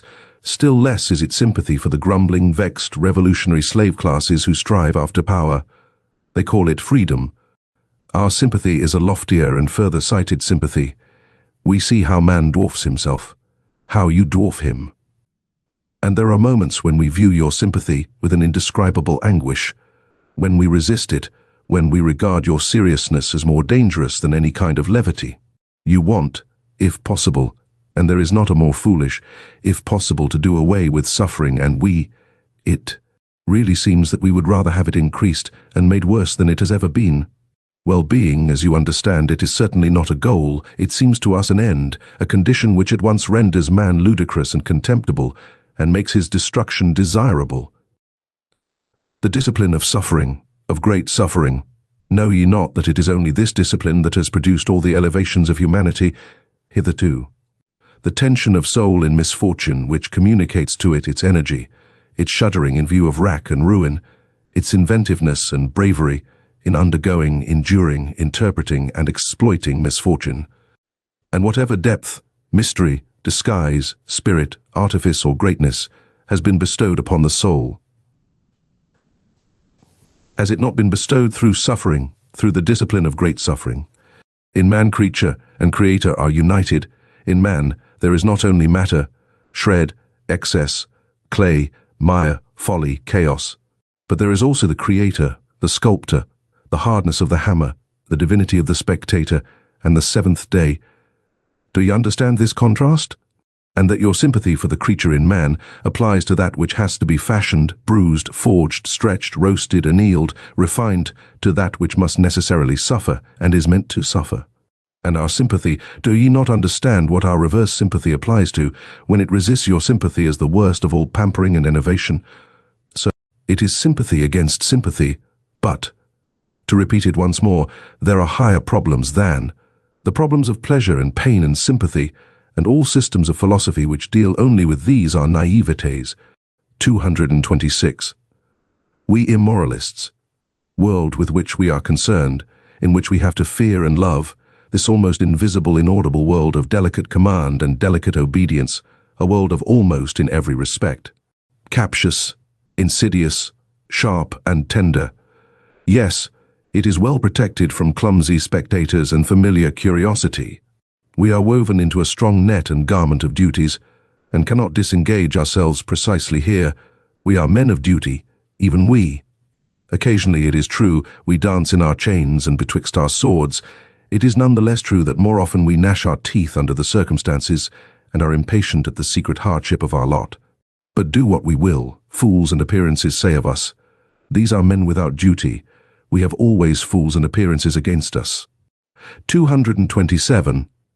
Honesty, granting that it is the virtue of which we cannot rid ourselves, we free spirits well, we will labor at it with all our perversity and love, and not tire of perfecting ourselves in our virtue, which alone remains. May its glance someday overspread like a gilded, blue, mocking twilight, this aging civilization with its dull, gloomy seriousness. And if, nevertheless, our honesty should one day grow weary, and sigh, and stretch its limbs, and find us too hard, and would fain have it pleasanter, easier and gentler, like an agreeable vice, let us remain hard. We latest Stoics, and let us send to its help whatever devilry we have in us, our disgust at the clumsy and undefined, our nitimur invetitum, our love of adventure, our sharpened and fastidious curiosity, our most subtle, disguised, intellectual will to power and universal conquest, which rambles and roves avidiously around all the realms of the future. Let us go with all our devils to the help of our God. It is probable that people will misunderstand and mistake us on that account. What does it matter? They will say, their honesty, that is their devilry, and nothing else. What does it matter? And even if they were right, have not all gods hitherto been such sanctified, rebaptized devils? And after all, what do we know of ourselves? And what the spirit that leads us wants to be called? It is a question of names, and how many spirits we harbor. Our honesty, we free spirits, let us be careful lest it become our vanity, our ornament and ostentation, our limitation, our stupidity. Every virtue inclines to stupidity, every stupidity to virtue, stupid to the point of sanctity, they say in Russia. Let us be careful lest out of pure honesty we eventually become saints and bores. Is not life 100 times too short for us to bore ourselves? One would have to believe in eternal life in order to. 228. I hope to be forgiven for discovering that all moral philosophy hitherto has been tedious and has belonged to the soporific appliances, and that virtue, in my opinion, has been more injured by the tediousness of its advocates than by anything else. At the same time, however, I would not wish to overlook their general usefulness.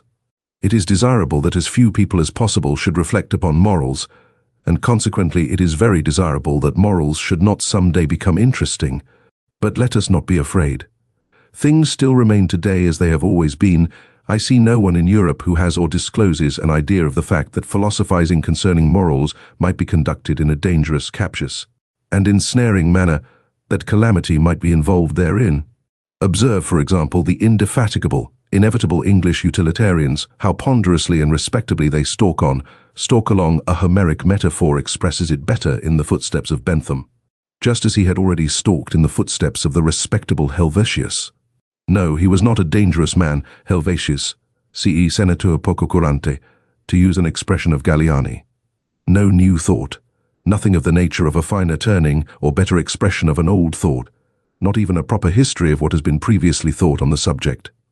An impossible literature, taking it all in all, unless one knows how to leaven it with some mischief. In effect, the Old English vice called cant, which is moral Tartuffism, has insinuated itself also into these moralists, whom one must certainly read with an eye to their motives, if one must read them.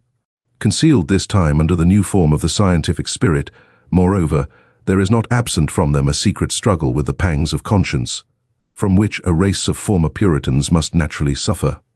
In all their scientific tinkering with morals, is not a moralist the opposite of a Puritan?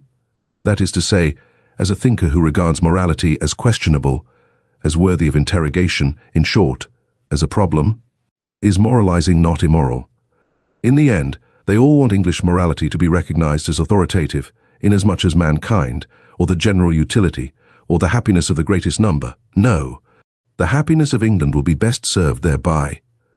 They would like, by all means, to convince themselves that the striving after English happiness, I mean after comfort and fashion, and in the highest instance, a seat in Parliament, is at the same time the true path of virtue. In fact, that in so far as there has been virtue in the world hitherto, it has just consisted in such striving. Not one of those ponderous, conscience-stricken herding animals who undertake to advocate the cause of egoism as conducive to the general welfare wants to have any knowledge or inkling of the facts that the general welfare is no ideal, no goal, no notion that can be at all grasped, but is only a nostrum, that what is fair to one may not at all be fair to another, that the requirement of one morality for all is really a detriment to higher men, in short, that there is a distinction of rank between man, and consequently between morality and morality. They are an unassuming and fundamentally mediocre species of men, these utilitarian Englishmen, and as already remarked, in so far as they are tedious, one cannot think highly enough of their utility.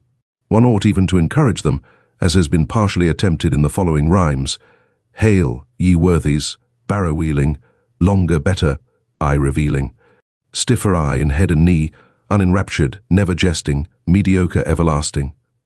Sans génie et sans esprit. 229. In these later ages, which may be proud of their humanity, there still remains so much fear, so much superstition of the fear, of the cruel wild beast, the mastering of which constitutes the very pride of these humaner ages, that even obvious truths, as if by the agreement of centuries, have long remained unuttered, because they have the appearance of helping the finally slain wild beast back to life again. I perhaps risk something when I allow such a truth to escape. Let others capture it again and give it so much milk of pious sentiment. Footnote. An expression from Schiller's William Tell, Act 4, Scene 3. To drink, that it will lie down quiet and forgotten in its old corner. 1. Ought to learn anew about cruelty, and open one's eyes, one ought at last to learn impatience, in order that such immodest gross errors as, for instance, have been fostered by ancient and modern philosophers with regard to tragedy, may no longer wander about virtuously and boldly. Almost everything that we call higher culture is based upon the spiritualizing and intensifying of cruelty. This is my thesis. The wild beast has not been slain at all. It lives, it flourishes, it has only been transfigured. That which constitutes the painful delight of tragedy is cruelty, that which operates agreeably in so-called tragic sympathy, and at the basis even of everything sublime, up to the highest and most delicate thrills of metaphysics, obtains its sweetness solely from the intermingled ingredient of cruelty. What the Roman enjoys in the arena, the Christian in the ecstasies of the cross, the Spaniard at the sight of the faggot and stake, or of the bullfight, the present-day Japanese who presses his way to the tragedy. The workman of the Parisian suburbs, who has a homesickness for bloody revolutions. The Wagnerian, who, with unhinged will, undergoes the performance of Tristan and Isolde. What all these enjoy, and strive with mysterious ardor to drink in, is the philtre of the great Circe, cruelty. Here, to be sure, we must put aside entirely the blundering psychology of former times, which could only teach with regard to cruelty that it originated at the sight of the suffering of others. There is an abundant, superabundant enjoyment, even in one's own suffering, in causing one's own suffering, and wherever man has allowed himself to be persuaded to self-denial in the religious sense, or to self-mutilation. As among the Phoenicians and ascetics, or in general, to desensualization, decarnalization and contrition, to puritanical repentance spasms, to vivisection of conscience, and to Pascal-like sacrificia del intelletto. He is secretly allured and impelled forwards by his cruelty, by the dangerous thrill of cruelty towards himself. Finally, let us consider that even the seeker of knowledge operates as an artist and glorifier of cruelty, in that he compels his spirit to perceive against its own inclination, and often enough against the wishes of his heart, he forces it to say nay, where he would like to affirm, love, and adore. Indeed, every instance of taking a thing profoundly and fundamentally is a violation, an intentional injuring of the fundamental will of the spirit, which instinctively aims at appearance and superficiality. Even in every desire for knowledge, there is a drop of cruelty. 230. Perhaps what I've said here about a fundamental will of the spirit may not be understood without further details. I may be allowed a word of explanation. Imperious something which is popularly called the spirit wishes to be master internally and externally, and to feel itself master. It has the will of a multiplicity for a simplicity, a binding, taming, imperious, and essentially ruling will. Its requirements and capacities here are the same as those assigned by physiologists to everything that lives, grows, and multiplies.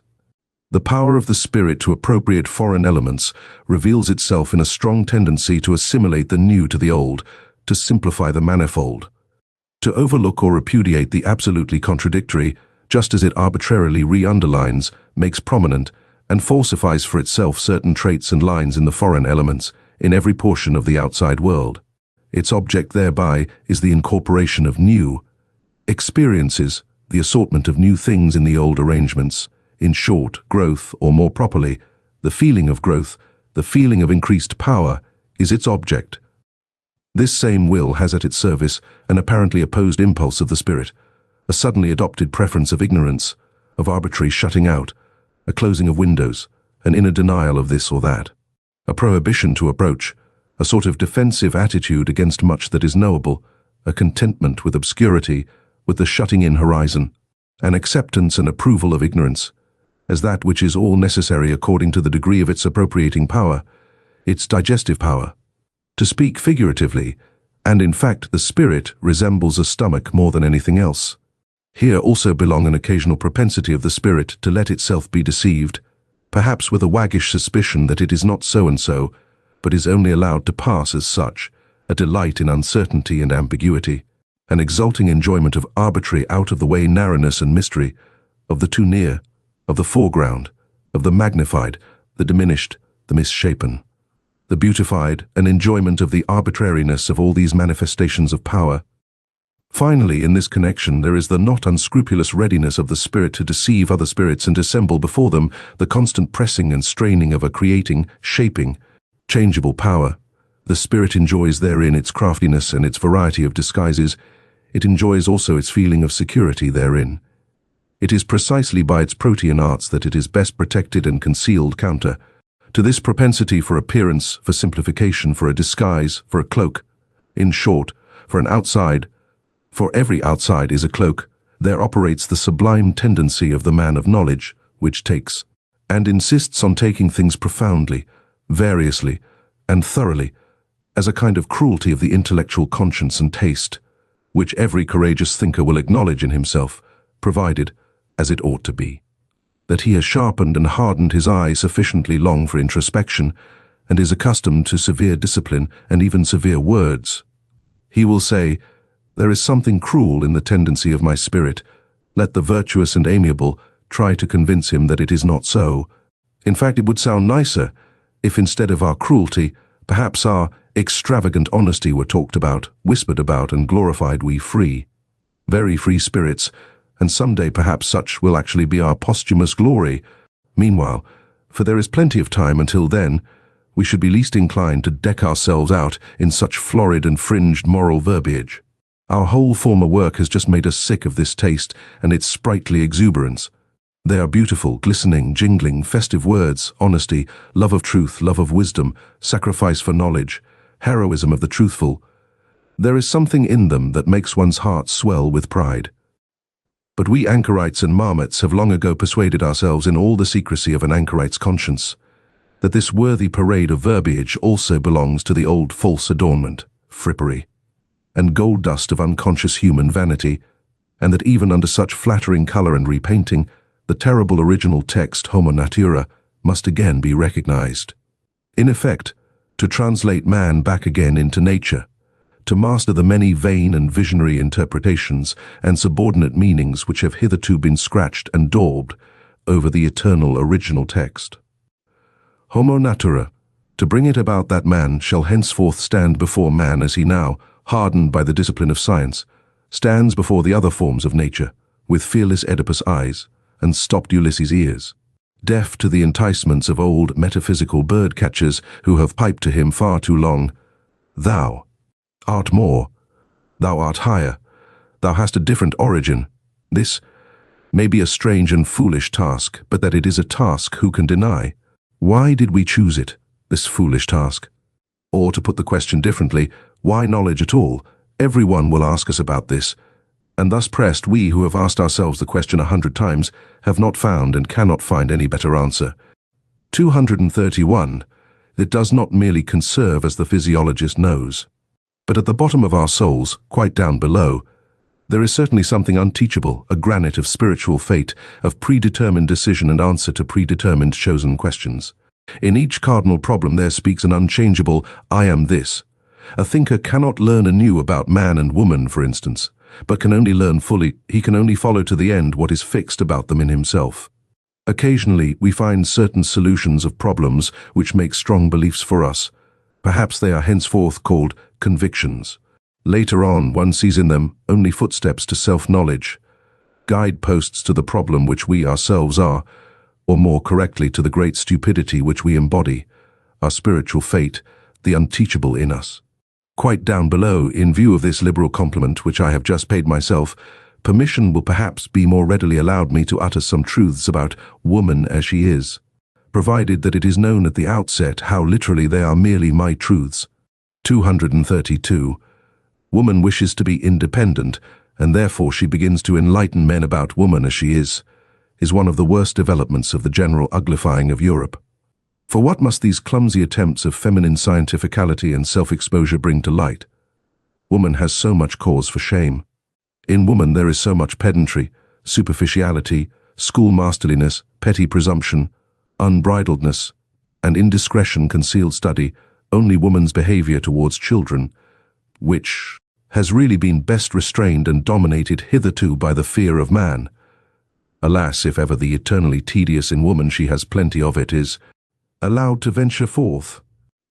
If she begins radically and on principle to unlearn her wisdom and art, of charming, of playing, of frightening away sorrow, of alleviating and taking easily, if she forgets her delicate aptitude for agreeable desires, female voices are already raised which, by Saint Aristophanes, make one afraid. With medical explicitness it is stated in a threatening manner what woman first and last requires from man. Is it not in the very worst taste that woman thus sets herself up to be scientific? Enlightenment hitherto has fortunately been men's affair, men's gift. We remain therewith among ourselves, and in the end, in view of all that women write about woman, we may well have considerable doubt as to whether woman really desires enlightenment about herself and can desire it. If woman does not thereby seek a new ornament for herself, I believe ornamentation belongs to the eternally feminine. Why? Then, she wishes to make herself feared. Perhaps she thereby wishes to get the mastery. But she does not want truth. What does woman care for truth? From the very first, nothing is more foreign, more repugnant, or more hostile to woman than truth. Her great art is falsehood. Her chief concern is appearance and beauty. Let us confess it, we men. We honor and love this very art and this very instinct in woman, we who have the hard task, and for our recreation gladly seek the company of beings under whose hands, glances, and delicate follies, our seriousness, our gravity, and profundity appear almost like follies to us. Finally, I ask the question, did a woman herself ever acknowledge profundity in a woman's mind or justice in a woman's heart? And is it not true that on the whole woman has hitherto been most despised by woman herself, and not at all by us? We, men, desire that woman should not continue to compromise herself by enlightening us, just as it was man's care and the consideration for woman when the Church decreed mulier tacet in ecclesia. It was to the benefit of woman when Napoleon gave the too eloquent Madame de Staël to understand mulier tacet in politicis, and, in my opinion, he is a true friend of woman who calls out to women today, mulier tacet de mulierel. 233. It betrays corruption of the instincts, apart from the fact that it betrays bad taste when a woman refers to Madame Roland or Madame de Staël or Monsieur George Sand, as though something were proved thereby in favor of woman as she is. Among men, these are the three comical women as they are, nothing more, and just the best involuntary counter-arguments against feminine emancipation and autonomy. 234. Stupidity in the kitchen, woman as cook, the terrible thoughtlessness with which the feeding of the family and the master of the house is managed. Woman does not understand what food means, and she insists on being cook. If woman had been a thinking creature, she should certainly, as cook for thousands of years, have discovered the most important physiological facts, and should likewise have got possession of the healing art. Through bad female cooks, through the entire lack of reason in the kitchen, the development of mankind has been longest retarded and most interfered with. Even today matters are very little better. A word to high school girls. 235. There are turns and casts of fancy, there are sentences, little handfuls of words, in which a whole culture, a whole society suddenly crystallizes itself. Among these is the incidental remark of Madame de Lambert to her son, Mon ami, ne vous permettez jamais que des folies, qui vous feront grand plaisir, the motherliest and wisest remark, by the way, that was ever addressed to a son. 236. I have no doubt that every noble woman will oppose what Dante and Goethe believed about woman, the former when he sang Epilogue Suso Edio in lay, and the latter when he interpreted it. The eternally feminine draws us aloft, for this is just what she believes of the eternally masculine. 237. 7 Apothems for women. How the longest ennui flees when a man comes to our knees. Age, alas, and science stayed, furnish even weak virtue aid. Sombre garb and silence meet, dress for every dame discreet, whom I thank when in my bliss, God and my good tailoress. Young, a flower-decked cavern home, old, a dragon thence doth roam. Noble title, leg that's fine, man as well, oh, were he mine. Speech in brief, and sense in mass slippery for the Jenny ass. 237a. Woman has hitherto been treated by men like birds, which, losing their way, have come down among them from an elevation, as something delicate, fragile, wild, strange, sweet and animating, but as something also which must be cooped up to prevent it flying away. 238. To be mistaken in the fundamental problem of man and woman, to deny here the profoundest antagonism and the necessity for an eternally hostile tension, to dream here perhaps of equal rights, equal training, equal claims and obligations, that is a typical sign of shallow-mindedness, and a thinker who has proved himself shallow at this dangerous spot, shallow in instinct, may generally be regarded as suspicious, nay more, as betrayed, as discovered. He will probably prove too short for all fundamental questions of life, future as well as present, and will be unable to descend into any of the depths. On the other hand, a man who has depth of spirit as well as of desires, and has also the depth of benevolence which is capable of severity and harshness, and easily confounded with them, can only think of woman as Orientals do. He must conceive of her as a possession, as confinable property. As a being predestined for service and accomplishing her mission therein, he must take his stand in this matter upon the immense rationality of Asia, upon the superiority of the instinct of Asia. As the Greeks did formerly, those best heirs and scholars of Asia who, as is well known, with their increasing culture and amplitude of power, from Homer to the time of Pericles, became gradually stricter towards woman. In short, more oriental. How necessary, how logical, even how humanely desirable this was, let us consider for ourselves. 239. The weaker sex has in no previous age been treated with so much respect by men as at present. This belongs to the tendency and fundamental taste of democracy. In the same way as disrespectfulness to old age, what wonder is it that abuse should be immediately made of this respect? They want more, they learn to make claims, the tribute of respect is at last felt to be well-nigh galling, rivalry for rights, indeed actual strife itself, would be preferred. In a word, woman is losing modesty. And let us immediately add that she is also losing taste.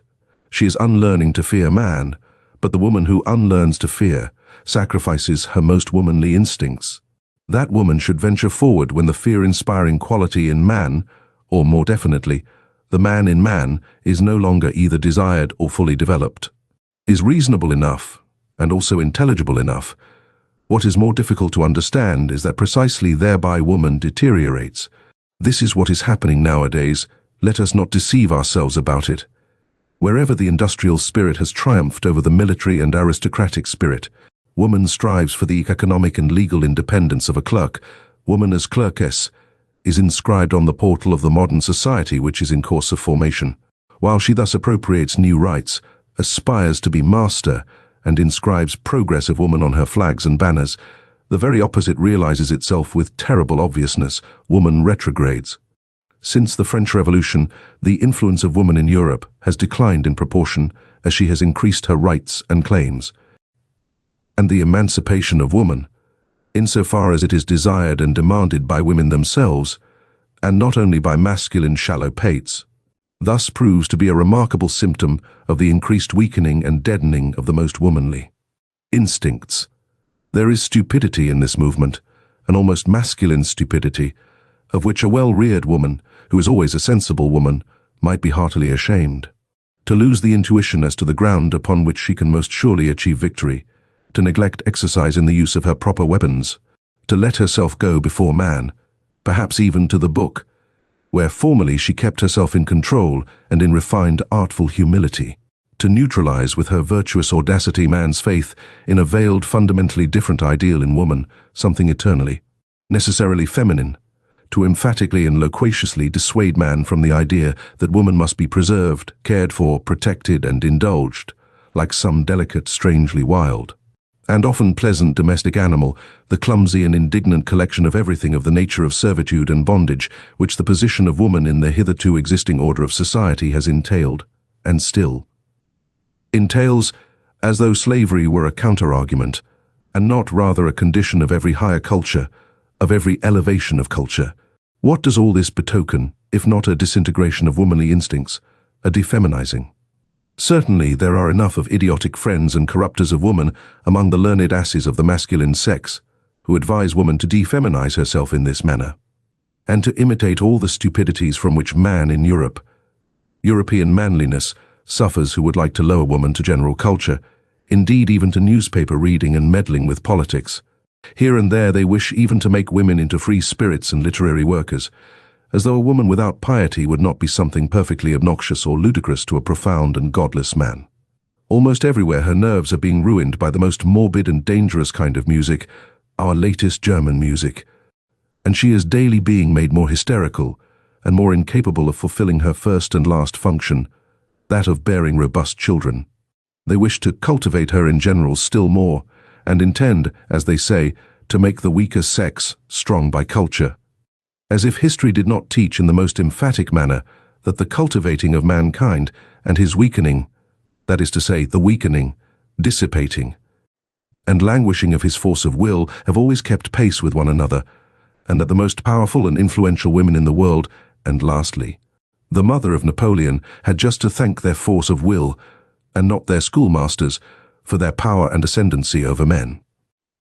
That which inspires respect in woman, and often enough fear also, is her nature, which is more natural than that of man, her genuine carnivora-like cunning flexibility, her tiger claws beneath the glove, her naivete in egoism, her untrainableness and innate wildness, the incomprehensibleness, extent and deviation of her desires and virtues. That which, in spite of fear, excites one's sympathy for the dangerous and beautiful cat, woman, is that she seems more afflicted, more vulnerable, more necessitous of love, and more condemned to disillusionment than any other creature. Fear and sympathy it is, with these feelings that man has hitherto stood in the presence of woman, always with one foot already in tragedy, which rends while it delights. What? And all that is now to be at an end, and the disenchantment of woman is in progress. The tediousness of woman is slowly evolving. O Europe, Europe! We know the horned animal which was always most attractive to thee, from which danger is ever again threatening thee. Thy old fable might once more become history, and immense stupidity might once again overmaster thee and carry thee away. And no God concealed beneath it. No. Only an idea, a modern idea. Chapter 8, Peoples and Countries. 240. I heard once again for the first time Richard Wagner's overture to the Master Singer. It is a piece of magnificent, gorgeous, heavy, latter-day art, which has the pride to presuppose 2 centuries of music as still living. In order that it may be understood, it is an honor to Germans that such a pride did not miscalculate. What flavors and forces, what seasons and climes do we not find mingled in it? It impresses us at one time as ancient, at another time as foreign, bitter, and too modern. It is as arbitrary as it is pompously traditional. It is not infrequently roguish, still oftener rough and coarse. It has fire and courage, and at the same time the loose, dun-colored skin of fruits which ripen too late. It flows broad and full, and suddenly there is a moment of inexplicable hesitation, like a gap that opens between cause and effect, an oppression that makes us dream. Almost a nightmare, but already it broadens and widens anew, the old stream of delight, the most manifold delight of old and new happiness, including especially the joy of the artist in himself, which he refuses to conceal, his astonished, happy cognizance of his mastery of the expedients here employed, the newly acquired, imperfectly tested expedients of art which he apparently betrays to us. All in all, however, no beauty, no south, nothing of the delicate southern clearness of the sky, nothing of grace, no dance, hardly a will to logic. A certain clumsiness even, which is also emphasized, as though the artist wished to say to us, "It is part of my intention." A cumbersome drapery, something arbitrarily barbaric and ceremonious, a flurrying of learned and venerable conceits and witticisms. Something German in the best and worst sense of the word, something in the German style, manifold, formless, and inexhaustible. A certain German potency and superplenitude of soul, which is not afraid to hide itself under the refinements of decadence, which, perhaps, feels itself most at ease there. A real, genuine token of the German soul, which is at the same time young and aged, too ripe, and yet still too rich in futurity. This kind of music expresses best what I think of the Germans. They belong to the day before yesterday and the day after tomorrow. They have as yet no today. 241. We good Europeans, we also have hours when we allow ourselves a warm-hearted patriotism, a plunge and relapse into old loves and narrow views. I have just given an example of 8 hours of national excitement, of patriotic anguish, and all other sorts of old-fashioned floods of sentiment. Duller spirits may perhaps only get done with what confines its operations in us to hours and plays itself out in hours, in a considerable time. Some in half a year, others in half a lifetime, according to the speed and strength with which they digest and change their material. Indeed, I could think of sluggish, hesitating races, which even in our rapidly moving Europe, would require half a century ere they could surmount such atavistic attacks of patriotism and soil attachment, and return once more to reason, that is to say, to good Europeanism. And while digressing on this possibility, I happened to become an ear witness of a conversation between 2 old patriots. They were evidently both hard of hearing and consequently spoke all the louder. "He has as much and knows as much philosophy as a peasant or a corps student," said the one. "He is still innocent. But what does that matter nowadays? It is the age of the masses they lie on. their belly before everything that is massive. And so also in Prejudices, a statesman who rears up for them a new Tower of Babel, some monstrosity of empire and power, they call great. What does it matter that we more prudent and conservative ones do not meanwhile give up the old belief that it is only the great thought that gives greatness to an action or affair? Supposing a statesman were to bring his people into the position of being obliged henceforth to practice high politics, for which they were by nature badly endowed and prepared, so that they would have to sacrifice their old and reliable virtues, out of love to a new and doubtful mediocrity. Supposing a statesman were to condemn his people generally to practice politics, when they have hitherto had something better to do and think about, and when in the depths of their souls they have been unable to free themselves from a prudent loathing of the restlessness, emptiness, and noisy wranglings of the essentially politics-practicing nations, supposing such a statesman were to stimulate the slumbering passions and avidities of his people, were to make a stigma out of their former diffidence and delight in aloofness, an offense out of their exoticism and hidden permanency, were to depreciate their most radical proclivities, subvert their consciences, make their minds narrow, and their tastes national what? A statesman who should do all this, which his people would have to do penance for throughout their whole future, if they had a future, such a statesman would be great, would he? Undoubtedly, replied the other old patriot vehemently. Otherwise he could not have done it. It was mad, perhaps, to wish such a thing. But perhaps everything great has been just as mad at its commencement. Misuse of words, cried his interlocutor, contradictorily. Strong and mad, not great. The old men had obviously become heated as they thus shouted their truths in each other's faces, but I, in my happiness and apartness, considered how soon a stronger one may become master of the strong, and also that there is a compensation for the intellectual superficializing of a nation, namely, in the deepening of another. 242. Whether we call it civilization, or humanizing, or progress, which now distinguishes the European, whether we call it simply without praise or blame.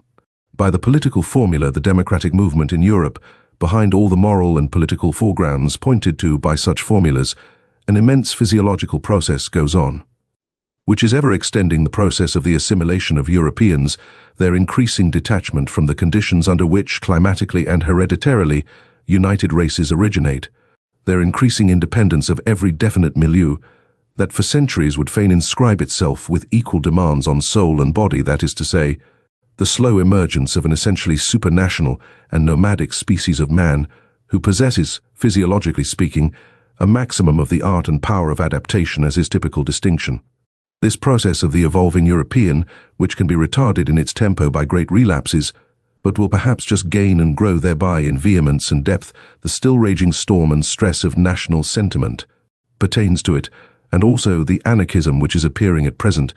This process will probably arrive at results on which its naive propagators and panegyrists, the apostles of modern ideas, would least care to reckon. The same new conditions under which on an average a leveling and mediocrizing of man will take place, a useful, industrious, variously serviceable, and clever gregarious man, are in the highest degree suitable to give rise to exceptional men of the most dangerous and attractive qualities.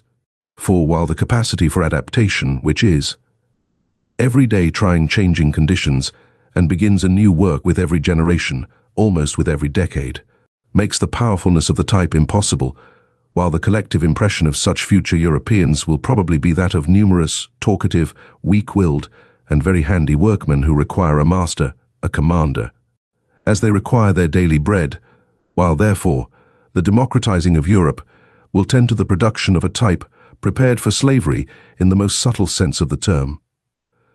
The strong man will necessarily, in individual and exceptional cases, become stronger and richer than he has perhaps ever been before, owing to the unprejudicedness of his schooling, owing to the immense variety of practice, art, and disguise. I meant to say that the democratizing of Europe is at the same time an involuntary arrangement for the rearing of tyrants, taking the word in all its meanings, even in its most spiritual sense. 243. I hear with pleasure that our sun is moving rapidly towards the constellation Hercules, and I hope that the men on this earth will do like the sun, and we foremost, we good Europeans. 244. There was a time when it was customary to call Germans deep by way of distinction, But now that the most successful type of new Germanism is covetous of quite other honors, and perhaps misses smartness in all that has depth, it is almost opportune and patriotic to doubt whether we did not formerly deceive ourselves with that commendation. In short, whether German depth is not at bottom something different and worse, and something from which, thank God, we are on the point of successfully ridding ourselves. Let us try, then, to relearn with regard to German depth. The only thing necessary for the purpose is a little vivisection of the German soul. The German soul is above all manifold, varied in its source, aggregated and superimposed, rather than actually built. This is owing to its origin. A German who would embolden himself to assert, "Two souls, alas, dwell in my breast," would make a bad guess at the truth, or, more correctly, he would come far short of the truth about the number of souls. As a people made up of the most extraordinary mixing and mingling of races, perhaps even with the preponderance of the pre-Aryan element as the people of the center in every sense of the term, the Germans are more intangible, more ample, more contradictory, more unknown, more incalculable, more surprising, and even more terrifying than other peoples are to themselves. They escape definition, and are thereby alone the despair of the French. It is characteristic of the Germans that the question, "What is German?" never dies out among them. Kotzebue certainly knew his Germans well enough. "We are known," they cried jubilantly to him, but Sand also thought he knew them. Jean-Paul knew what he was doing when he declared himself incensed at Fichte's lying but patriotic flatteries and exaggerations, but it is probable that Goethe thought differently about Germans from Jean-Paul, even though he acknowledged him to be right with regard to Fichte. It is a question what Goethe really thought about the Germans. But about many things around him he never spoke explicitly, and all his life he knew how to keep an astute silence. Probably he had good reason for it. It is certain that it was not the wars of independence that made him look up more joyfully, any more than it was the French Revolution, the event on account of which he reconstructed his Faust. And indeed the whole problem of man was the appearance of Napoleon. There are words of Goethe in which he condemns with impatient severity, as from a foreign land, that which Germans take a pride in. He once defined the famous German turn of mind as indulgence towards its own and others' weaknesses. Was he wrong? It is characteristic of Germans that one is seldom entirely wrong about them. The German soul has passages and galleries in it. There are caves, hiding places, and dungeons therein. Its disorder has much of the charm of the mysterious. The German is well acquainted with the bypaths to chaos. And as everything loves its symbol, so the German loves the clouds and all that is obscure, evolving, crepuscular, damp and shrouded. It seems to him that everything uncertain, undeveloped, self-displacing, and growing is deep. The German himself does not exist. He is becoming, he is developing himself. Development is therefore the essentially German discovery, and hit in the great domain of philosophical formulas a ruling idea, which, together with German beer and German music, is laboring to Germanize all Europe. Foreigners are astonished and attracted by the riddles which the conflicting nature at the basis of the German soul propounds to them, riddles which Hegel systematized and Richard Wagner has in the end set to music. Good-natured and spiteful such a juxtaposition, preposterous in the case of every other people, is unfortunately only too often justified in Germany. One has only to live for a while among Swabians to know this.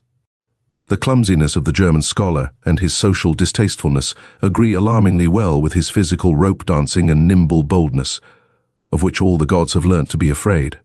If anyone wishes to see the German soul demonstrated ad oculos, let him only look at German taste, at German arts and manners. What boorish indifference to taste! How the noblest and the commonest stand there in juxtaposition! How disorderly and how rich is the whole constitution of this soul! The German drags at his soul, he drags at everything he experiences. He digests his events badly, he never gets done with them, and German depth is often only a difficult, hesitating digestion. And just as all chronic invalids, all dyspeptics like what is convenient, so the German loves frankness and honesty. It is so convenient to be frank and honest. Confidingness, this complaisance, this showing the cards of German honesty, is probably the most dangerous and most successful disguise which the German is up to nowadays. It is his proper Mephistophelian art.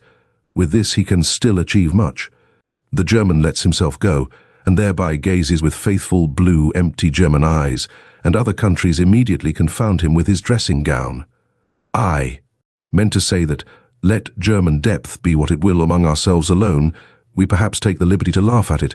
We shall do well to continue henceforth to honour its appearance and good name, and not barter away too cheaply our old reputation as a people of depth for Prussian smartness and Berlin wit and sand. It is wise for a people to pose, and let itself be regarded as profound, clumsy, good-natured, honest and foolish. It might even be profound to do so. Finally, we should do honour to our name. We are not called the Tusch Volk, deceptive people, for nothing. 245. The good old time is past, it sang itself out in Mozart. How happy are we that his Rococo still speaks to us, that his good company, his tender enthusiasm, his childish delight in the Chinese and its flourishes, his courtesy of heart, his longing for the elegant, the amorous, the tripping, the tearful, and his belief in the South, can still appeal to something left in us. Ah, some time or other it will be over with it. But who can doubt that it will be over still sooner with the intelligence and taste for Beethoven? For he was only the last echo of a break and transition in style, and not, like Mozart, the last echo of a great European taste which had existed for centuries.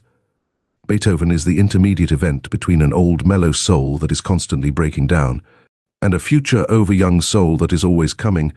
There is spread over his music the twilight of eternal loss and eternal extravagant hope, the same light in which Europe was bathed when it dreamed with Rousseau, when it danced round the tree of liberty of the Revolution, and finally almost fell down in adoration before Napoleon. But how rapidly does this very sentiment now pale? How difficult nowadays is even the apprehension of this sentiment? How strangely does the language of Rousseau, Schiller, Shelley and Byron sound to our ear, in whom collectively the same fate of Europe was able to speak, which knew how to sing in Beethoven. Whatever. German music came afterwards, belongs to Romanticism, that is to say, to a movement which, historically considered, was still shorter, more fleeting, and more superficial than that great interlude, the transition of Europe from Rousseau to Napoleon and to the rise of democracy. Weber, but what do we care nowadays for Freischütz and Oberon, or Marschner's Hans Heiling and Vampire, or even Wagner's Tannhauser? That is extinct, although not yet forgotten music. This whole music of Romanticism, besides, was not noble enough, was not musical enough to maintain its position anywhere but in the theatre and before the masses. From the beginning, it was second-rate music, which was little thought of by genuine musicians. It was different with Felix Mendelssohn, that halcyon master, who, on account of his lighter, purer, happier soul, quickly acquired admiration, and was equally quickly forgotten, as the beautiful episode of German music. But with regard to Robert Schumann, who took things seriously, and has been taken seriously from the first, he was the last that founded a school, do we not now regard it as a satisfaction, a relief, a deliverance, that this very Romanticism of Schumann's has been surmounted? Schumann, fleeing into the Saxon Switzerland of his soul, with a half Werther-like, half Jean-Paul-like nature, assuredly not like Beethoven, assuredly not like Byron. His Manfred music is a mistake and a misunderstanding to the extent of injustice. Schumann, with his taste, which was fundamentally a petty taste, that is to say, a dangerous propensity, doubly dangerous among Germans, for quiet lyricism and intoxication of the feelings, going constantly apart, timidly withdrawing and retiring, a noble weakling who revelled in nothing but anonymous joy and sorrow, from the beginning a sort of girl and noli me tangere. This Schumann was already merely a German event in music, and no longer a European event, as Beethoven had been, as in a still greater degree Mozart had been. With Schumann, German music was threatened with its greatest danger, that of losing the voice for the soul of Europe and sinking into a merely national affair. 246. What a torture are books written in German to a reader who has a third ear. How indignantly he stands beside the slowly turning swamp of sounds without tune and rhythms without dance, which Germans call a book. And even the German who reads books, how lazily, how reluctantly, how badly he reads. How many Germans know, and consider it obligatory to know, that there is art in every good sentence, art which must be divined.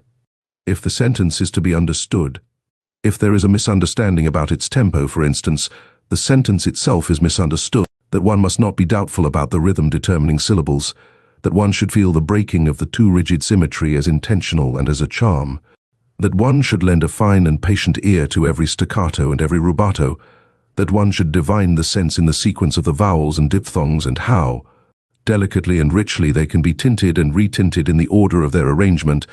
Who among book-reading Germans is complaisant enough to recognize such duties and requirements, and to listen to so much art and intention in language?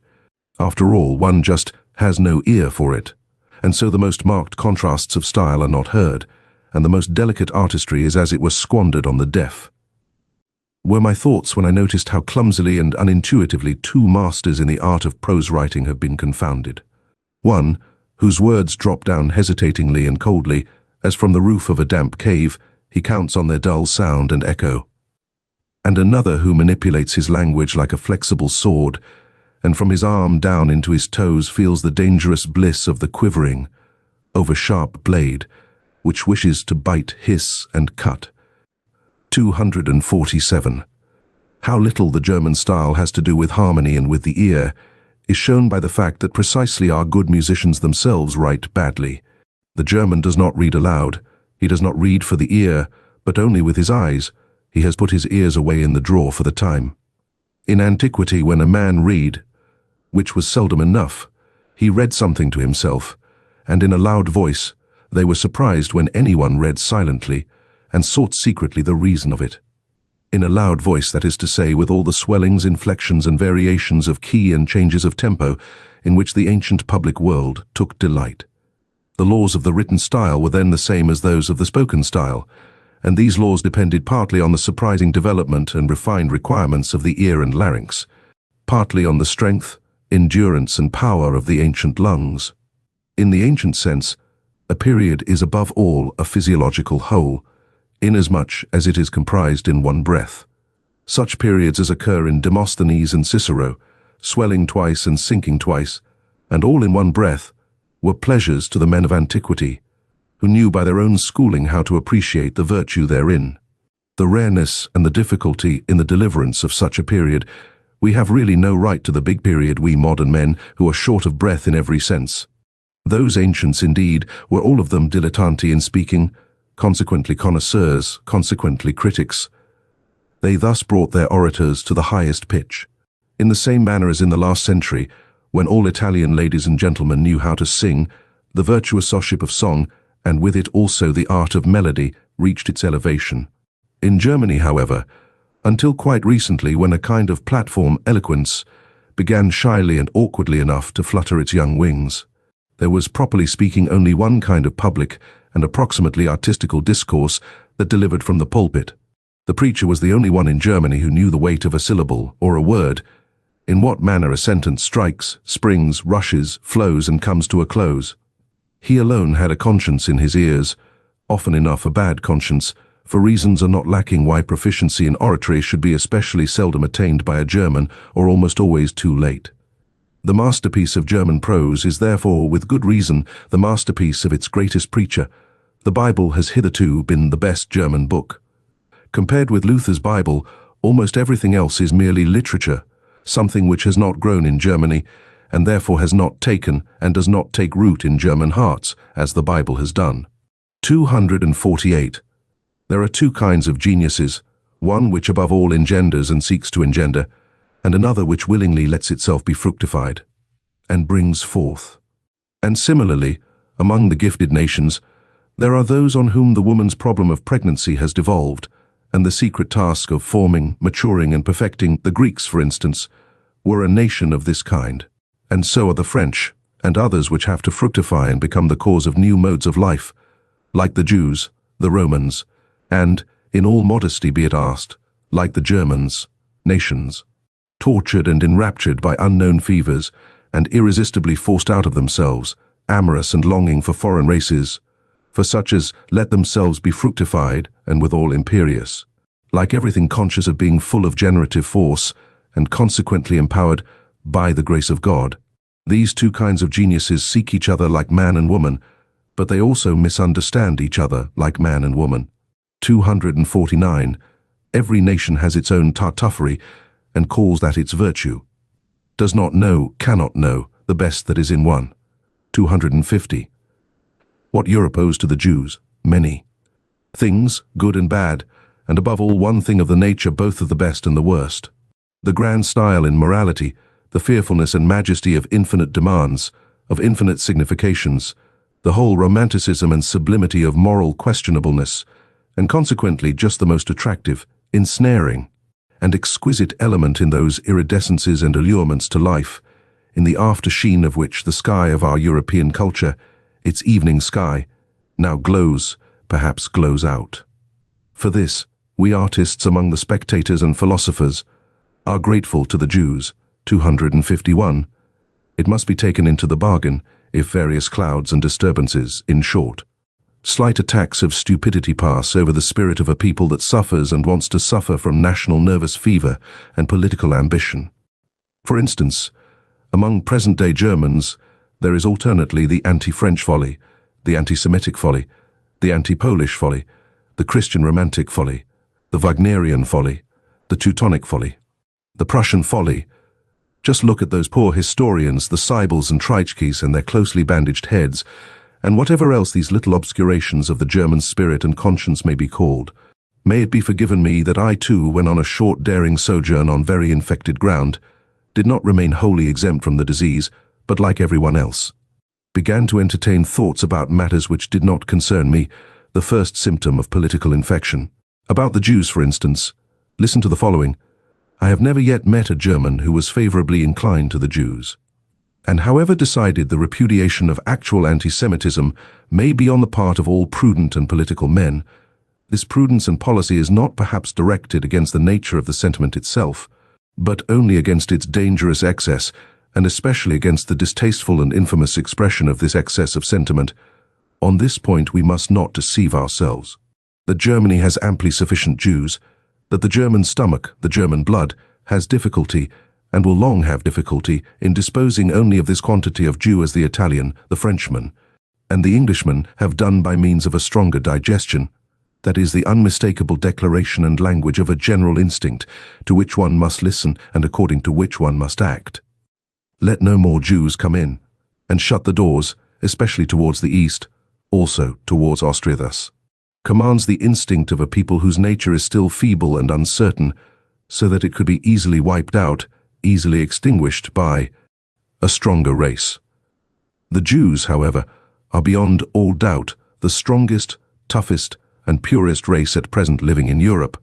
They know how to succeed even under the worst conditions, in fact better than under favorable ones, by means of virtues of some sort, which one would like nowadays to label as vices owing above all to a resolute faith which does not need to be ashamed before modern ideas.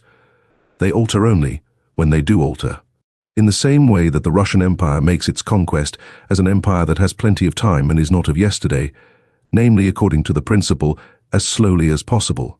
A thinker who has the future of Europe at heart will, in all his perspectives concerning the future, calculate upon the Jews as he will calculate upon the Russians, as above all the surest and likeliest factors in the great play and battle of forces.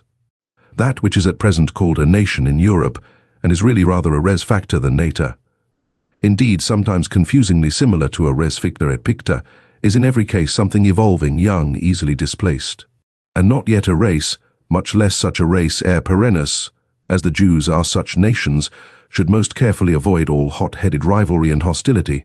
It is certain that the Jews, if they desired, or if they were driven to it, as the anti-Semites seem to wish, could now have the ascendancy, nay, literally the supremacy, over Europe. That they are not working and planning for that end is equally certain. Meanwhile, they rather wish and desire, even somewhat importunely, to be absorbed and absorbed by Europe. They long to be finally settled, authorized and respected somewhere, and wish to put an end to the nomadic life, to the wandering Jew, and one should certainly take account of this impulse and tendency, and make advances to it. It possibly betokens a mitigation of the Jewish instincts, for which purpose it would perhaps be useful and fair to banish the anti-Semitic bawlers out of the country. One should make advances with all prudence, and with selection, pretty much as the English nobility do it. Stands to reason that the more powerful and strongly marked types of new Germanism could enter into relation with the Jews with the least hesitation, for instance, the nobleman officer from the Prussian border. It would be interesting in many ways to see whether the genius for money and patience, and especially some intellect and intellectuality, sadly lacking in the place referred to, could not in addition be annexed and trained to the hereditary art of commanding and obeying, for both of which the country in question has now a classic reputation. But here it is expedient to break off my festal discourse and my sprightly Teutonomania, for I have already reached my serious topic, the European problem, as I understand it, the rearing of a new ruling caste for Europe. 252. They are not a philosophical race. The English, Bacon represents an attack on the philosophical spirit generally, Hobbes, Hume and Locke, an abasement, and a depreciation of the idea of a philosopher for more than a century. It was against Hume that Kant uprose and raised himself. It was Locke of whom Schelling rightly said, "Je méprise Locke." In the struggle against the English mechanical stultification of the world, Hegel and Schopenhauer, along with Goethe, were of one accord. The two hostile brother geniuses in philosophy, who pushed in different directions towards the opposite poles of German thought, and thereby wronged each other, as only brothers will do what is lacking in England, and has always been lacking, that half-actor and rhetorician knew well enough, the absurd muddlehead, Carlyle, who sought to conceal under passionate grimaces what he knew about himself. Namely, what was lacking in Carlyle: real power of intellect, real depth of intellectual perception, in short, philosophy. It is characteristic of such an unphilosophical race to hold on firmly to Christianity. They need its discipline for moralizing and humanizing. The Englishman, more gloomy, sensual, headstrong, and brutal than the German, is for that very reason, as the baser of the two, also the most pious. He has all the more need of Christianity. To finer nostrils, this English Christianity itself has still a characteristic English taint of spleen and alcoholic excess, for which, owing to good reasons, it is used as an antidote, the finer poison, to neutralize the coarser. A finer form of poisoning is in fact a step in advance with coarse-mannered people, a step towards spiritualization. The English coarseness and rustic demureness is still most satisfactorily disguised by Christian pantomime and by praying and psalm singing, or, more correctly, it is thereby explained and differently expressed, and for the herd of drunkards and rakes who formerly learned moral grunting under the influence of Methodism, and more recently as the Salvation Army, a penitential fit may really be the relatively highest manifestation of humanity to which they can be elevated, so much may reasonably be admitted. That, however, which offends even in the humanist Englishman is his lack of music, to speak figuratively and also literally. He has neither rhythm nor dance in the movements of his soul and body. Indeed, not even the desire for rhythm and dance, for music. Listen to him speaking. Look at the most beautiful Englishwoman walking. In no country on earth are there more beautiful doves and swans. Finally, listen to them singing. But I ask too much. 253. There are truths which are best recognized by mediocre minds, because they are best adapted for them.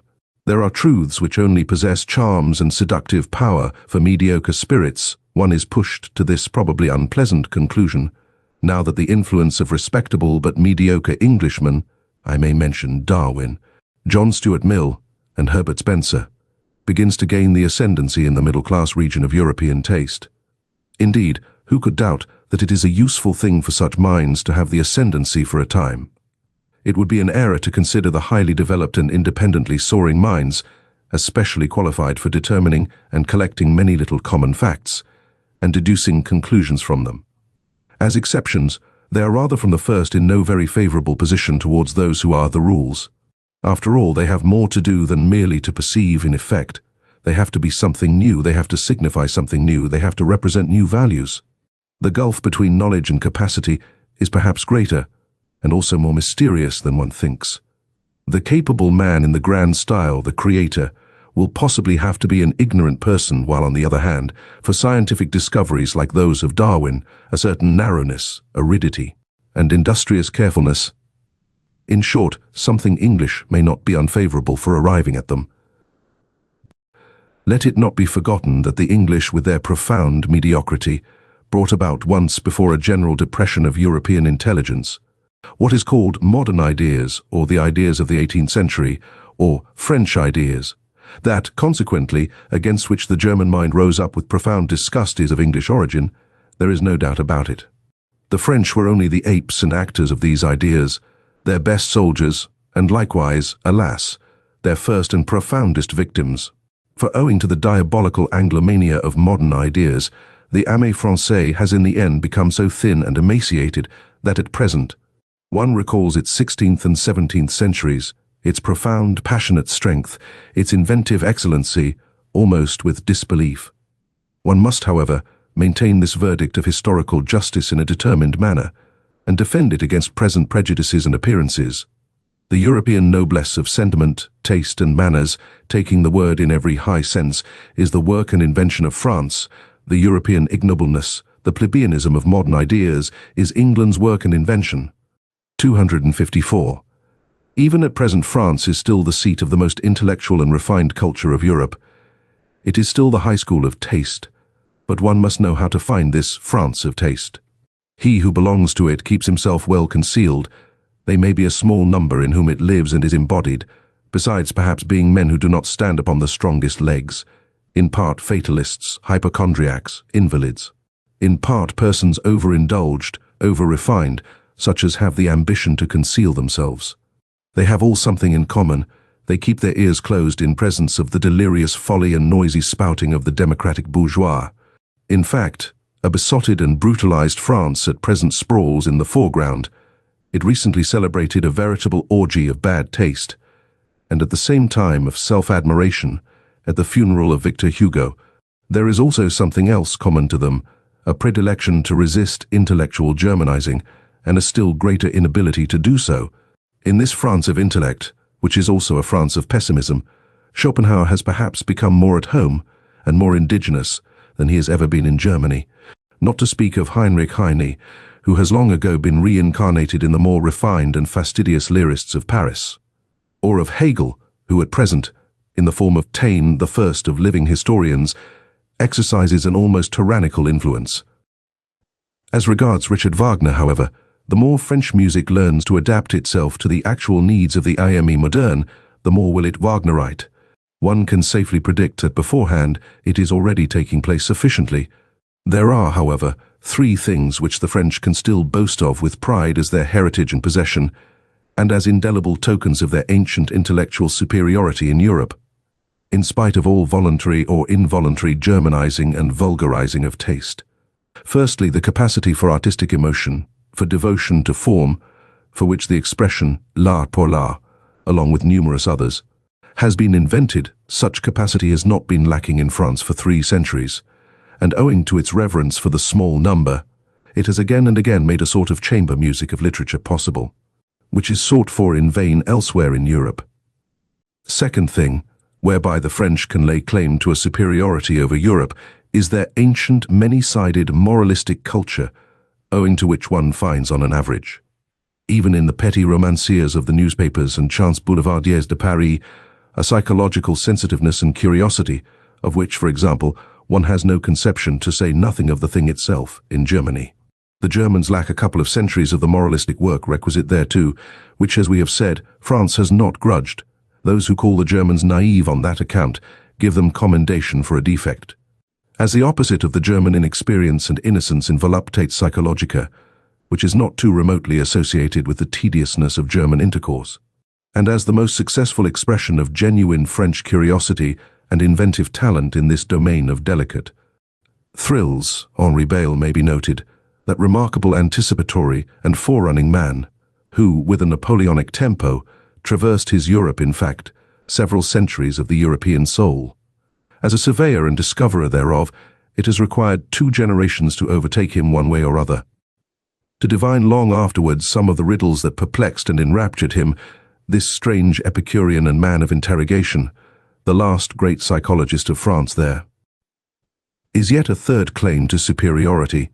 In the French character, there is a successful halfway synthesis of the North and South, which makes them comprehend many things and enjoins upon them other things, which an Englishman can never comprehend. Their temperament, turned alternately to and from the south, in which from time to time the Provençal and Ligurian blood froths over, preserves them from the dreadful northern grey and grey, from sunless conceptual spectrism and from poverty of blood, our German infirmity of taste, for the excessive prevalence of which at the present moment, blood and iron, that is to say, high politics, has with great resolution been prescribed, according to a dangerous healing art, which bids me wait and wait, but not yet hope there, is also still in France a pre-understanding and ready welcome for those rarer and rarely gratified men who are too comprehensive to find satisfaction in any kind of fatherlandism, and know how to love the South when in the North and the North. When in the South the born Midlanders, the good Europeans. For them Bizet has made music, this latest genius, who has seen a new beauty in seduction, who has discovered a piece of the South in music. 255. I hold that many precautions should be taken against German music. Suppose a person loves the South as I love it, as a great school of recovery for the most spiritual and the most sensuous ills, as a boundless solar profusion and effulgence which o'erspreads a sovereign existence, believing in itself well.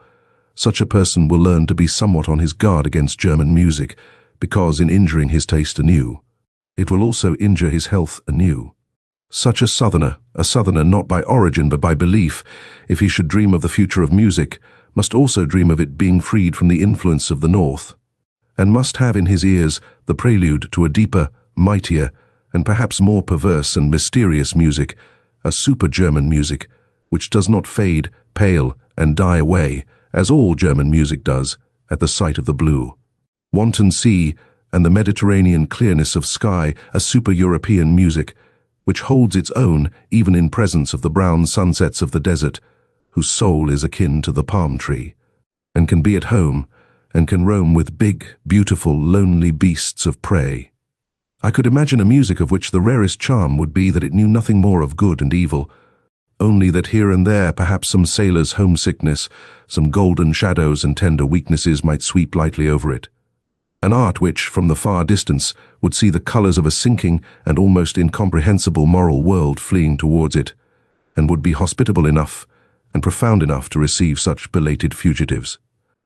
Owing to the morbid estrangement which the nationality craze has induced and still induces among the nations of Europe, owing also to the short-sighted and hasty-handed politicians, who with the help of this craze are at present in power, and do not suspect to what extent the disintegrating policy they pursue must necessarily be only an interlude policy owing to all this and much else that is altogether unmentionable at present.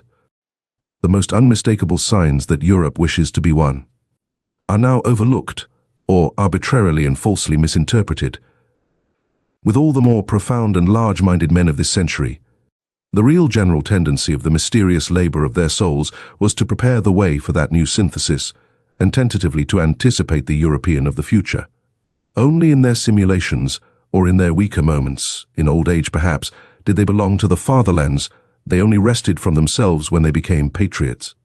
I think of such men as Napoleon, Goethe, Beethoven, Stendhal, Heinrich Heine, Schopenhauer. It must not be taken amiss if I also count Richard Wagner among them, about whom one must not let oneself be deceived by his own misunderstandings.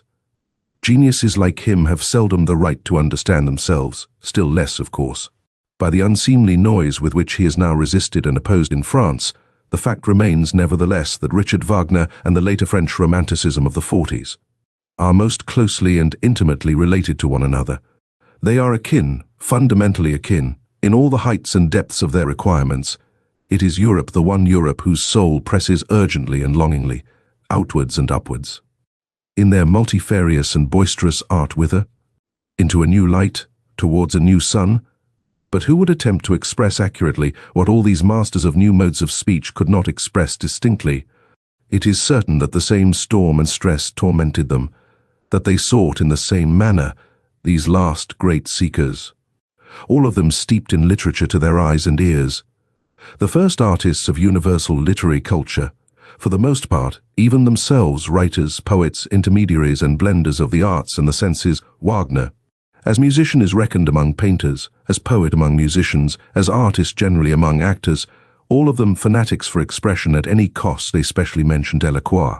The nearest related to Wagner, all of them great discoverers in the realm of the sublime, also of the loathsome and dreadful, still greater discoverers in effect, in display, in the art of the show shop, all of them talented far beyond their genius, out-and-out virtuosi, with mysterious accesses to all that seduces, allures, constrains and upsets, born enemies of logic and of the straight line, hankering after the strange, the exotic, the monstrous, the crooked, and the self-contradictory. As men, Tantalises of the will, plebeian parvenus, who knew themselves to be incapable of a noble tempo or of a lento in life and action, think of Balzac, for instance, unrestrained workers, almost destroying themselves by work, antinomians and rebels in manners, ambitious and insatiable, without equilibrium and enjoyment, all of them finally shattering and sinking down at the Christian cross, and with right and reason, for who of them would have been sufficiently profound and sufficiently original for an anti-Christian philosophy? On the whole, a boldly daring, splendidly overbearing, high-flying and aloft-up-dragging class of higher men, who had first to teach their century, and it is the century of the masses the conception, higher man. Let the German friends of Richard Wagner advise together as to whether there is anything purely German in the Wagnerian art, or whether its distinction does not consist precisely in coming from super-German sources and impulses, in which connection it may not be underrated how indispensable Paris was to the development of his type, which the strength of his instincts made him long to visit at the most decisive time, and how the whole style of his proceedings, of his self-apostolate, could only perfect itself in sight of the French socialistic original. On a more subtle comparison, it will perhaps be found, to the honor of Richard Wagner's German nature, that he has acted in everything with more strength, daring, severity, and elevation than a 19th-century Frenchman could have done, owing to the circumstance that we Germans are as yet nearer to barbarism than the French. Perhaps even the most remarkable creation of Richard Wagner is not only at present, but forever inaccessible, incomprehensible, and inimitable to the whole latter-day Latin race. The figure of Siegfried, that very free man, who is probably far too free, too hard, too cheerful, too healthy, too anti-Catholic for the taste of old and mellow civilized nations. He may even have been a sin against Romanticism. This anti-Latin Siegfried, well, Wagner atoned amply for this sin in his old sad days, when, anticipating a taste which has meanwhile passed into politics, he began, with the religious vehemence peculiar to him, to preach, at least, the way to Rome, if not to walk therein. That these last words may not be misunderstood. I will call to my aid a few powerful rhymes, which will even betray to less delicate ears what I mean counter to the last Wagner and his Parsifal music. Is this our mode? From German heart came this vexed ululating, from German body this self-lacerating?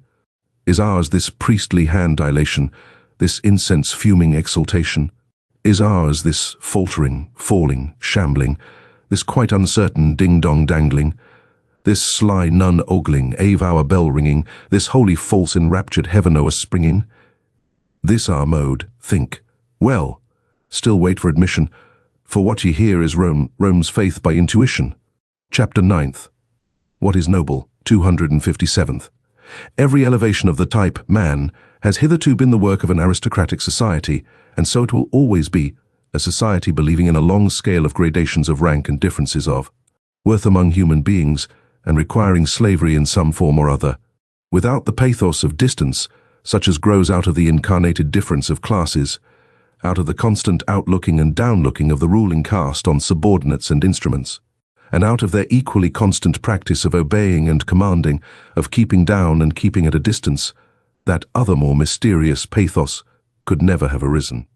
The longing for an ever-new widening of distance within the soul itself, the formation of ever higher, rarer, further, more extended, more comprehensive states, in short, just the elevation of the type man, the continued self-surmounting of man, to use a moral formula in a supermoral sense. To be sure, one must not resign oneself to any humanitarian illusions about the history of the origin of an aristocratic society, that is to say, of the preliminary condition for the elevation of the type man. The truth is hard. Let us acknowledge unprejudicedly how every higher civilization hitherto has originated. Men with a still natural nature, barbarians in every terrible sense of the word, men of prey, still in possession of unbroken strength of will and desire for power, threw themselves upon weaker, more moral, more peaceful races, perhaps trading or cattle-rearing communities, or upon old mellow civilizations in which the final vital force was flickering out in brilliant fireworks of wit and depravity. At the commencement, the noble caste was always the barbarian caste. Their superiority did not consist first of all in their physical, but in their psychical power, They were more complete men, which at every point also implies the same as more complete beasts. 258. Corruption. As the indication that anarchy threatens to break out among the instincts, and that the foundation of the emotions called life is convulsed, is something radically different, according to the organization in which it manifests itself. When, for instance, an aristocracy like that of France at the beginning of the Revolution flung away its privileges with sublime disgust and sacrificed itself to an excess of its moral sentiments. It was corruption.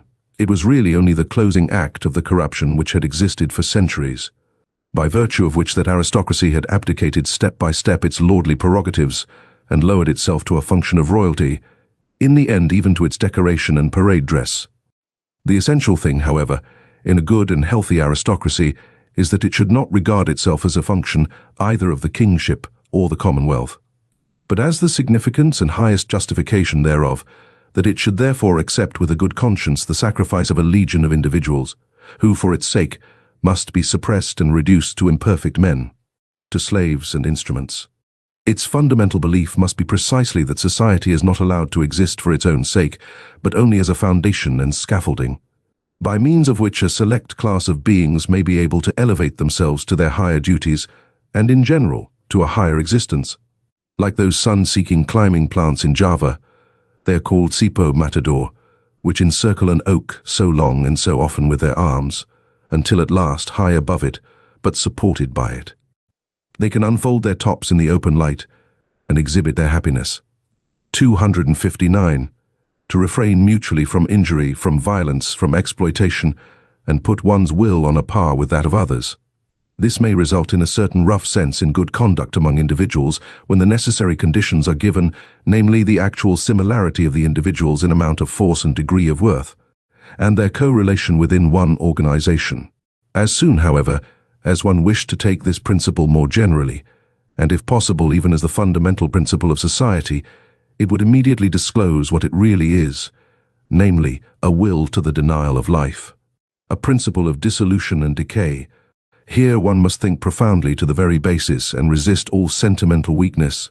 Life itself is essentially appropriation, injury, conquest of the strange and weak, suppression, severity, obtrusion of peculiar forms, incorporation, and at the least, putting it mildest, exploitation. But why should one forever use precisely these words on which for ages a disparaging purpose has been stamped?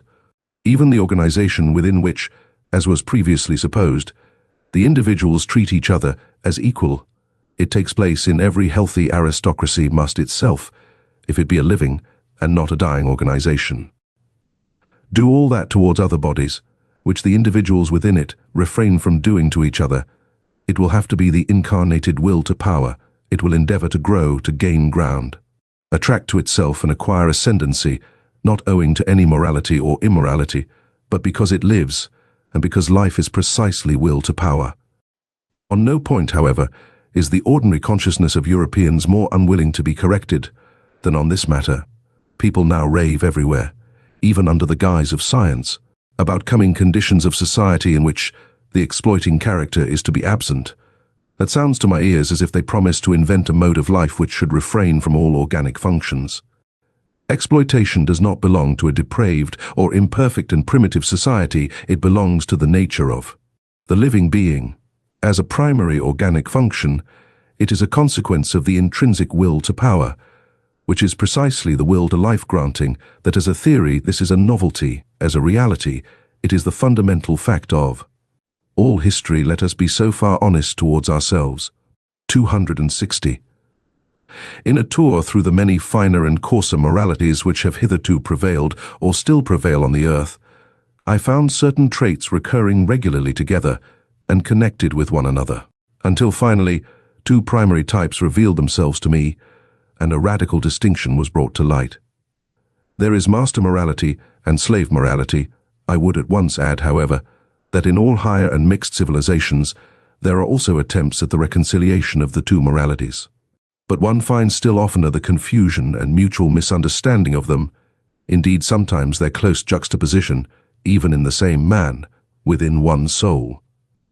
The distinctions of moral values have either originated in a ruling caste, pleasantly conscious of being different from the ruled, or among the ruled class, the slaves and dependents of all sorts. In the first case, when it is the rulers who determine the conception good, it is the exalted, proud disposition which is regarded as the distinguishing feature, and that which determines the order of rank. The noble type of man separates from himself the beings in whom the opposite of this exalted, proud disposition displays itself. He despises them. Let it at once be noted that in this first kind of morality, the antithesis good and bad means practically the same as noble and despicable. The antithesis good and evil is of a different origin. The cowardly, the timid, the insignificant, and those thinking merely of narrow utility are despised. Moreover, also, the distrustful, with their constrained glances, the self-abasing, the dog-like kind of men who let themselves be abused, the mendicant flatterers, and above all the liars. It is a fundamental belief of all aristocrats that the common people are untruthful. We truthful ones, the nobility in ancient Greece called themselves. It is obvious that everywhere the designations of moral value were at first applied to men, and were only derivatively, and at a later period applied to actions. It is a gross mistake, therefore, when historians of morals start with questions like, why have sympathetic actions been praised? The noble type of man regards himself as a determiner of values. He does not require to be approved of. He passes the judgment. What is injurious to me is injurious in itself. He knows that it is he himself only who confers honor on things. He is a creator of values. He honors whatever he recognizes in himself. Such morality equals self-glorification. In the foreground there is the feeling of plenitude, of power, which seeks to overflow, the happiness of high tension, the consciousness of a wealth which would fain give and bestow. The noble man also helps the unfortunate, but not or scarcely out of pity, but rather from an impulse generated by the superabundance of power. The noble man honors in himself the powerful one, him also who has power over himself, who knows how to speak and how to keep silence, who takes pleasure in subjecting himself to severity and hardness, and has reverence for all that is severe and hard. Wotan placed a hard heart in my breast, says an old Scandinavian saga. It is thus rightly expressed from the soul of a proud Viking. Such a type of man is even proud of not being made for sympathy. The hero of the saga therefore adds warningly, he who has not a hard heart when young will never have one. The noble and brave who think thus are the furthest removed from the morality which sees precisely in sympathy, or in acting for the good of others, or in disinterestment, the characteristic of the moral, faith in oneself, pride in oneself, a radical enmity and irony towards selflessness, belong as definitely to noble morality as do a careless scorn and precaution in presence of sympathy and the warm heart. It is the powerful who know how to honor. It is their art, their domain for invention. The profound reverence for age and for tradition. All law rests on this double reverence. The belief and prejudice in favor of ancestors and unfavorable to newcomers is typical in the morality of the powerful. And if, reversely, men of modern ideas believe almost instinctively in progress and the future, and are more and more lacking in respect for old age, the ignoble origin of these ideas has complacently betrayed itself thereby. A morality of the ruling class, however, is more especially foreign and irritating to present-day taste in the sternness of its principle that one has duties only to one's equals, that one may act towards beings of a lower rank, towards all that is foreign just as seems good to one, or as the heart desires. And in any case, beyond good and evil, it is here that sympathy and similar sentiments can have a place. The ability and obligation to exercise prolonged gratitude and prolonged revenge, both only within the circle of equals, artfulness in retaliation, refinement of the idea in friendship, a certain necessity to have enemies as outlets for the emotions of envy, quarrelsomeness, arrogance, in fact, in order to be a good friend. All these are typical characteristics of the noble morality, which, as has been pointed out, is not the morality of modern ideas, and is therefore at present difficult to realize and also to unearth and disclose. Is otherwise with the second type of morality, slave morality. Supposing that the abused, the oppressed, the suffering, the unemancipated, the weary, and those uncertain of themselves should moralize, what will be the common element in their moral estimates? Probably a pessimistic suspicion with regard to the entire situation of man will find expression, perhaps a condemnation of man, together with his situation. The slave has an unfavorable eye for the virtues of the powerful. He has a skepticism and distrust, a refinement of distrust of everything good that is there honored. He would fain persuade himself that the very happiness there is not genuine.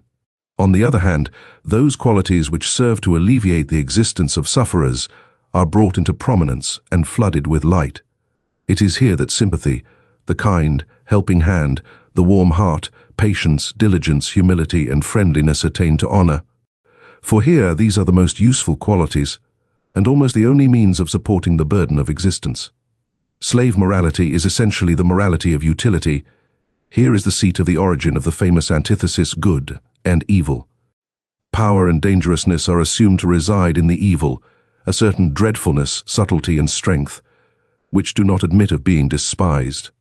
According to slave morality, therefore, the evil man arouses fear. According to master morality, it is precisely the good man who arouses fear and seeks to arouse it, while the bad man is regarded as the despicable being. The contrast attains its maximum when, in accordance with the logical consequences of slave morality, a shade of depreciation, it may be slight and well-intentioned, at last attaches itself to the good man of this morality. Because, according to the servile mode of thought, the good man must in any case be the safe man, he is good-natured, easily deceived, perhaps a little stupid, un bonhomme. Everywhere that slave morality gains the ascendancy, language shows a tendency to approximate the significations of the words good and stupid, a last fundamental difference. The desire for freedom, the instinct for happiness, and the refinements of the feeling of liberty belong as necessarily to slave morals and morality as artifice and enthusiasm in reverence and devotion are the regular symptoms of an aristocratic mode of thinking and estimating. Hence, we can understand without further detail why love as a passion, it is our European specialty, must absolutely be of noble origin.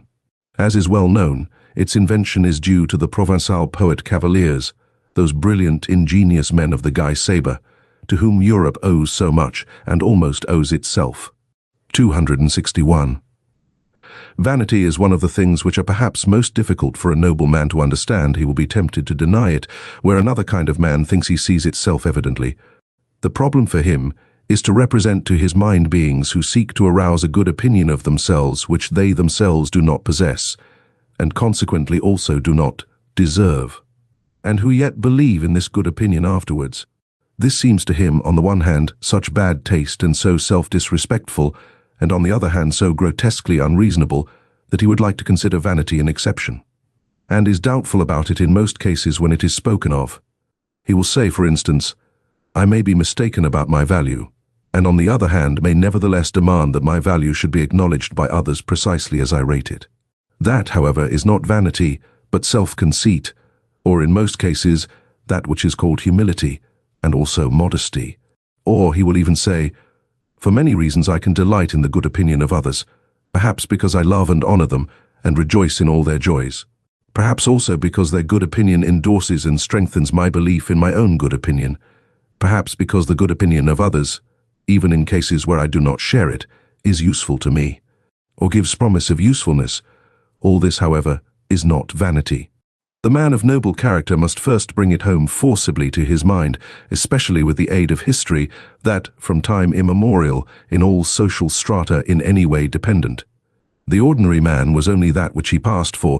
Not being at all accustomed to fix values, he did not assign even to himself any other value than that which his master assigned to him. It is the peculiar right of masters to create values. It may be looked upon as the result of an extraordinary atavism, that the ordinary man, even at present, is still always waiting for an opinion about himself, and then instinctively submitting himself to it, yet by no means only to a good opinion, but also to a bad and unjust one. Think, for instance, of the greater part of the self-appreciations and self-depreciations which believing women learn from their confessors, and which, in general, the believing Christian learns from his church. In fact, conformably to the slow rise of the democratic social order, and its cause, the blending of the blood of masters and slaves, the originally noble and rare impulse of the masters to assign a value to themselves and to think well of themselves will now be more and more encouraged and extended. But it has at all times an older, ampler, and more radically ingrained propensity opposed to it, and in the phenomenon of vanity, This older propensity overmasters the younger. The vain person rejoices over every good opinion which he hears about himself, quite apart from the point of view of its usefulness, and equally regardless of its truth or falsehood. Just as he suffers from every bad opinion, for he subjects himself to both, he feels himself subjected to both, by that oldest instinct of subjection which breaks forth in him. Is the slave in the vain man's blood, the remains of the slave's craftiness, and how much of the slave is still left in woman, for instance, which seeks to seduce to good opinions of itself. It is the slave, too, who immediately afterwards falls prostrate himself before these opinions, as though he had not called them forth. And, to repeat it again, vanity is an atavism. 262. A species originates, and a type becomes established and strong in the long struggle with essentially constant unfavorable conditions. On the other hand, it is known by the experience of breeders that species which receive superabundant nourishment, and in general a surplus of protection and care, immediately tend in the most marked way to develop variations, and are fertile in prodigies and monstrosities, also in monstrous vices. Now look at an aristocratic commonwealth, say an ancient Greek polis or Venice, as a voluntary or involuntary contrivance for the purpose of rearing human beings. There are there men beside one another, thrown upon their own resources, who want to make their species prevail, chiefly because they must prevail, or else run the terrible danger of being exterminated. The favor, the superabundance, the protection are there lacking under which variations are fostered. The species needs itself as species, as something which, precisely by virtue of its hardness, its uniformity, and simplicity of structure, can in general prevail and make itself permanent in constant struggle with its neighbors, or with rebellious or rebellion-threatening vassals. The most varied experience teaches it what are the qualities to which it principally owes the fact that it still exists, in spite of all gods and men, and has hitherto been victorious. These qualities it calls virtues, and these virtues alone it develops to maturity. It does so with severity. Indeed, it desires severity.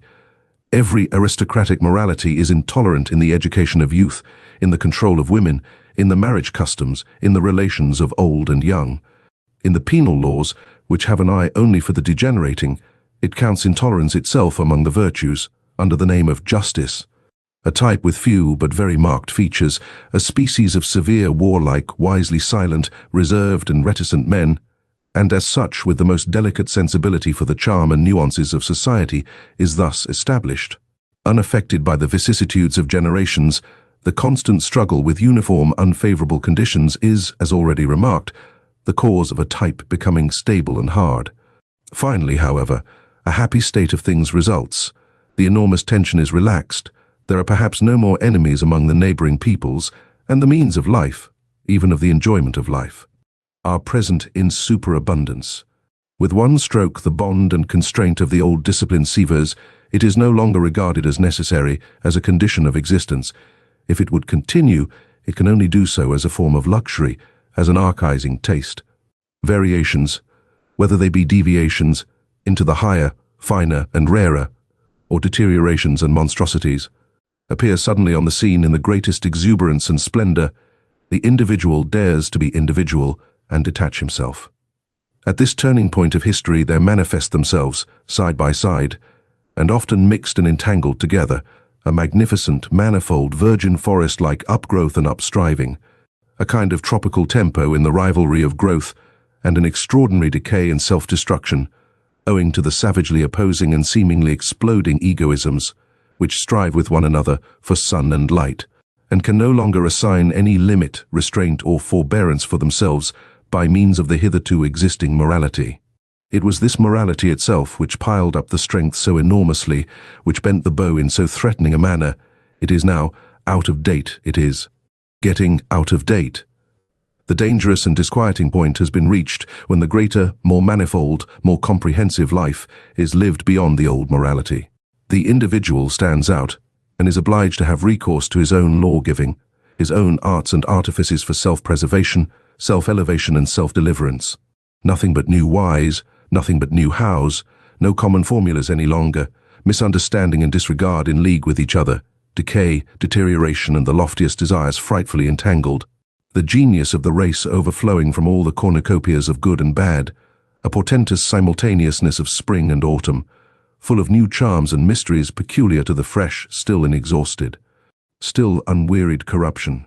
Danger is again present, the mother of morality, great danger, this time shifted into the individual, into the neighbor and friend, into the street, into their own child, into their own heart, into all the most personal and secret recesses of their desires and volitions. What will the moral philosophers who appear at this time have to preach? They discover, these sharp onlookers and loafers, that the end is quickly approaching, that everything around them decays and produces decay, that nothing will endure until the day after tomorrow, except one species of man, the incurably mediocre. The mediocre alone have a prospect of continuing and propagating themselves. They will be the men of the future, the sole survivors. Be like them. Become mediocre is now the only morality which has still a significance, which still obtains a hearing, but it is difficult to preach this morality of mediocrity. It can never avow what it is and what it desires. It has to talk of moderation and dignity and duty and brotherly love. It will have difficulty in concealing its irony. 263. There is an instinct for rank, which more than anything else is already the sign of a high rank. There is a delight in the nuances of reverence, which leads one to infer noble origin and habits. The refinement, goodness, and loftiness of a soul are put to a perilous test when something passes by that is of the highest rank, but is not yet protected by the awe of authority from obtrusive touches and incivilities, something that goes its way like a living touchstone, undistinguished, undiscovered, and tentative, perhaps voluntarily veiled and disguised. He whose task and practice it is to investigate souls will avail himself of many varieties of this very art to determine the ultimate value of a soul, the unalterable, innate order of rank to which it belongs. He will test it by its instinct for reverence. Difference. In John Drahane, the vulgarity of many a nature spurts up suddenly like dirty water when any holy vessel, any jewel from closed shrines, any book bearing the marks of great destiny, is brought before it, while on the other hand, there is an involuntary silence, a hesitation of the eye, a cessation of all gestures, by which it is indicated that a soul feels the nearness of what is worthiest of respect. The way in which, on the whole, the reverence for the Bible has hitherto been maintained in Europe is perhaps the best example of discipline and refinement of manners which Europe owes to Christianity. Books of such profoundness and supreme significance require for their protection an external tyranny of authority in order to acquire the period of thousands of years which is necessary to exhaust and unriddle them.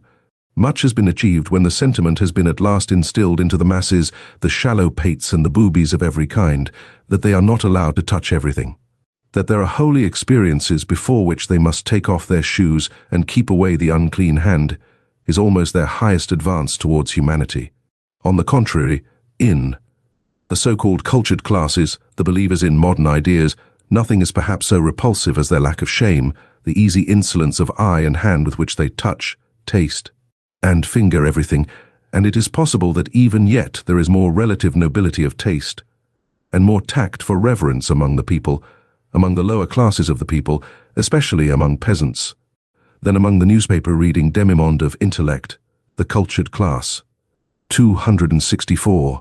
It cannot be effaced from a man's soul what his ancestors have preferably and most constantly done, whether they were perhaps diligent economizers attached to a desk and a cash-box, modest and citizen-like in their desires, modest also in their virtues, or whether they were accustomed to commanding from morning till night, fond of rude pleasures, and probably of still ruder duties and responsibilities, or whether finally, at one time or another, they have sacrificed old privileges of birth and possession in order to live wholly for their faith, for their God, as men of an inexorable and sensitive conscience, which blushes at every compromise. It is quite impossible for a man not to have the qualities and predilections of his parents and ancestors in his constitution, whatever appearances may suggest to the contrary. This is the problem of race. Granted that one knows something of the parents, it is admissible to draw a conclusion about the child. Any kind of offensive incontinence, any kind of sordid envy, or of clumsy self-vaunting, the three things which together have constituted the genuine plebeian type in all times, such must pass over to the child. As surely as bad blood, and with the help of the best education and culture, one will only succeed in deceiving with regard to such heredity, and, What else does education and culture try to do nowadays? In our very democratic, or rather very plebeian age, education and culture must be essentially the art of deceiving with regard to origin, with regard to the inherited plebeianism in body and soul. An educator who nowadays preached truthfulness above everything else, and called out constantly to his pupils, "Be true, be natural, show yourselves as you are."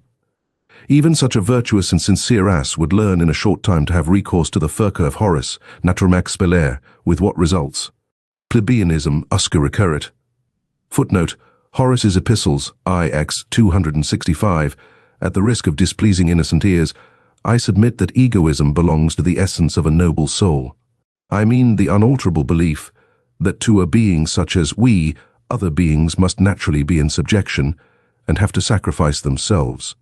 The noble soul accepts the fact of his egoism without question, and also without consciousness of harshness, constraint, or arbitrariness therein, but rather as something that may have its basis in the primary law of things. If he sought a designation for it, he would say, it is justice itself. He acknowledges under certain circumstances, which made him hesitate at first, that there are other equally privileged ones. As soon as he has settled this question of rank, he moves among those equals and equally privileged ones with the same assurance, as regards modesty and delicate respect, which he enjoys in intercourse with himself, in accordance with an innate heavenly mechanism which all the stars understand. It is an additional instance of his egoism. This artfulness and self-limitation in intercourse with his equals, every star, is a similar egoist. He honors himself in them, and in the rights which he concedes to them. He has no doubt that the exchange of honors and rights, as the essence of all intercourse, belongs also to the natural condition of things. The noble soul gives as he takes, prompted by the passionate and sensitive instinct of requital, which is at the root of his nature. The notion of favor has, inter pares, neither significance nor good repute. There may be a sublime way of letting gifts as it were light upon one from above, and of drinking them thirstily like dewdrops, but for those arts and displays the noble soul has no aptitude. His egoism hinders him here. In general, he looks aloft unwillingly. He looks either forward, horizontally, and deliberately, or downwards. He knows that he is on a height. 266. One can only truly esteem him who does not look out for himself. Goethe, to Rathschlosser, 267. The Chinese have a proverb which mothers even teach their children: Xiao Xin, make thy heart small. This is the essentially fundamental tendency in latter-day civilizations. I have no doubt that an ancient Greek also would first of all remark the self-dwarfing in us Europeans of today. In this respect alone, we should immediately be distasteful to him. 268. What, after all, is ignobleness? Words are vocal symbols for ideas. Ideas, however, are more or less definite mental symbols for frequently returning and concurring sensations, for groups of sensations. It is not sufficient to use the same words in order to understand one another. We must also employ the same words for the same kind of internal experiences. We must, in the end, have experiences in common. On this account, the people of one nation understand one another better than those belonging to different nations, even when they use the same language. Or rather, when people have lived long together under similar conditions of climate, soil, danger, requirement, toil, there originates therefrom an entity that understands itself, namely, a nation. In all souls, a like number of frequently recurring experiences have gained the upper hand over those occurring more rarely. About these matters, people understand one another rapidly, and always more rapidly. The history of language is the history of a process of abbreviation. On the basis of this quick comprehension, people always unite closer and closer. The greater the danger, the greater is the need of agreeing quickly and readily about what is necessary, not to misunderstand one another in danger. That is what cannot at all be dispensed with in intercourse. Also, in all loves and friendships, one has the experience that nothing of the kind continues when the discovery has been made that in using the same words, one of the two parties has feelings, thoughts, intuitions, wishes, or fears different from those of the other. The fear of the eternal misunderstanding, that is the good genius which so often keeps persons of different sexes from too hasty attachments, to which sense and heart prompt them, and not some Schopenhauerian genius of the species, Whichever groups of sensations within a soul awaken most readily, begin to speak, and give the word of command. These decide as to the general order of rank of its values, and determine ultimately its list of desirable things. A man's estimates of value betray something of the structure of his soul, and wherein it sees its conditions of life, its intrinsic needs. Supposing now that necessity has from all time drawn together only such men as could express similar requirements and similar experiences by similar symbols, it results on the whole that the easy communicability of need, which implies ultimately the undergoing only of average and common experiences, must have been the most potent of all the forces which have hitherto operated upon mankind.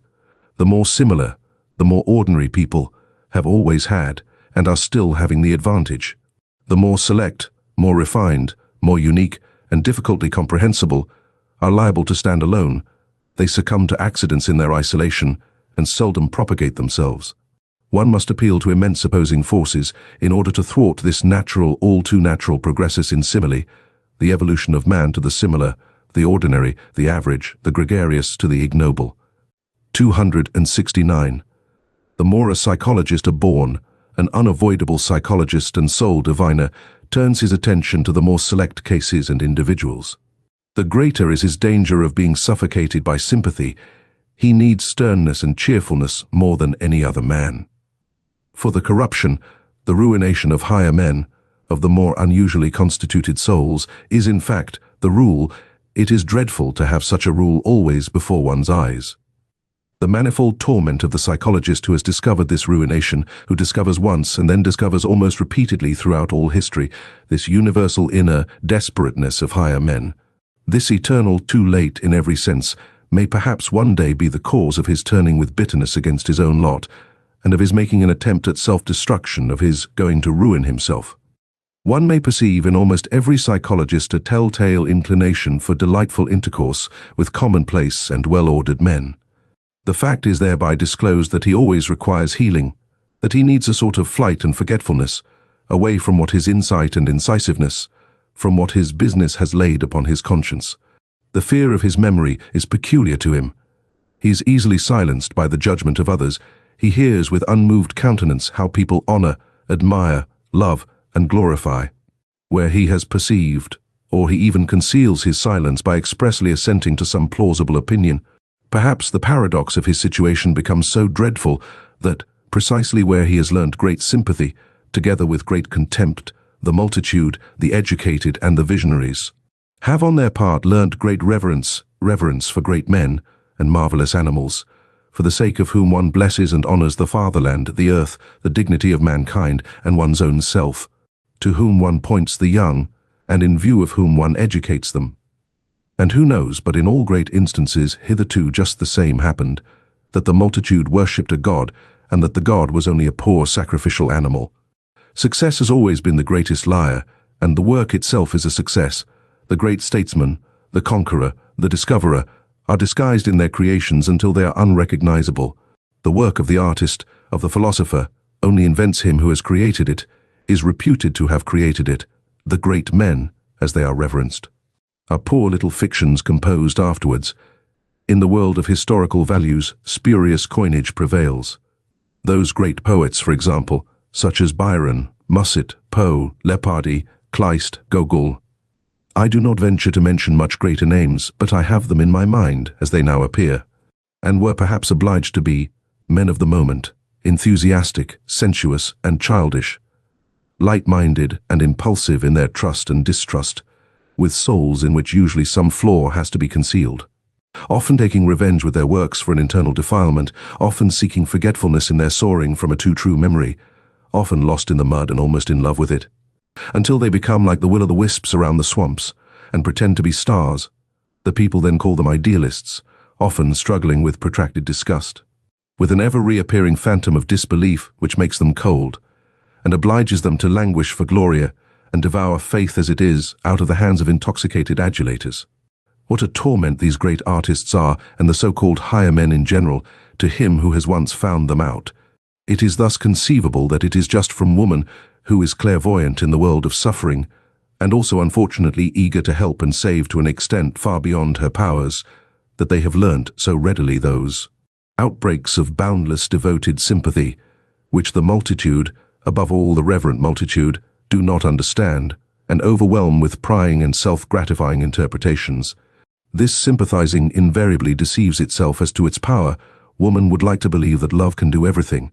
It is the superstition peculiar to her. Alas, he who knows the heart finds out how poor, helpless, pretentious, and blundering even the best and deepest love is. He finds that it rather destroys than saves. Is possible that under the holy fable and travesty of the life of Jesus, there is hidden one of the most painful cases of the martyrdom of knowledge about love. The martyrdom of the most innocent and most craving heart, that never had enough of any human love, that demanded inexorably and frantically to be loved and nothing else. With terrible outbursts against those who refused him their love, the story of a poor soul insatiated and insatiable in love, that had to invent hell to send thither those who would not love him, and that at last, enlightened about human love, had to invent a God who is entire love, entire capacity for love, who takes pity on human love, because it is so paltry, so ignorant. He who has such sentiments, he who has such knowledge about love seeks for death. But why should one deal with such painful matters? Provided, of course, that one is not obliged to do so. The intellectual haughtiness and loathing of every man who has suffered deeply, it almost determines the order of rank how deeply men can suffer, the chilling certainty with which he is thoroughly imbued and colored, that by virtue of his suffering he knows more than the shrewdest and wisest can ever know, that he has been familiar with and at home in many distant dreadful worlds of which you know nothing. This silent intellectual haughtiness of the sufferer, this pride of the elect of knowledge, of the initiated, of the almost sacrificed, finds all forms of disguise necessary to protect itself from contact with officious and sympathizing hands, and in general from all that is not its equal in suffering. Profound suffering makes noble, it separates. Of the most refined forms of disguise is Epicurism, along with a certain ostentatious boldness of taste, which takes suffering lightly, and puts itself on the defensive against all that is sorrowful and profound. They are gay men who make use of gaiety, because they are misunderstood on account of it. They wish to be misunderstood.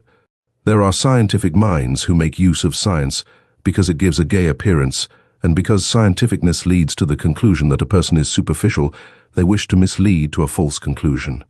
There are free, insolent minds which would fain conceal and deny that they are broken, proud, incurable hearts, the cynicism of Hamlet, the case of Galliani. And occasionally folly itself is the mask of an unfortunate overassured knowledge, from which it follows that it is the part of a more refined humanity to have reverence for the mask, and not to make use of psychology and curiosity in the wrong place. 271. That which separates two men most profoundly is a different sense and grade of purity. What does it matter about all their honesty and reciprocal usefulness? What does it matter about all their mutual goodwill? The fact still remains: they cannot smell each other. The highest instinct for purity places him who is affected with it in the most extraordinary and dangerous isolation as a saint, for it is just holiness, the highest spiritualization of the instinct in question.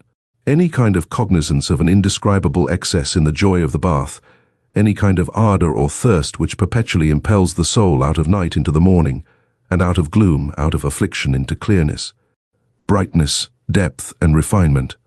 Just as much as such a tendency distinguishes, it is a noble tendency. It also separates. Pity of the saint is pity for the filth of the human, all too human. And there are grades and heights where pity itself is regarded by him as impurity, as filth. 272. Signs of nobility: never to think of lowering our duties to the rank of duties for everybody, to be unwilling to renounce or to share our responsibilities, to count our prerogatives and the exercise of them among our duties. 273. A man who strives after great things looks upon every one whom he encounters on his way either as a means of advance or a delay and hindrance, or as a temporary resting place. His peculiar lofty bounty to his fellow men is only possible when he attains his elevation and dominates. Impatience and the consciousness of being always condemned to comedy up to that time, for even strife is a comedy, and conceals the end. As every means does spoil all intercourse for him, this kind of man is acquainted with solitude, and what is most poisonous in it. 274. The problem of those who wait not happy. Chances are necessary, and many incalculable elements, in order that a higher man in whom the solution of a problem is dormant may yet take action or break forth, as one might say, at the right moment. On an average it does not happen, and in all corners of the earth there are waiting ones sitting, who hardly know to what extent they are waiting, and still less that they wait in vain. Occasionally, too, the waking call comes too late, the chance which gives permission to take action when their best youth and strength for action have been used up in sitting still. And how many a one, just as he sprang up, has found with horror that his limbs are benumbed and his spirits are now too heavy. It is too late, he has said to himself, and has become self-distrustful and henceforth forever useless. In the domain of genius may not the Raphael without hands, taking the expression in its widest sense, perhaps not be the exception, but the rule? Perhaps. Genius is by no means so rare, but rather the 500 hands which it requires in order to tyrannize over the Greek inserted here. The right time in order to take chance by the forelock. 275. He who does not wish to see the height of a man looks all the more sharply at what is low in him and in the foreground, and thereby betrays himself. In all kinds of injury and loss, the lower and coarser soul is better off than the nobler soul. The dangers of the latter must be greater. The probability that it will come to grief and perish is in fact immense, considering the multiplicity of the conditions of its existence. In a lizard a finger grows again which has been lost, not so in man. 277. It is too bad. Always the old story. When a man has finished building his house, he finds that he has learnt unawares something which he ought absolutely to have known before he began to build. The eternal, fatal too late, the melancholia of everything completed. Wanderer, who art thou? I see thee follow thy path without scorn, without love, with unfathomable eyes, wet and sad as a plummet which has returned to the light insatiated out of every depth. What did it seek down there? With a bosom that never sighs, with lips that conceal their loathing, with a hand which only slowly grasps. Who art thou? What hast thou done? Rest thee here. This place has hospitality for every one. Refresh thyself, and whoever thou art, what is it that now pleases thee? What will serve to refresh thee? Only name it. Whatever I have I offer thee. To refresh me. To refresh me. O thou prying one, what sayest thou? But give me, I pray thee, what? What? Speak out. Another mask. A second mask. 279. Men of profound sadness betray themselves when they are happy. They have a mode of seizing upon happiness as though they would choke and strangle it, out of jealousy. They know only too well that it will flee from them. 280. Bad, bad, what? Does he not go back? Yes. But you misunderstand him when you complain about it. He goes back like everyone who is about to make a great spring. Will people believe it of me? But I insist that they believe it of me. I have always thought very unsatisfactorily of myself and about myself, only in very rare cases, only compulsorily.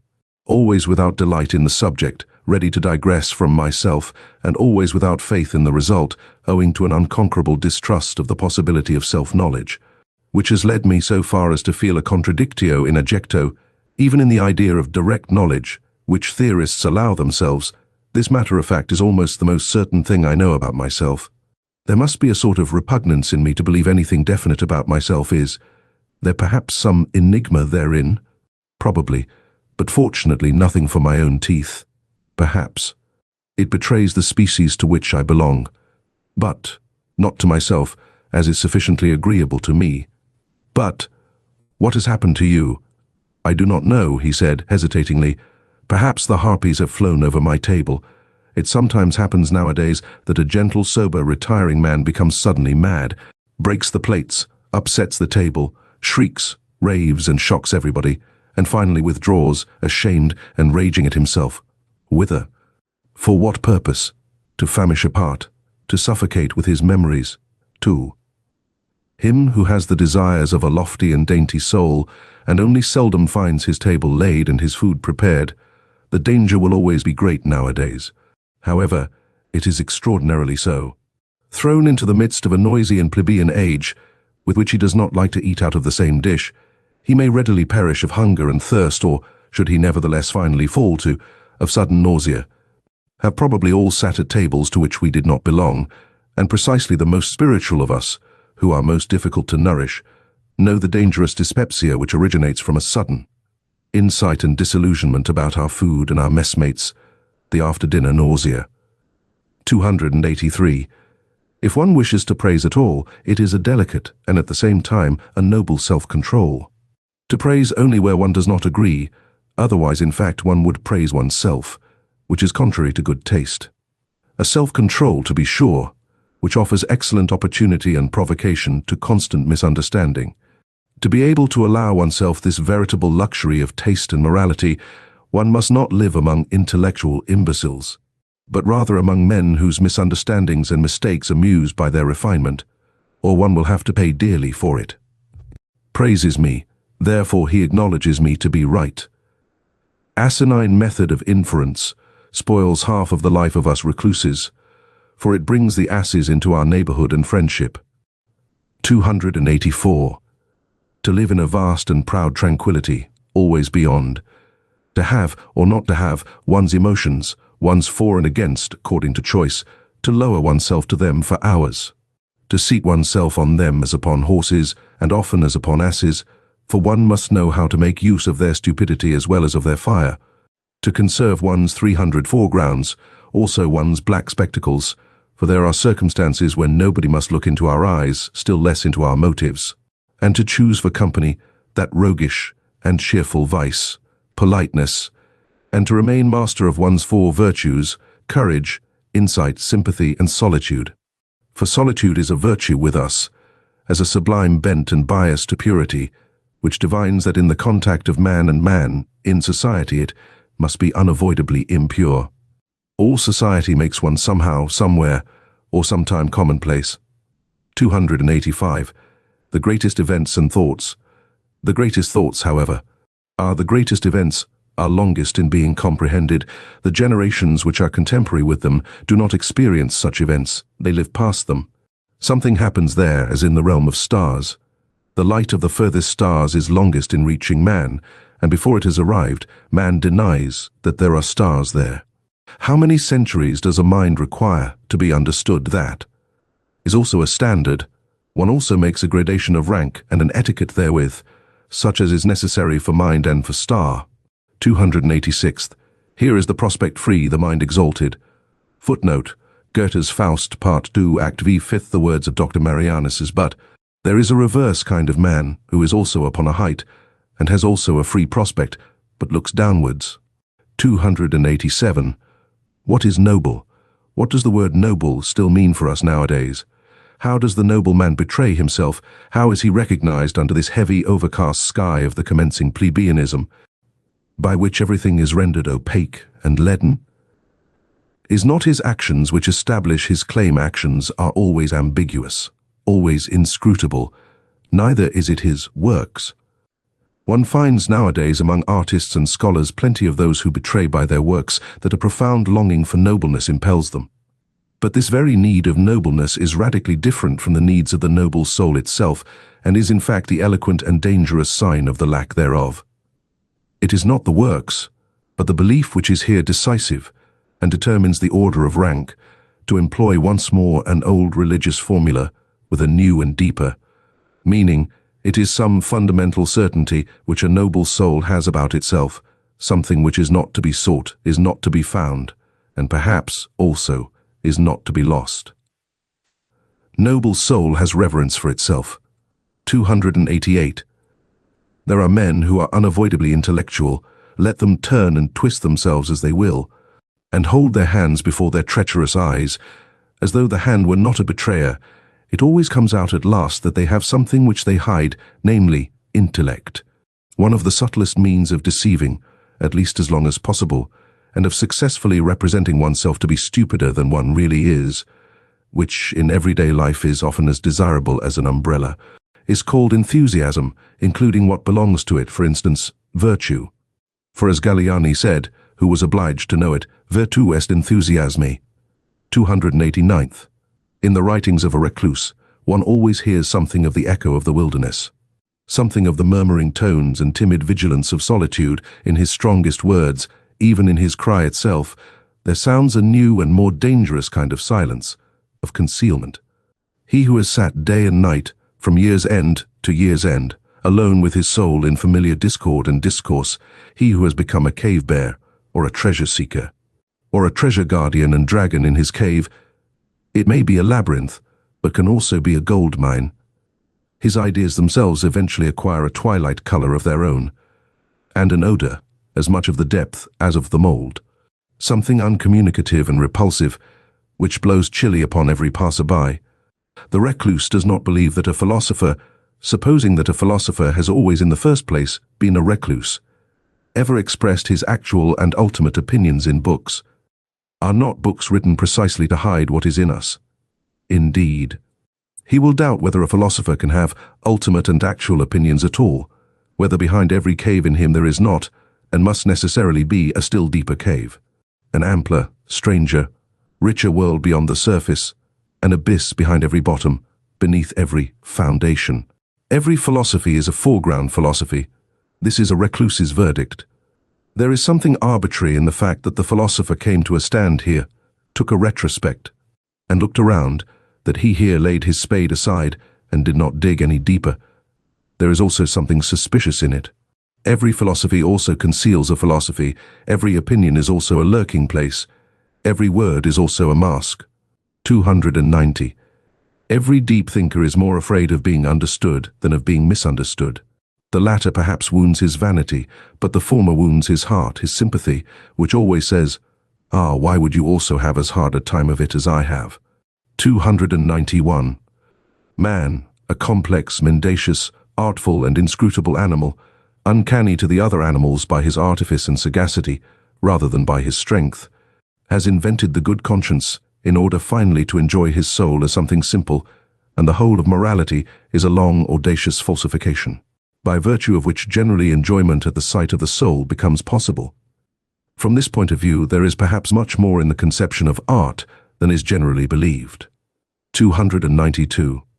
A philosopher, that is a man who constantly experiences, sees, hears, suspects, hopes and dreams extraordinary things, who is struck by his own thoughts as if they came from the outside, from above and below, as a species of events and lightning flashes peculiar to him, who is perhaps himself a storm pregnant with new lightnings.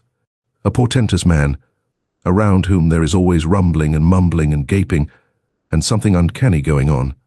A philosopher, alas, a being who often runs away from himself, is often afraid of himself, but whose curiosity always makes him come to himself again. 293. A man who says, "I like that, I take it for my own, and mean to guard and protect it from every one." A man who can conduct a case, carry out a resolution, remain true to an opinion, keep hold of a woman, punish and overthrow insolence. A man who has his indignation and his sword, and to whom the weak, the suffering, the oppressed, and even the animals willingly submit and naturally belong. In short, a man who is a master by nature, when such a man has sympathy, well, that sympathy has value, but of what account is the sympathy of those who suffer, or of those even who preach sympathy? There is nowadays, throughout almost the whole of Europe, sickly irritability and sensitiveness towards pain, and also a repulsive irrestrainableness in complaining, and a feminizing, which, with the aid of religion and philosophical nonsense, seeks to deck itself out as something superior. There is a regular cult of suffering. The unmanliness of that which is called sympathy by such groups of visionaries is always, I believe, the first thing that strikes the eye. Must resolutely and radically taboo this latest form of bad taste. And finally, I wish people to put the good amulet, Guy Saber, gay science, in ordinary language, on heart and neck as a protection against it. 294th. The Olympian vice, despite. The philosopher who, as a genuine Englishman, tried to bring laughter into bad repute in all thinking minds laughing, is a bad infirmity of human nature, which every thinking mind will strive to overcome. Hobbes, I would even allow myself to rank philosophers according to the quality of their laughing up to those who are capable of golden laughter. And supposing that gods also philosophize, which I am strongly inclined to believe, owing to many reasons, I have no doubt that they also know how to laugh thereby in an overman-like and new fashion, and at the expense of all serious things. Gods are fond of ridicule. It seems that they cannot refrain from laughter even in holy matters. 295.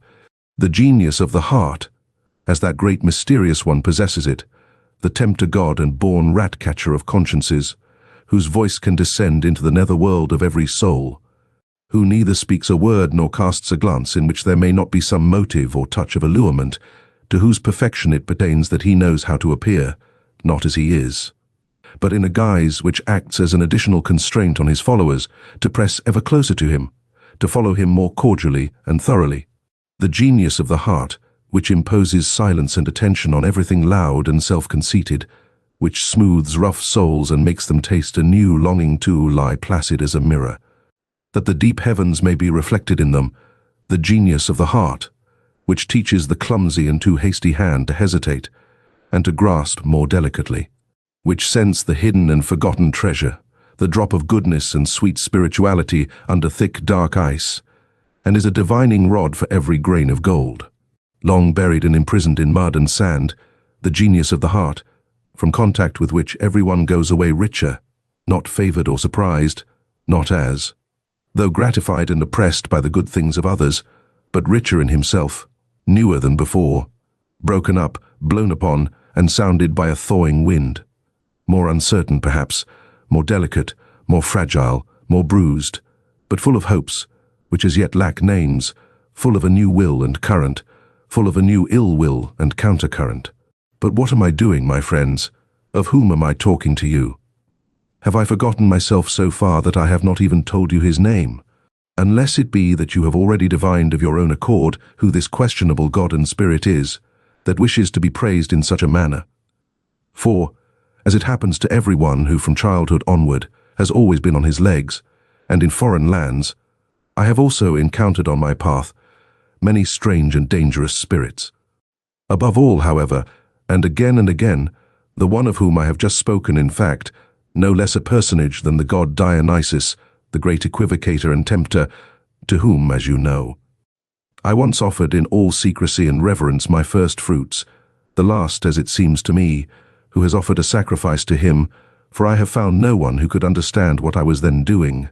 In the meantime, however, I have learned much, far too much, about the philosophy of this god, and, as I said, from mouth to mouth the last disciple and initiate of the god Dionysus, and perhaps I might at last begin to give you, my friends, as far as I am allowed, a little taste of this philosophy, in a hushed voice, as is but seemly, for it has to do with much that is secret, new, strange, wonderful, and uncanny. The very fact that Dionysus is a philosopher, and that therefore gods also philosophize, seems to me a novelty which is not unensnaring, and might perhaps arouse suspicion precisely among philosophers.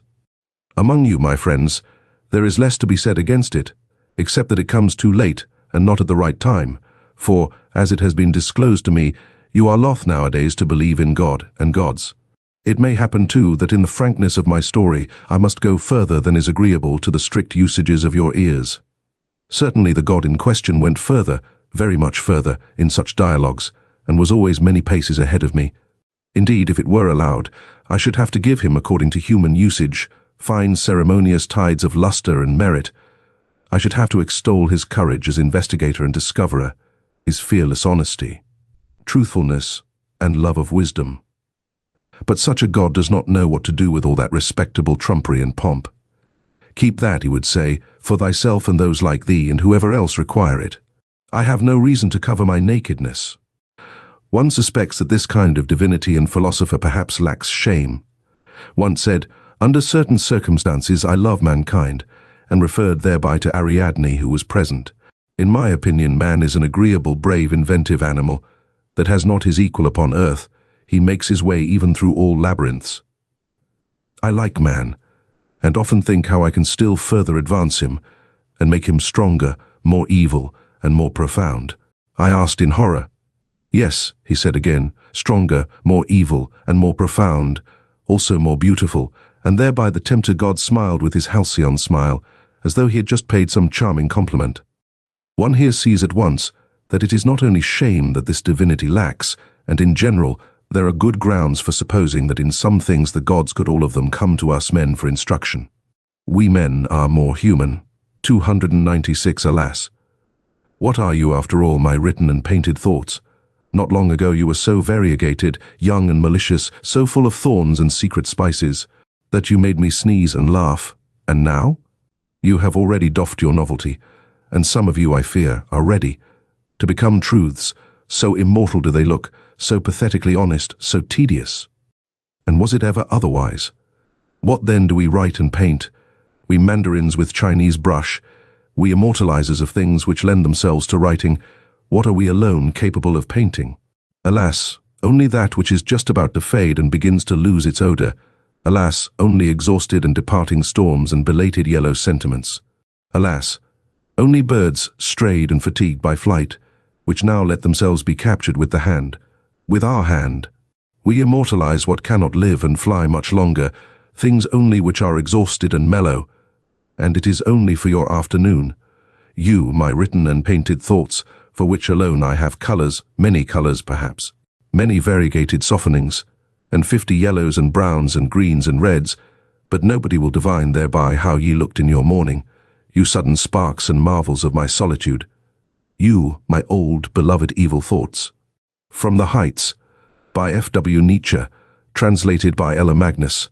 1. Midday of life. O season of delight, my summer's park, uneaseful joy to look, to lurk, to hark.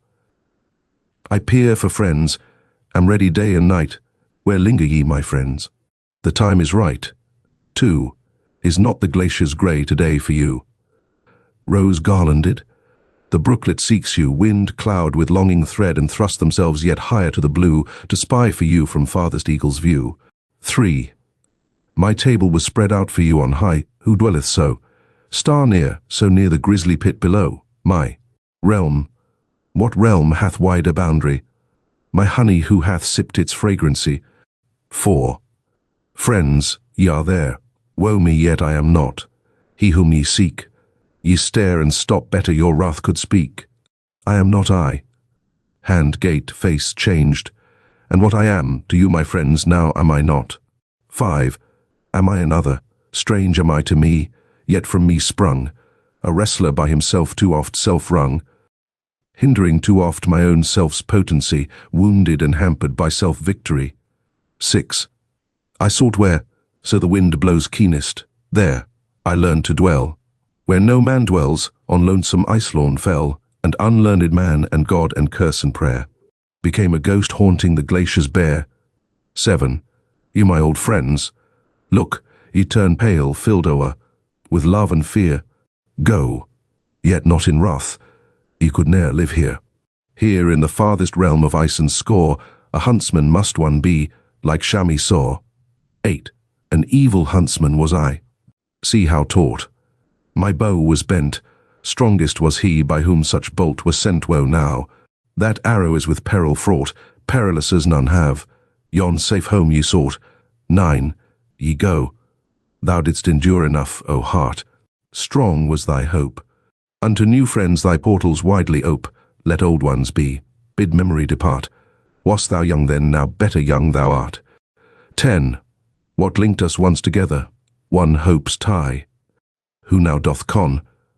Those lines now fading, love once wrote thereon is, like a parchment, which the hand is shy to touch, like crackling leaves, all seared, all dry. 11. Oh, friends no more, they are, what name for those? Friends' phantom flight, knocking at my heart's window pane at night, gazing on me, that speaks we were, and goes, oh, withered words, once fragrant as the rose. 12. Pinings of youth that might not understand, for which I pined, which I deemed changed with me, kin of my kind, but they grew old, and thus were doomed and banned. None but new kith are native of my land. 13. Midday of life, my second youth's delight, my summer's park, unrestful joy to long, to lurk, to hark. I peer for friends am, ready day and night for my new friends. Come, come, the time is right. 14. This song is done, the sweet sad cry of rue sang out its end. A wizard wrought it, he the timely friend, a midday friend. No, do not ask me who at midday 'twas, when one became as two. 15. We keep our feast of feasts, sure of our bourne, our aims self-same, The guest of guests, friend Zarathustra came. The world now laughs. The grisly veil was torn, and light and dark were one that wedding morn.